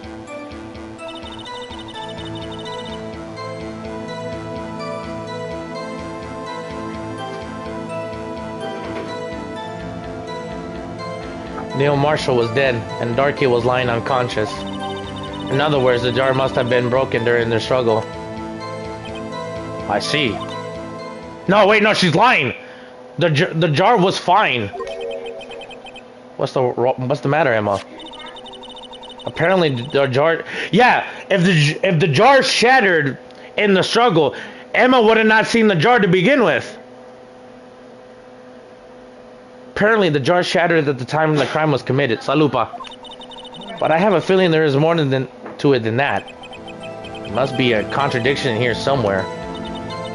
Anyway, I committed this fabrication alone.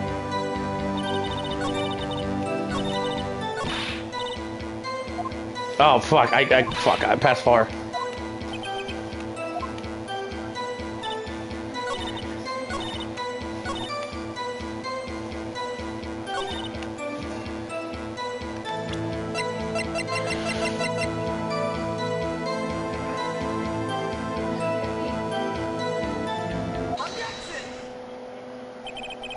Miss Sky, I understand how you feel. You committed that crime 2 years ago to protect your sister. You mean the forgery at the scene where Neil Marshall was murdered. And that truth were to be exposed now, the past 2 years of your life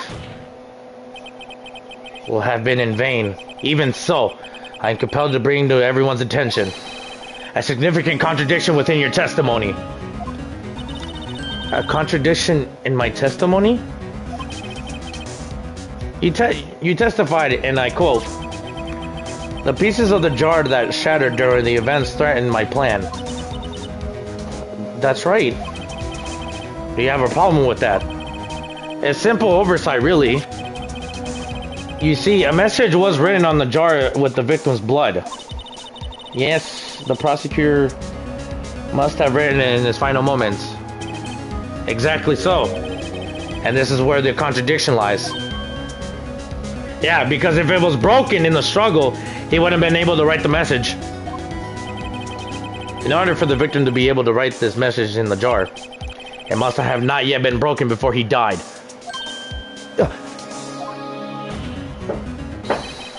He couldn't have written Emma's name if the name on a shattered jar.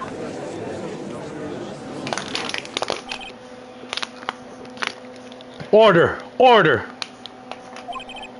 Your Honor, it would appear more information is needed in regard of this jar and its bloody message. It may be missing something critical here. Something critical? Chief Prosecutor, it seems you are as dark as we are about the truth towards which we're headed. What? Just tell us exactly what you saw. We'll piece together the information to arrive at the truth. Very well. The witness may now continue her testimony. What the hell's going on?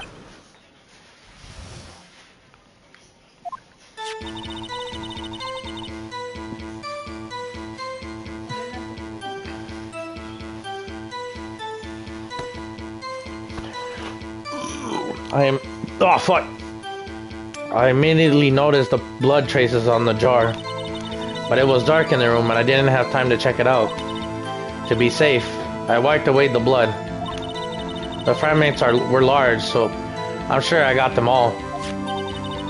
All I could think about was wiping them clean before they were discovered. Bro, she lying again! You mean you were the one who wiped away the message in blood? I wasn't chief prosecutor at the time. She didn't think Jarkey was the real murderer. That's why she tried to erase the real evidence. Very well. The defense may now begin its cross-examination. Bro, she lying through her teeth again, bro! Dude, the jar is fine!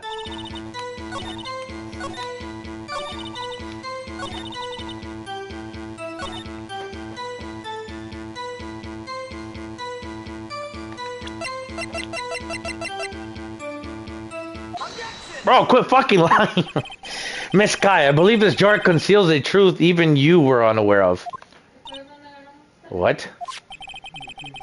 We found this final piece of this jar in Chief Grant's safe.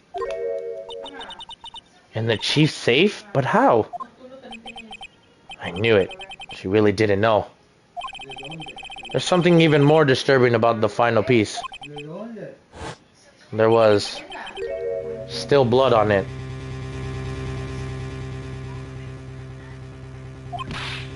But the witness just testified that she gathered every last piece and wiped off the blood of them. Yes, which leaves us with only one explanation. On the night of the prosecuting marshal was murdered, you were not the first one to show up on the scene. Chief Gant got there before you. Oh shit!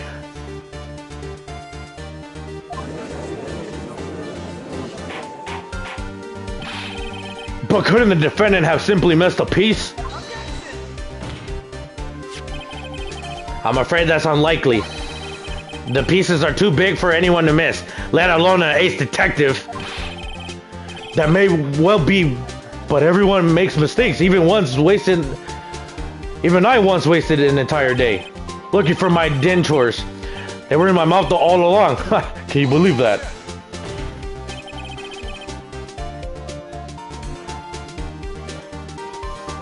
Have you forgotten, Your Honor? When this witness arrived at the scene, the jar was already broken. Oh, that... There's no way a name could have been written on the shattered jar. Another person discovered the scene prior to the witness. I hope you're not implying that person was Chief Gant at the time he was looking for darkies downstairs. Besides, even if he was there first, why would he break the jar? The question is, if he did arrive there first, why did he hide the fact for 2 years? Well, Your Honor, can you answer us that? No!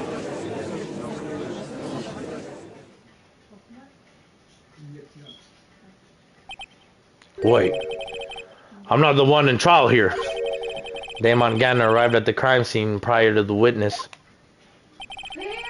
He proceeded to break the jar. And purposefully hid of one of the broken pieces. Question. What is this action called? Fabrication of evidence.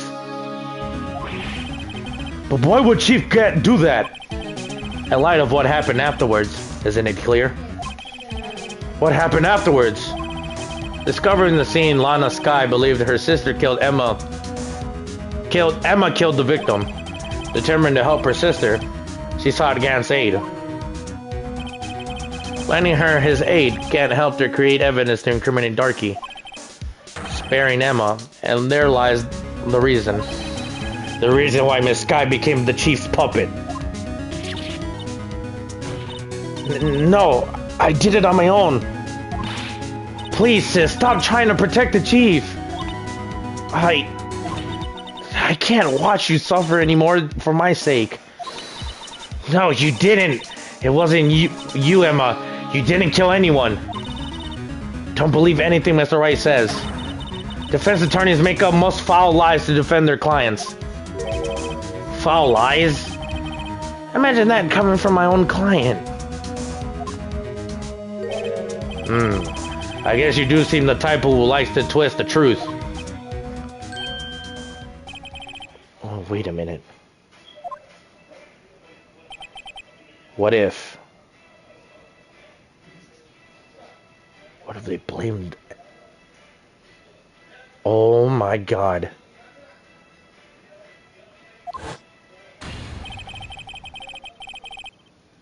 We're still smack dab in the middle of Gant's trap. There's something wrong, Mr. Wright. Lana may be right after all. What do you mean, Wright? So do you tell foul lies then, Mr. Wright? Miss Skye, please testify once more. But if evidence was fabricated behind your back, then Emma's accidental killing for Prosecutor Marshall might also be a lie. But I do remember knocking over Mr. Marshall. Miss Skye, if you will. I can't. There's nothing to be afraid of anymore. This cross-examination may not change a thing. However, there is a possibility that it will, if you tell the truth. Very well. I'll testify about what I really saw. All right. The witness may testify once more from the final time. Okay. Actual crime scene. What did she actually see that day? When I arrived, I found Mr. Marshall's body impaled on that suit of armor sword. Emma and Darky are lying unconscious on the floor nearby. When I saw what happened, I thought she did it. That's why I erased all the evidence that linked her to the murder. I had Shingenf help me remove the body from the sword and carry it. But if it all really was a fabrication, Emma might be innocent. Oh shit. Unbelievable. The body was impaled on that armored sword?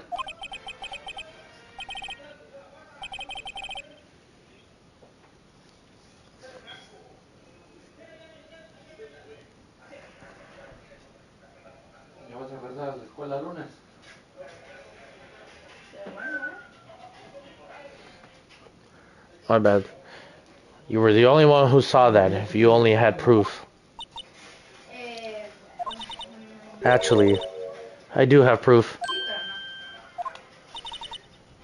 I gave it to Mr. White just this morning. What? You mean? It's a picture I took of the crime scene as I encountered it. I thought it might be needed. But I don't remember receiving a picture like that. Anna must have known. See, Mr. White, she really does have faith in you. Very well, Mr. White. Please present this picture. I don't remember receiving any pictures from Lana, but we did get the book. Lana said she gave it to you this morning, right? Seem to remember getting something from her then. Let's check that evidence again. There must be a picture in there somewhere.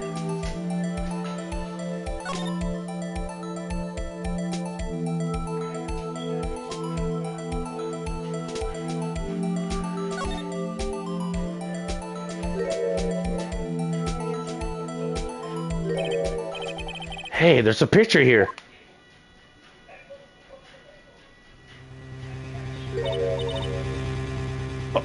Oh my. This is the actual crime scene? No, the detective saw the crime scene like this because I conducted criminal affairs only after I heard rearranged everything. Yeah, Mr. Wright. That piece of cut out of his vest, could that be the cough we found in Chief Grant's safe? Oh shit, yeah, the hand. Oh shit, bro.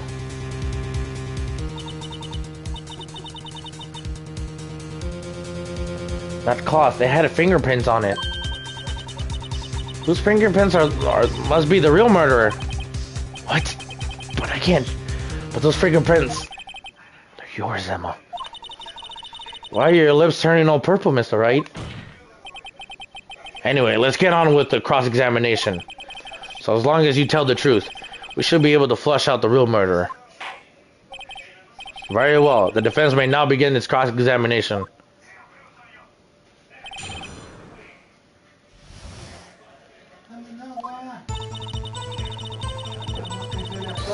Hold it!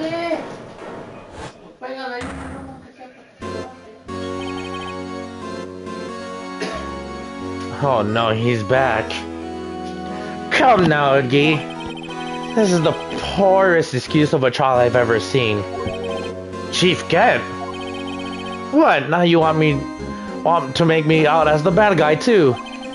If so, I'd like to put in a word or two in my defense. I'm afraid it's too late for that. What? You already declined to testify. That means you forfeited your right to make a statement of any sorts. It must be that risk we were talking about earlier. Just sit back and relax. And enjoy the sound of the noose tightening around your own neck. Oh, shit! So what? You think I'm worried? Sorry to disappoint you, but I don't need to make any statements. What do you mean? The evidence will do all the talking for me. Even if I can't testify, I can still present evidence. Yes, that's true. Wait, you mean you still have some conclusive evidence? No, I don't. But someone does. Someone. So, what's your excuse, Righto? Why have you been keeping quiet about it? You don't have something to show us, right? Oh, you do have something to show us, right? Something that proves who knocked over Neil Marshall's causing his death? Conclusive evidence that leaves no doubt, no room for doubt. Is that true, Mr. Wright?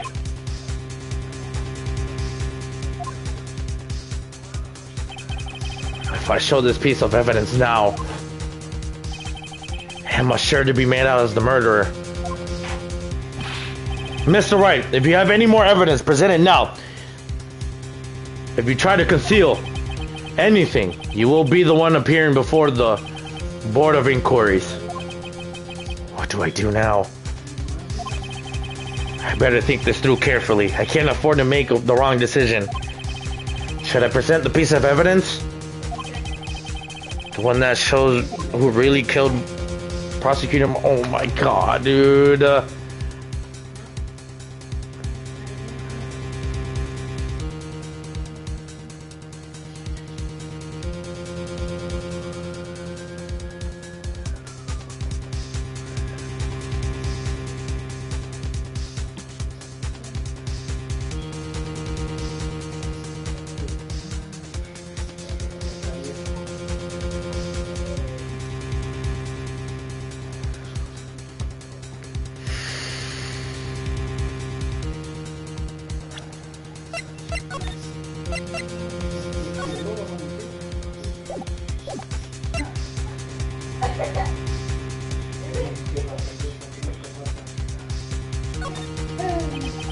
Your Honor, I don't have any evidence I can present at this point in time. What? You lie! Chief Kent, you opened my safe. I know you took what was inside. The conclusive evidence. I don't know what you're talking about. Mr. Wright, why don't you show them? We found it together. Oh, I see. It's because you know the truth, don't you? You know whose fingerprints are on it. That's why you won't present it. What are you talking about, Chief Kent? Can't you figure it out? Take a good look at the picture. See the victim's vest. Notice anything odd about the chest area. It looks like part of it has been cut out for some reason. You mean you had this in your safe? What? That means you, the chief of police, have been concealing evidence. This is going to be the biggest scandal in history of the police department.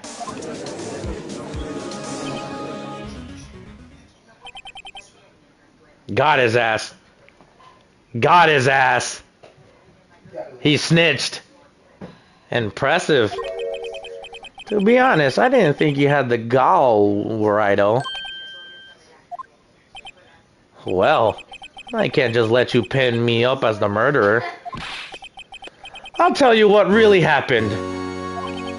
What? You mean you admit to it? Dumbass snitched. He snitched on himself. I was the first person to arrive in this crime scene that day. And then it occurred to me that I could use this situation to control Lana. So you really were manipulating her. I knew Lana.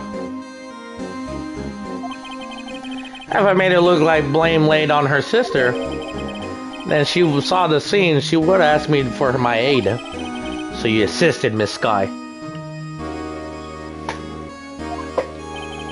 I told her to arrange all the evidence. I had her plant the knife tip in the victim's body and move the body across the room.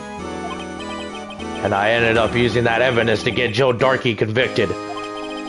When I tampered with the crime scene, I had 2 pieces of evidence. This was before Lana arrived at the scene, mind you. 2 pieces of evidence? You mean those items in your safe? But why? For insurance. Of course. Insurance? I was sure my plan would work, but it was best to be prepared for the worst. I wasn't about to let anyone blame me for the murder that girl committed. You mean you were calculating that far ahead while forging the evidence? What do you take me for, a fool? I didn't make police chief by dumb luck. See this jar fragment? I had the most legible part of Emma's name. I didn't expect Lana to go and wipe the blood off of all the pieces. But if he fabricated all the evidence, that's to say you didn't fabricate the message on this jar too. Oh. Some people just don't know when to quit, do they? That's why I kept one more item for insurance. You mean that piece of cloth? Come now, Rido. Cough it up already. I know you have it. What are you waiting for, Mr. Wright? So you admit to it then, Chief Cat. Then you were hiding this cloth to cut off the victim's vest in your safe. Yes, I admit to it. I didn't want to have to do that, being chief and all. But it's a lot better than being portrayed as a murderer. Well, Mr. Wright, what do you have to say for yourself? Just a moment ago, you said you didn't have any evidence you can present. Foolish move, Rido. You should have shown it before it was too late. It's been a long battle. But the moment of truth has finally arrived. As long as I don't mess up here, the victory is mine. I can show it now. Your Honor, I do have evidence to present now. Alright then, let's see this conclusive evidence. The evidence that showed the actual murder perpetrated Prosecutor Marshall.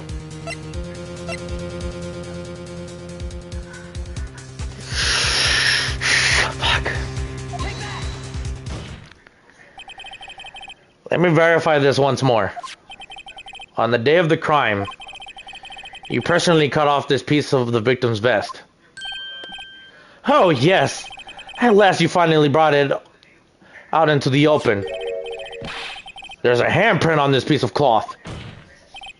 Your Honor, the prosecution requests that it be immediately sent to the lab for analysis. This handprint on the leather. There must be a strong impact for it to be left so clearly. What if...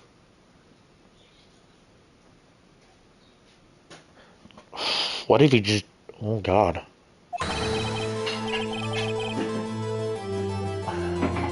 That could not have been forced. It must have been authentic, conclusive evidence.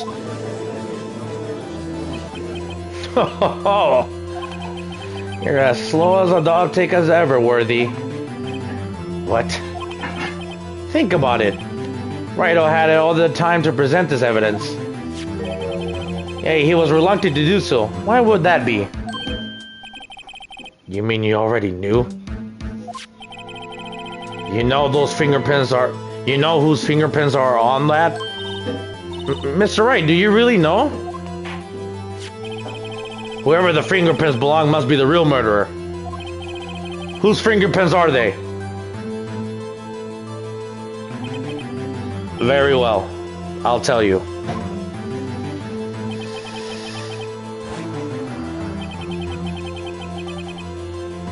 It should be okay now. Everything's proceeding as predicted.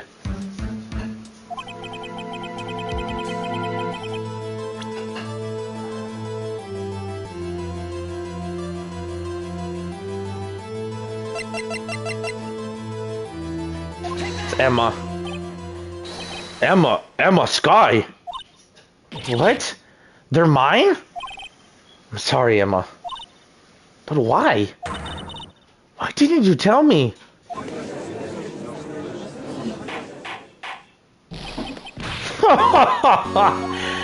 You're really something, Rido. You knew this girl did it all along, and you still tried to pin the murder on me. So it's true. Tragic, but true. This girl really did shove Prosecutor Marshall to his death. How could you monster? Miss Sky.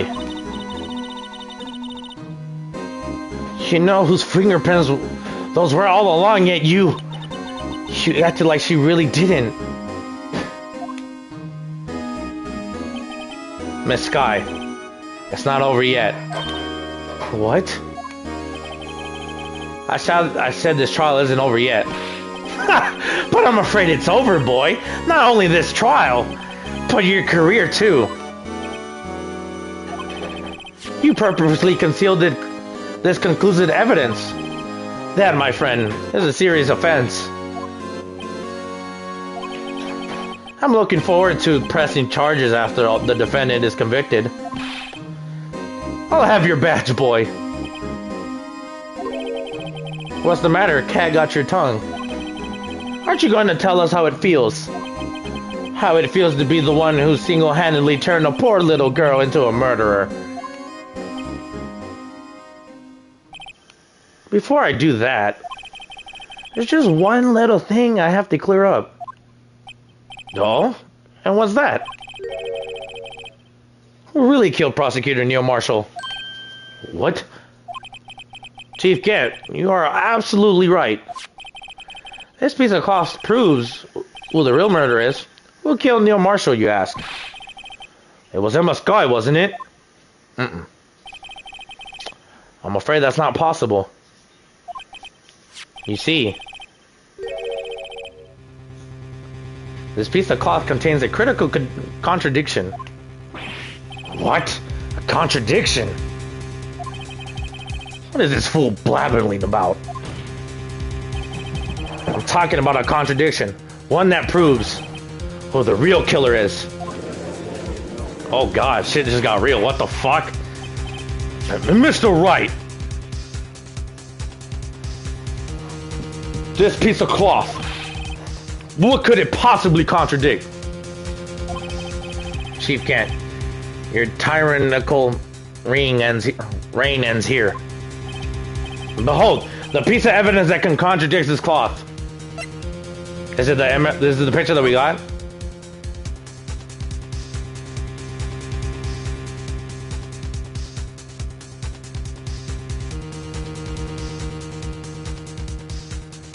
Wait, yeah. How would Grant know? I mean, Gant, how would he know? It's the picture. Yeah, no, it's the picture. And what exactly is this supposed to be? This is the picture Miss Sky took. Take a good look at it. See where the piece of his vest was cut out? Yes, his shirt is showing underneath. It's hard to make out with all the blood in his vest, though. Exactly my point. His chest is soaked with blood. That's only natural. Oh, shit, yeah! Oh, fuck, yeah, it would have had blood!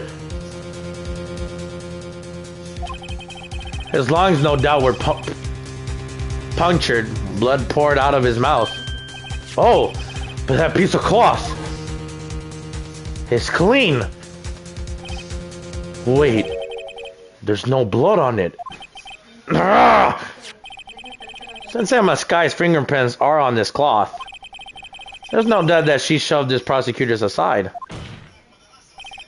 However, Mr. Marshall was not impaled on the sword at that time. No, this is nonsense. Now then, Chief Kent, let me ask you something.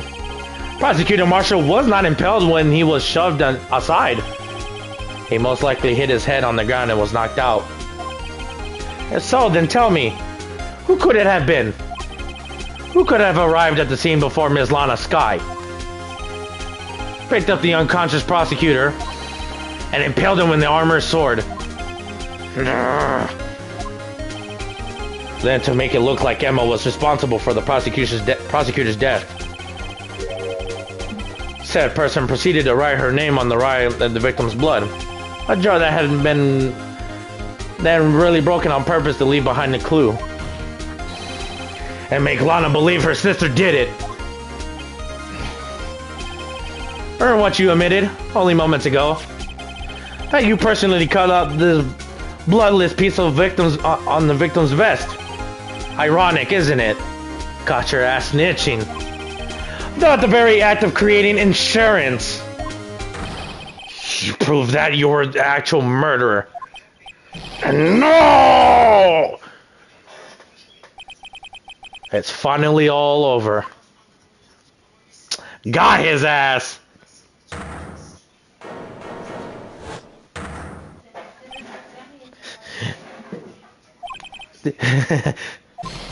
I was close, Ryder. You almost had me. Sorry, but you'll have to do better than that. I refute your allegations. What do you mean you refute his allegations? You see, that piece of cloth, it's illegal evidence. Order! Order! What nonsense is this? Illegal evidence cannot be used to convict a suspect. Remember, Odgay. Earlier, old Rido here concealed that piece of cloth. So then, what's your... Oh, yeah! Oh, wait! We got his ass! Oh, you fucked up, dumbass. I got him! He's done! He got fucked!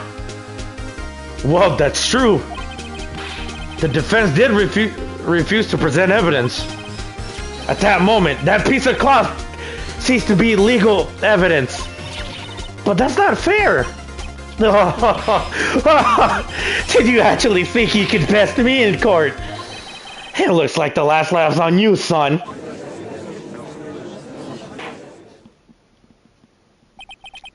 I'm afraid Mr. Grant's claim is legally correct. Well, Mr. Edgeworth?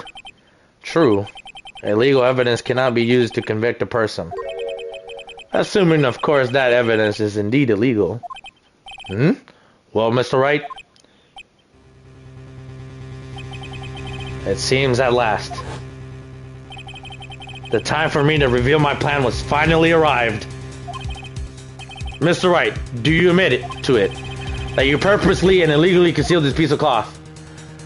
I did not. I admit, I refused to present it at one point. Ha! So this evidence is illegal. No, not illegal. No, it isn't, Mr. Grant. Huh? It's not that I didn't present evidence then. It's that I couldn't. What do you mean you couldn't? There are certain procedures involved when representing evidence. No, Haruki, don't listen to his lies. He's nothing but a coward. You can't really believe. There's only one issue left to be resolved in this trial. Is this evidence legal or not? Very well. Let us settle this once and for all. Earlier, you refused to present evidence. If you can prove your conduct was not in violation of the law, then do so now. The book! This is my proof, Your Honor. Evidence law. What's this? I've done my homework too, Chief. Indeed, Emma Sky's fingerprints were on this piece of cloth. However, at the point in time, this was merely a piece of cloth, nothing more. What? You see, it's written right here in this book. The second rule is evidence law. Got his ass, you dumbass! He fell for his own dumbass trick. Rule number 1, no evidence shall be shown without the approval of the police department. I found this piece of evidence myself inside your safe. It goes without saying, I did not have approval from the police department. Rule number 2, unregistered evidence presented must be relevant to the case on trial. And here are the corrects of the matter. You see, at the time it was impossible for me to prove the relevance between the cloth and the SL9 incident. What? What kind of nonsense is this? You want relevancy? Just take a look at this picture and... Sorry, but can you recall when was this picture presented? That was shown only a few moments ago. No, He's right. At the beginning of today's trial, that piece of cloth was still meaningless. The person who gave it value as evidence was you, Damon Gant. You yourself confessed to a certain truth.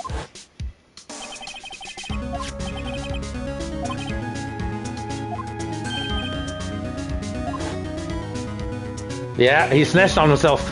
No! It was then that you approved this cloth as concealing evidence. Yes, you, the chief of police, personally approved this cloth. The only person who could have cut this from the victim's vest is the one who stood before Prosecutor Marshall in his final moments. In other words, the real murderer. And there's only one person that who that could be. Damon Gant, the killer was you!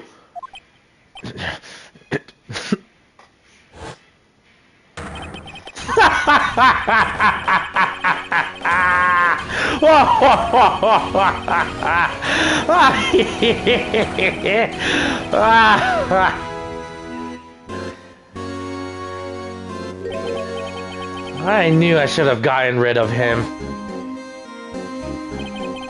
That good-for-nothing scum. For 2 years he's been snooping around the department trying to get something on me.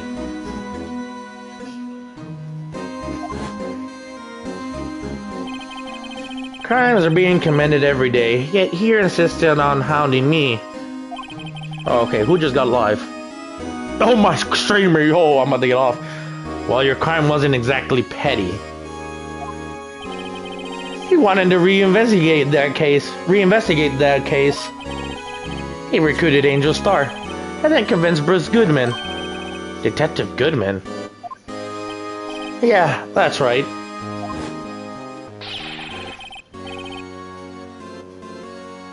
If the evidence is transferred, I'll lose my only chance to find out the truth. Please, you've got to help me. Goodman turned him down, as he ought to. Still, Jack Marshall didn't know when to quit. He stole Goodman's ID card and tried to take the evidence. Goodman came to me that day. He wanted to file a lost item report. I went with him to the evidence room. Then all of a sudden he decided to speak out.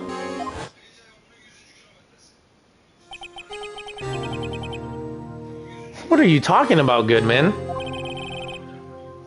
Can you please reopen the investigation, Chief? We can't transfer the evidence out. There are too many questions left unanswered.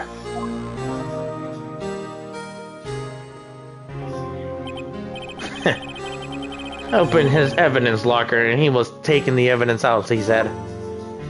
It's not too late. I'm gonna hand all this over to Marshall. Well, to be honest, I was a bit taken aback by his words. I had a bad feeling when he came to see me, but I never thought he would bring up SL9. That's when I saw it.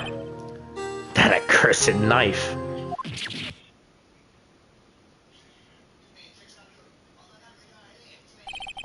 I couldn't just pull it out. Doing so would have led more blood, making it near impossible to hide your crime. Even so, the blood was just pouring out. I didn't know who might stumble in, so I hurried to wipe it up.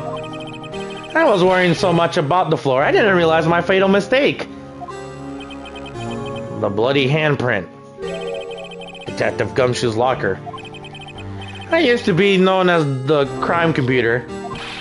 But everyone has to start somewhere, I guess. I was too nervous. I had no business doing any of it. Then you put the body in my car. I'm sorry, I couldn't think of any other way to move the body. It broke your trunk, but that's no big deal. Oh no, what's the big deal? You make it a lot more than us detectives ever will.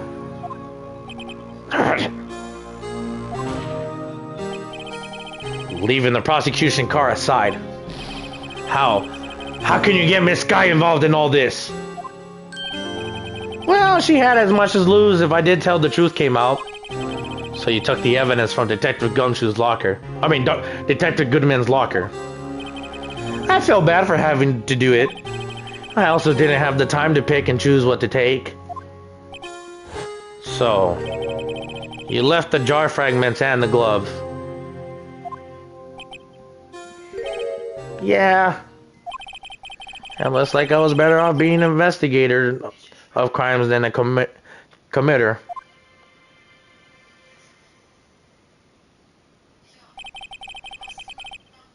They all did their best to get in my way. I've got to hand it to them. They do their jobs well, much as my dismay. Fake evidence doesn't hold up very well upon close examination. You must have known that. Tell me, Worthy, why do you stand in court? Me? You despise criminals. I can feel it. You and me, we're the same. One day you'll understand. Oh, believe me, you will. You're just one man. You'll see what it really takes to bring them down once you tried to get it. Once you tried to go it alone.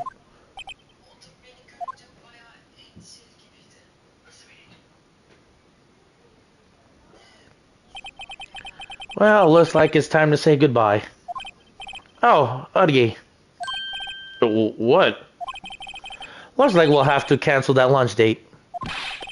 Sorry, old friend. I'm sorry too, Damon Gann. I knew you as you used to be, long ago. You were once a fine investigator and an example to others on the force. Sorry to learn that you are no longer that person. Those days are gone now, Udgy. Thanks for all the memories, though. Don't worry, you'll be fine. Now you have Rido here. And Worthy. With these two around, he can't go wrong. In fact, I can hear them already. The melodious sounds of a new beginning.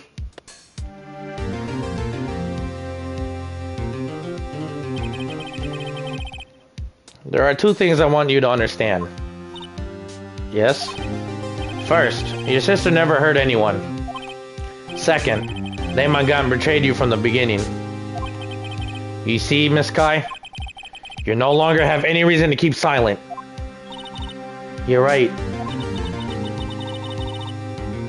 When this trial is over, I'll tell everything. All that I've done these past 2 years. From the time I had Gann help me forge evidence up until today. So it seems all the questions raised in this trial have been answered. I'm sorry, Miss Sky. I couldn't get you out of all your trouble. My, what high standards you have for a rookie. I can see why Mia thought so highly of you. Who knows? A few years from now, you just might make it to the top.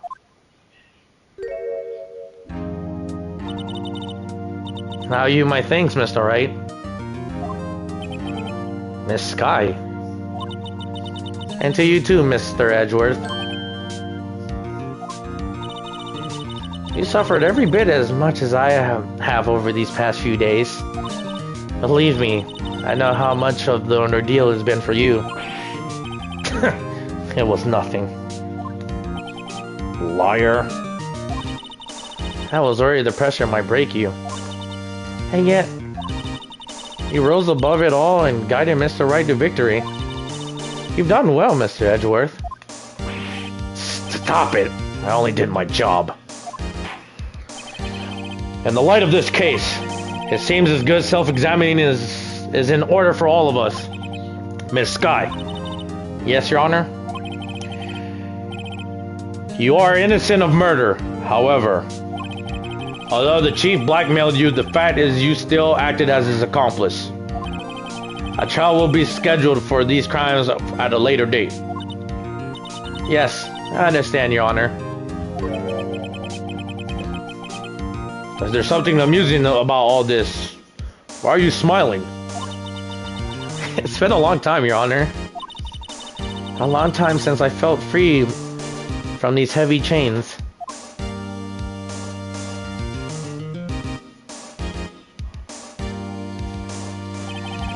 Well, this trial has gone far too long already. Regarding the charge of murder, the court finds the defendant, Ms. Lana Skye, Boom! Not guilty! Let's go! I killed it, chat. That is all. The court is adjourned. Let's go! We did it! We got her out of that bitch. February 25th, 5:03 p.m. District Court Defendant Lobby Number 2. Well, we couldn't save all her trouble. She was an accomplice, so she's associates. So she is gonna serve time. Well, maybe. At long last, it's finally over. Emma? Why the long face? I'm sorry your sister didn't completely get completely off the hook. But at least she wasn't convicted of murder she didn't commit. No, that's not it. Just now, after the trial ended.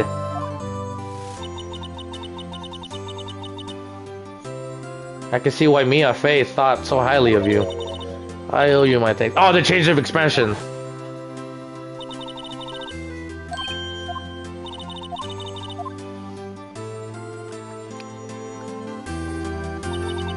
You know, I did my best too. But Lana didn't say a single word to me. Hope I'm not interrupting anything, pals. This motherfucker has some convenient timing.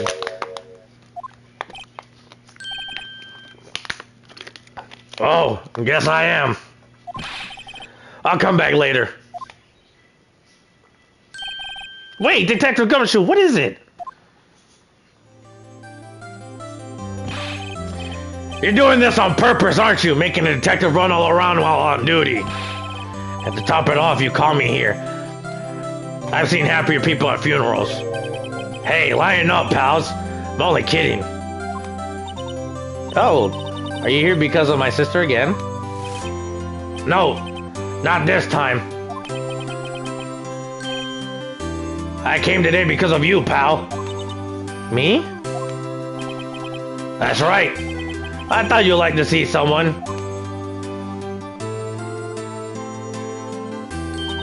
Lana!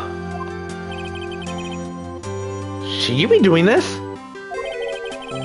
She's still under arrest, you know. Well, I won't tell if you won't. Emma, I owe you an apology. It's okay, sis. Don't worry about it. That day, 2 years ago.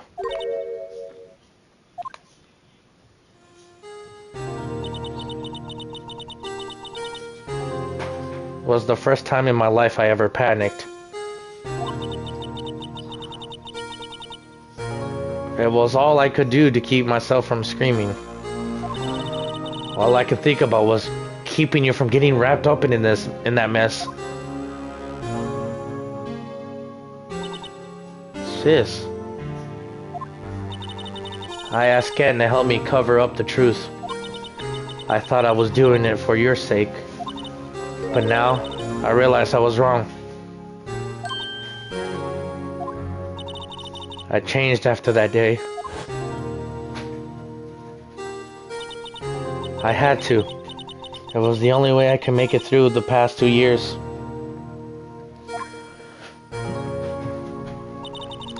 I knew how much I was hurting you by distancing myself. But I couldn't bring myself to tell you what I did. I was scared. Scared that you'll look at me with those eyes of yours. I was scared of how you'd react if you knew. But sis, you weren't only doing it for me. No. Huh? I turned my back on you that day. And hiding what I believed to be the truth.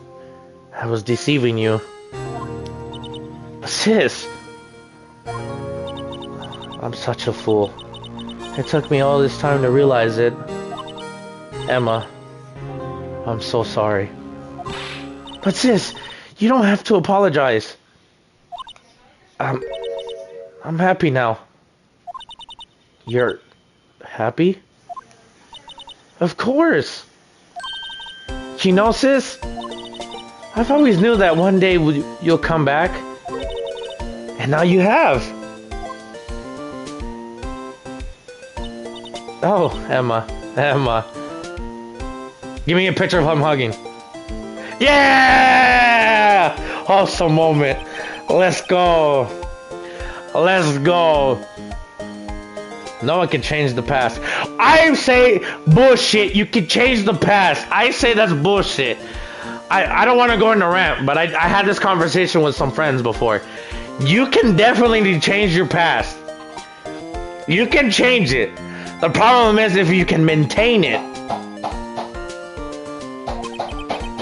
The only thing we can do is strive to make up for our mistakes. Why wasn't we make up for our mistakes, you ask? Because in so doing, we can find the way back to our rightful path. And is it from there that we can move on toward a brighter future?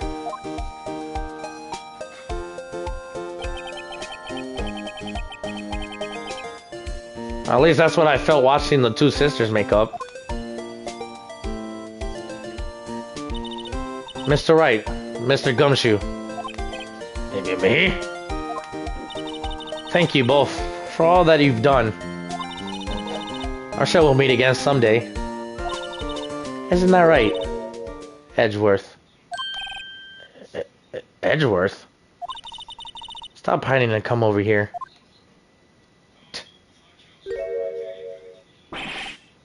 Where was he hiding?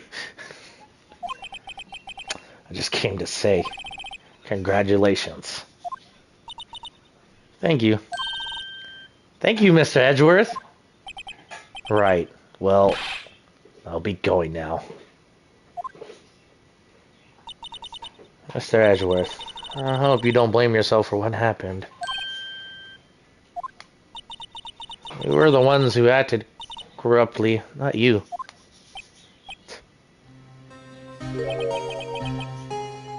It's too late for me. No matter what anyone may say, I realize today that I can't correct my mistakes. Mr. Edgeworth. Not only that, but I don't even trust myself anymore. Chief Gant was right.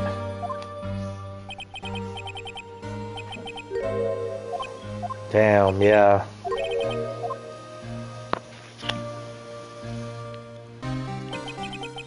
I do despise criminals. I plan to dedicate my entire life to fighting them. But in order to fight crime on my own, I need a weapon. It's scary, but I've known that to be true for quite some time now. But Edgeworth, who knows? Given enough time, I might even try to pull something like Chief Gant did.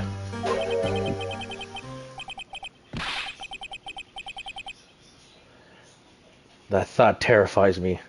That's why I cannot continue as a prosecutor.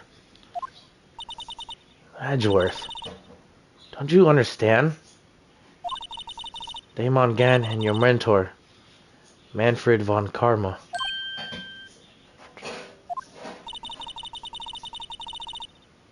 Were both the best of the best when it came to fighting crime. But they both made the same mistake. He said in order to fight crime on my own, I need a weapon. That may be true, but think about today's trial. Think back to today's trial. You weren't alone.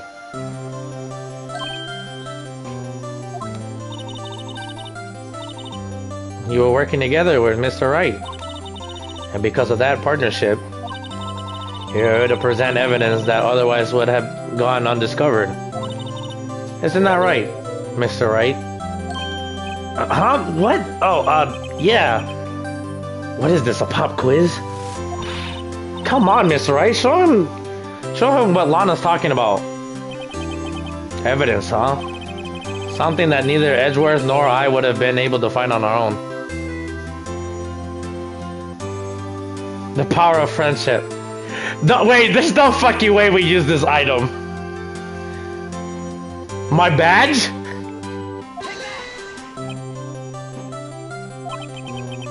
That might mean something to you, but I don't see how it had anything to do with our partnership. Huh? Mr. Wright, it seems you still have a lot to learn as well. I guess that wasn't the right piece of evidence? It's time for me to go. Mr. Edgeworth, if you'll excuse me, there's still some loose ends that need wrapping up. Take care, Chief Prosecutor.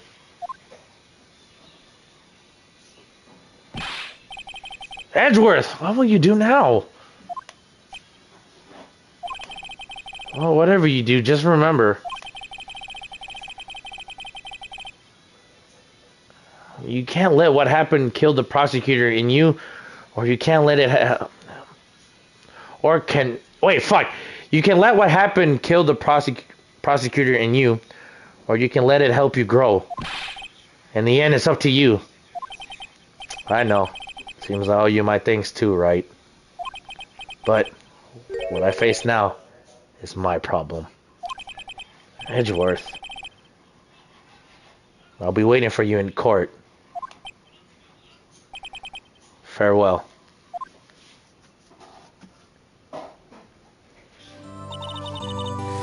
I better be going too. Okay. I'll be by to visit soon. And since we both have a lot to learn and catching up to do. Here, this is a little something for you. Scientific investigation? That's the first book I ever bought. Study it well. Thanks, sis. I will.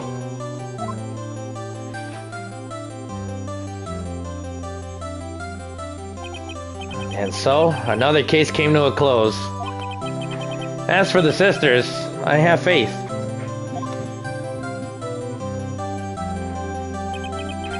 Faith that their lives have only just begun.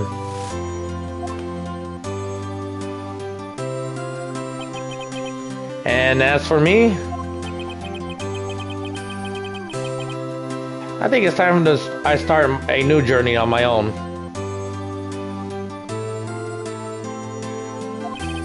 A journey to rediscover myself.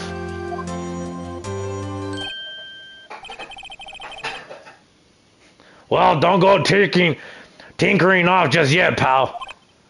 Huh? What is it, detective? There's just a little matter to be resolved about the chief prosecutor. You see, she isn't supposed to be out of jail like this.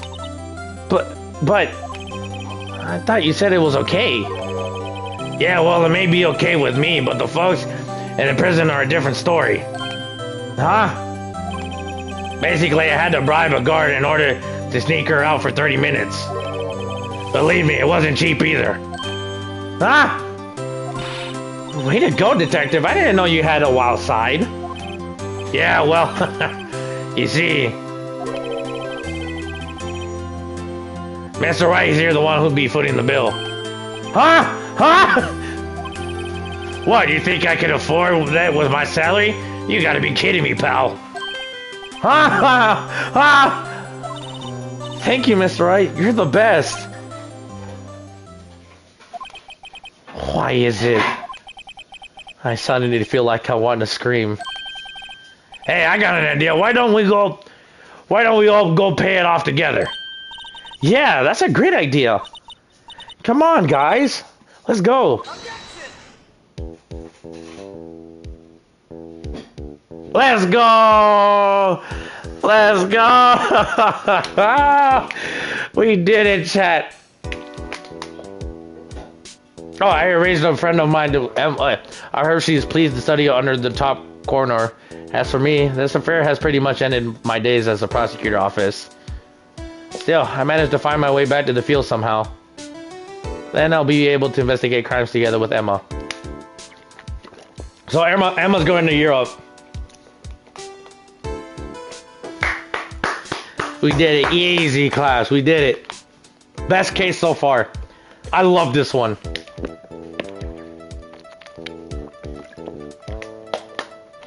Yikes, I thought I was a goner for the moment there. In the end, though, they overlooked my unauthorized investigation in the chief's office. If we were penalizing you anymore, it would be worse than firing you. Yep, that's what they said.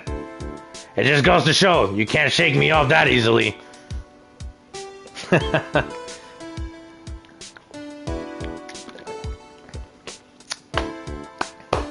Let's go. So, Gumshoe kept his job. Emma went to Europe. The charges for Lana is not that severe, but she still has to serve time.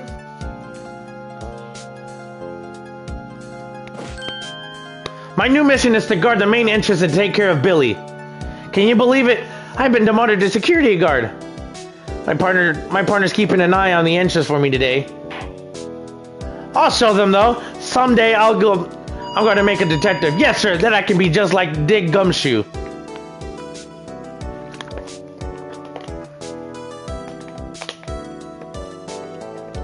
What happened to... I need to know what happened with Angel and Jake. I mean, technically, Jake will face time, too.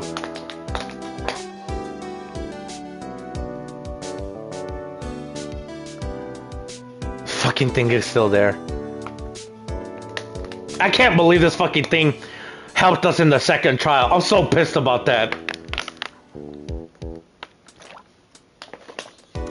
Oh shit, it broke! It finally broke. We did it, dude. We finally did it. We beat the first game. I got 2 more games. If I'm not mistaken, the second game only has 4 episodes. Ah, there he is. What is it? Can't you see I'm having a showdown with a steak lunch partner? Miss Star managed to sneak this in for me, seeing as one of the guards, it seems. Well, cowboy, looks like you did it. You even got Bambino back her smile. You can make sure Billy and the gang get their water. I mean, he can be satisfied now. We actually solved the case that he wanted to solve. So, there she is. Looks like we won't be seeing each other for a while. As a farewell gift, I put a new meal on the menu, the Right Way lunch. The top layer tastes bitter as defeat, but the bottom layer is sweet as victory. Kids seem to dig the turnabout theme. That's a hot seller around exam time. Just make sure not to eat it backwards. Let's go. Do we get Emma? I hope we get an Emma. Like at the end. Because she was like... She was my Maya of the story. Which was cool. I liked it. Oh, the judge! I'll never forget what that young defense lawyer said after the trial. Let's see, what was his name again? Mr. Left? Anyway, he said he's been doing something on the other for how many years? Well, anyway, I've got another trial to get to, so I better be... Huh? Oh no, I forgot my gavel! Sorry, gotta go.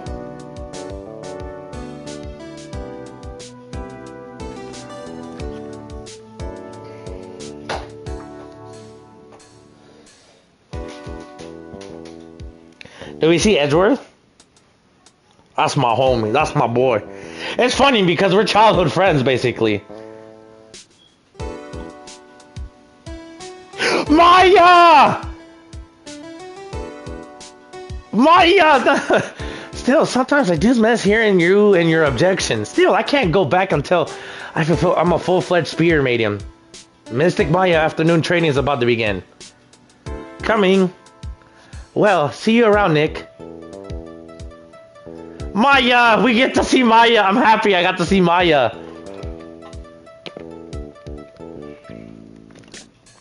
I'm actually happy I got to see her. Yay! So she's doing alright. Yo, Kobayashi.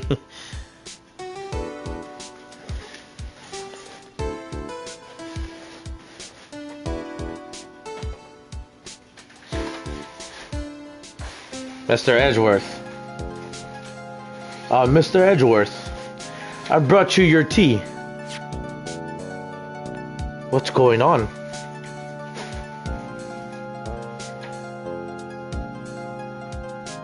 Oh, he left. That in case he left.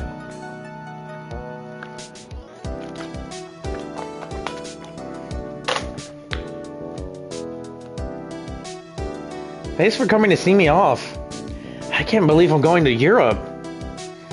Thank you, Mr. Wright. Thank you so much for everything. I'm a little sad, but I'll be alright. Whenever I want to see Lana, all I have to do is open this book.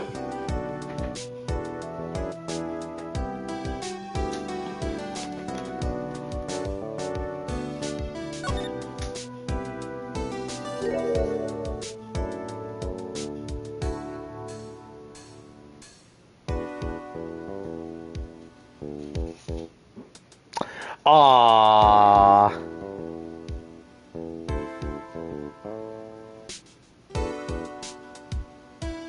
That's a nice touch. Rise from the ashes. Achievement unlocked. Let's go. Let's go.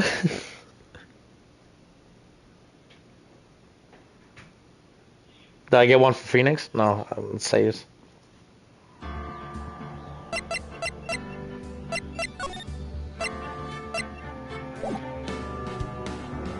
That was a wholesome ending.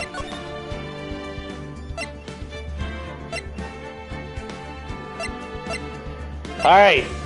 Next stream of Ace Attorney. I don't know when. I'll probably talk about it on Saturday. I'm gonna take a day off tomorrow. I'm gonna just rest tomorrow. 2004? Damn.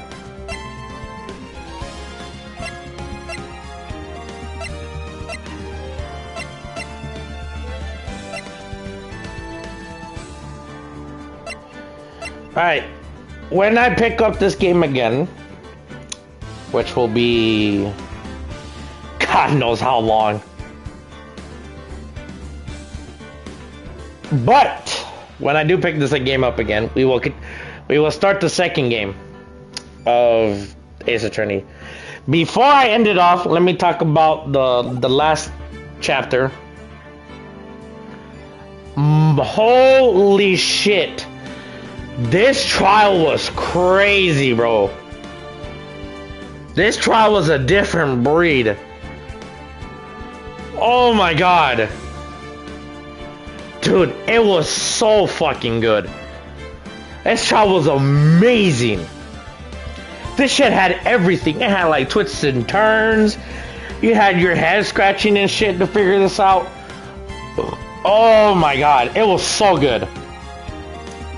I like the new gimmick mechanics that they introduced with Emma, like using the spray to find blood in the crime scene and shit like that.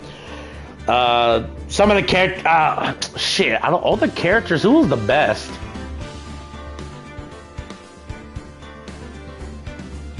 Let's see, out of all the characters, like group-wise, who was the best?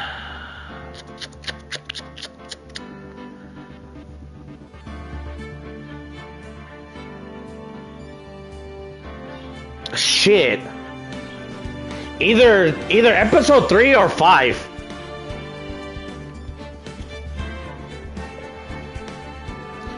Cause 3 was the movie one. Which I thought the movie one was cool as hell. I like the way that whole thing was set up and shit was fucking sick. But by far this last one, the 5th one, oh my fucking god, it was so good. Well fucking good. Holy shit, man. It had everything, bro.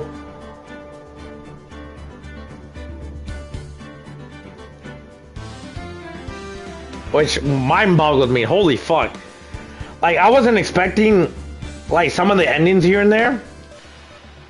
Holy shit, man! Like to get to the truth. Holy fuck, bro.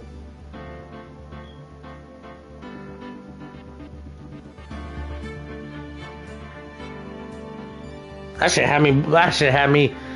Oh my god, dude. Alright. I'm gonna end stream. I've been streaming for like what, 5 hours? 5.5? Yeah, fuck. Yeah. I mean, I did finish it, so I finished it today. No stream tomorrow. I am taking the day off. I am Pokemon shiny hunting because I need to do it. I haven't done it in the past 3 days because I've been doing this.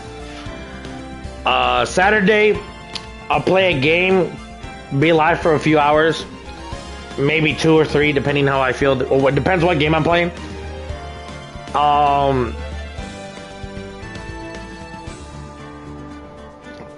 Right. So then we're gonna also like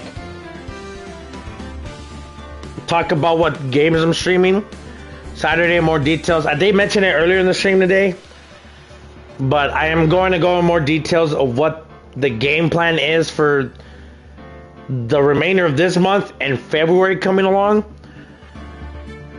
and March. And the reason why March is in great detail on Saturday because I do want to do a little rant, which that's what I'm gonna do. I'm gonna do a rant on Saturday for a few hours, or like 2 hours to 3. It depends how I feel. But I am streaming Saturday. Tomorrow my day off. Saturday I can do it because I don't work the next day after Saturday.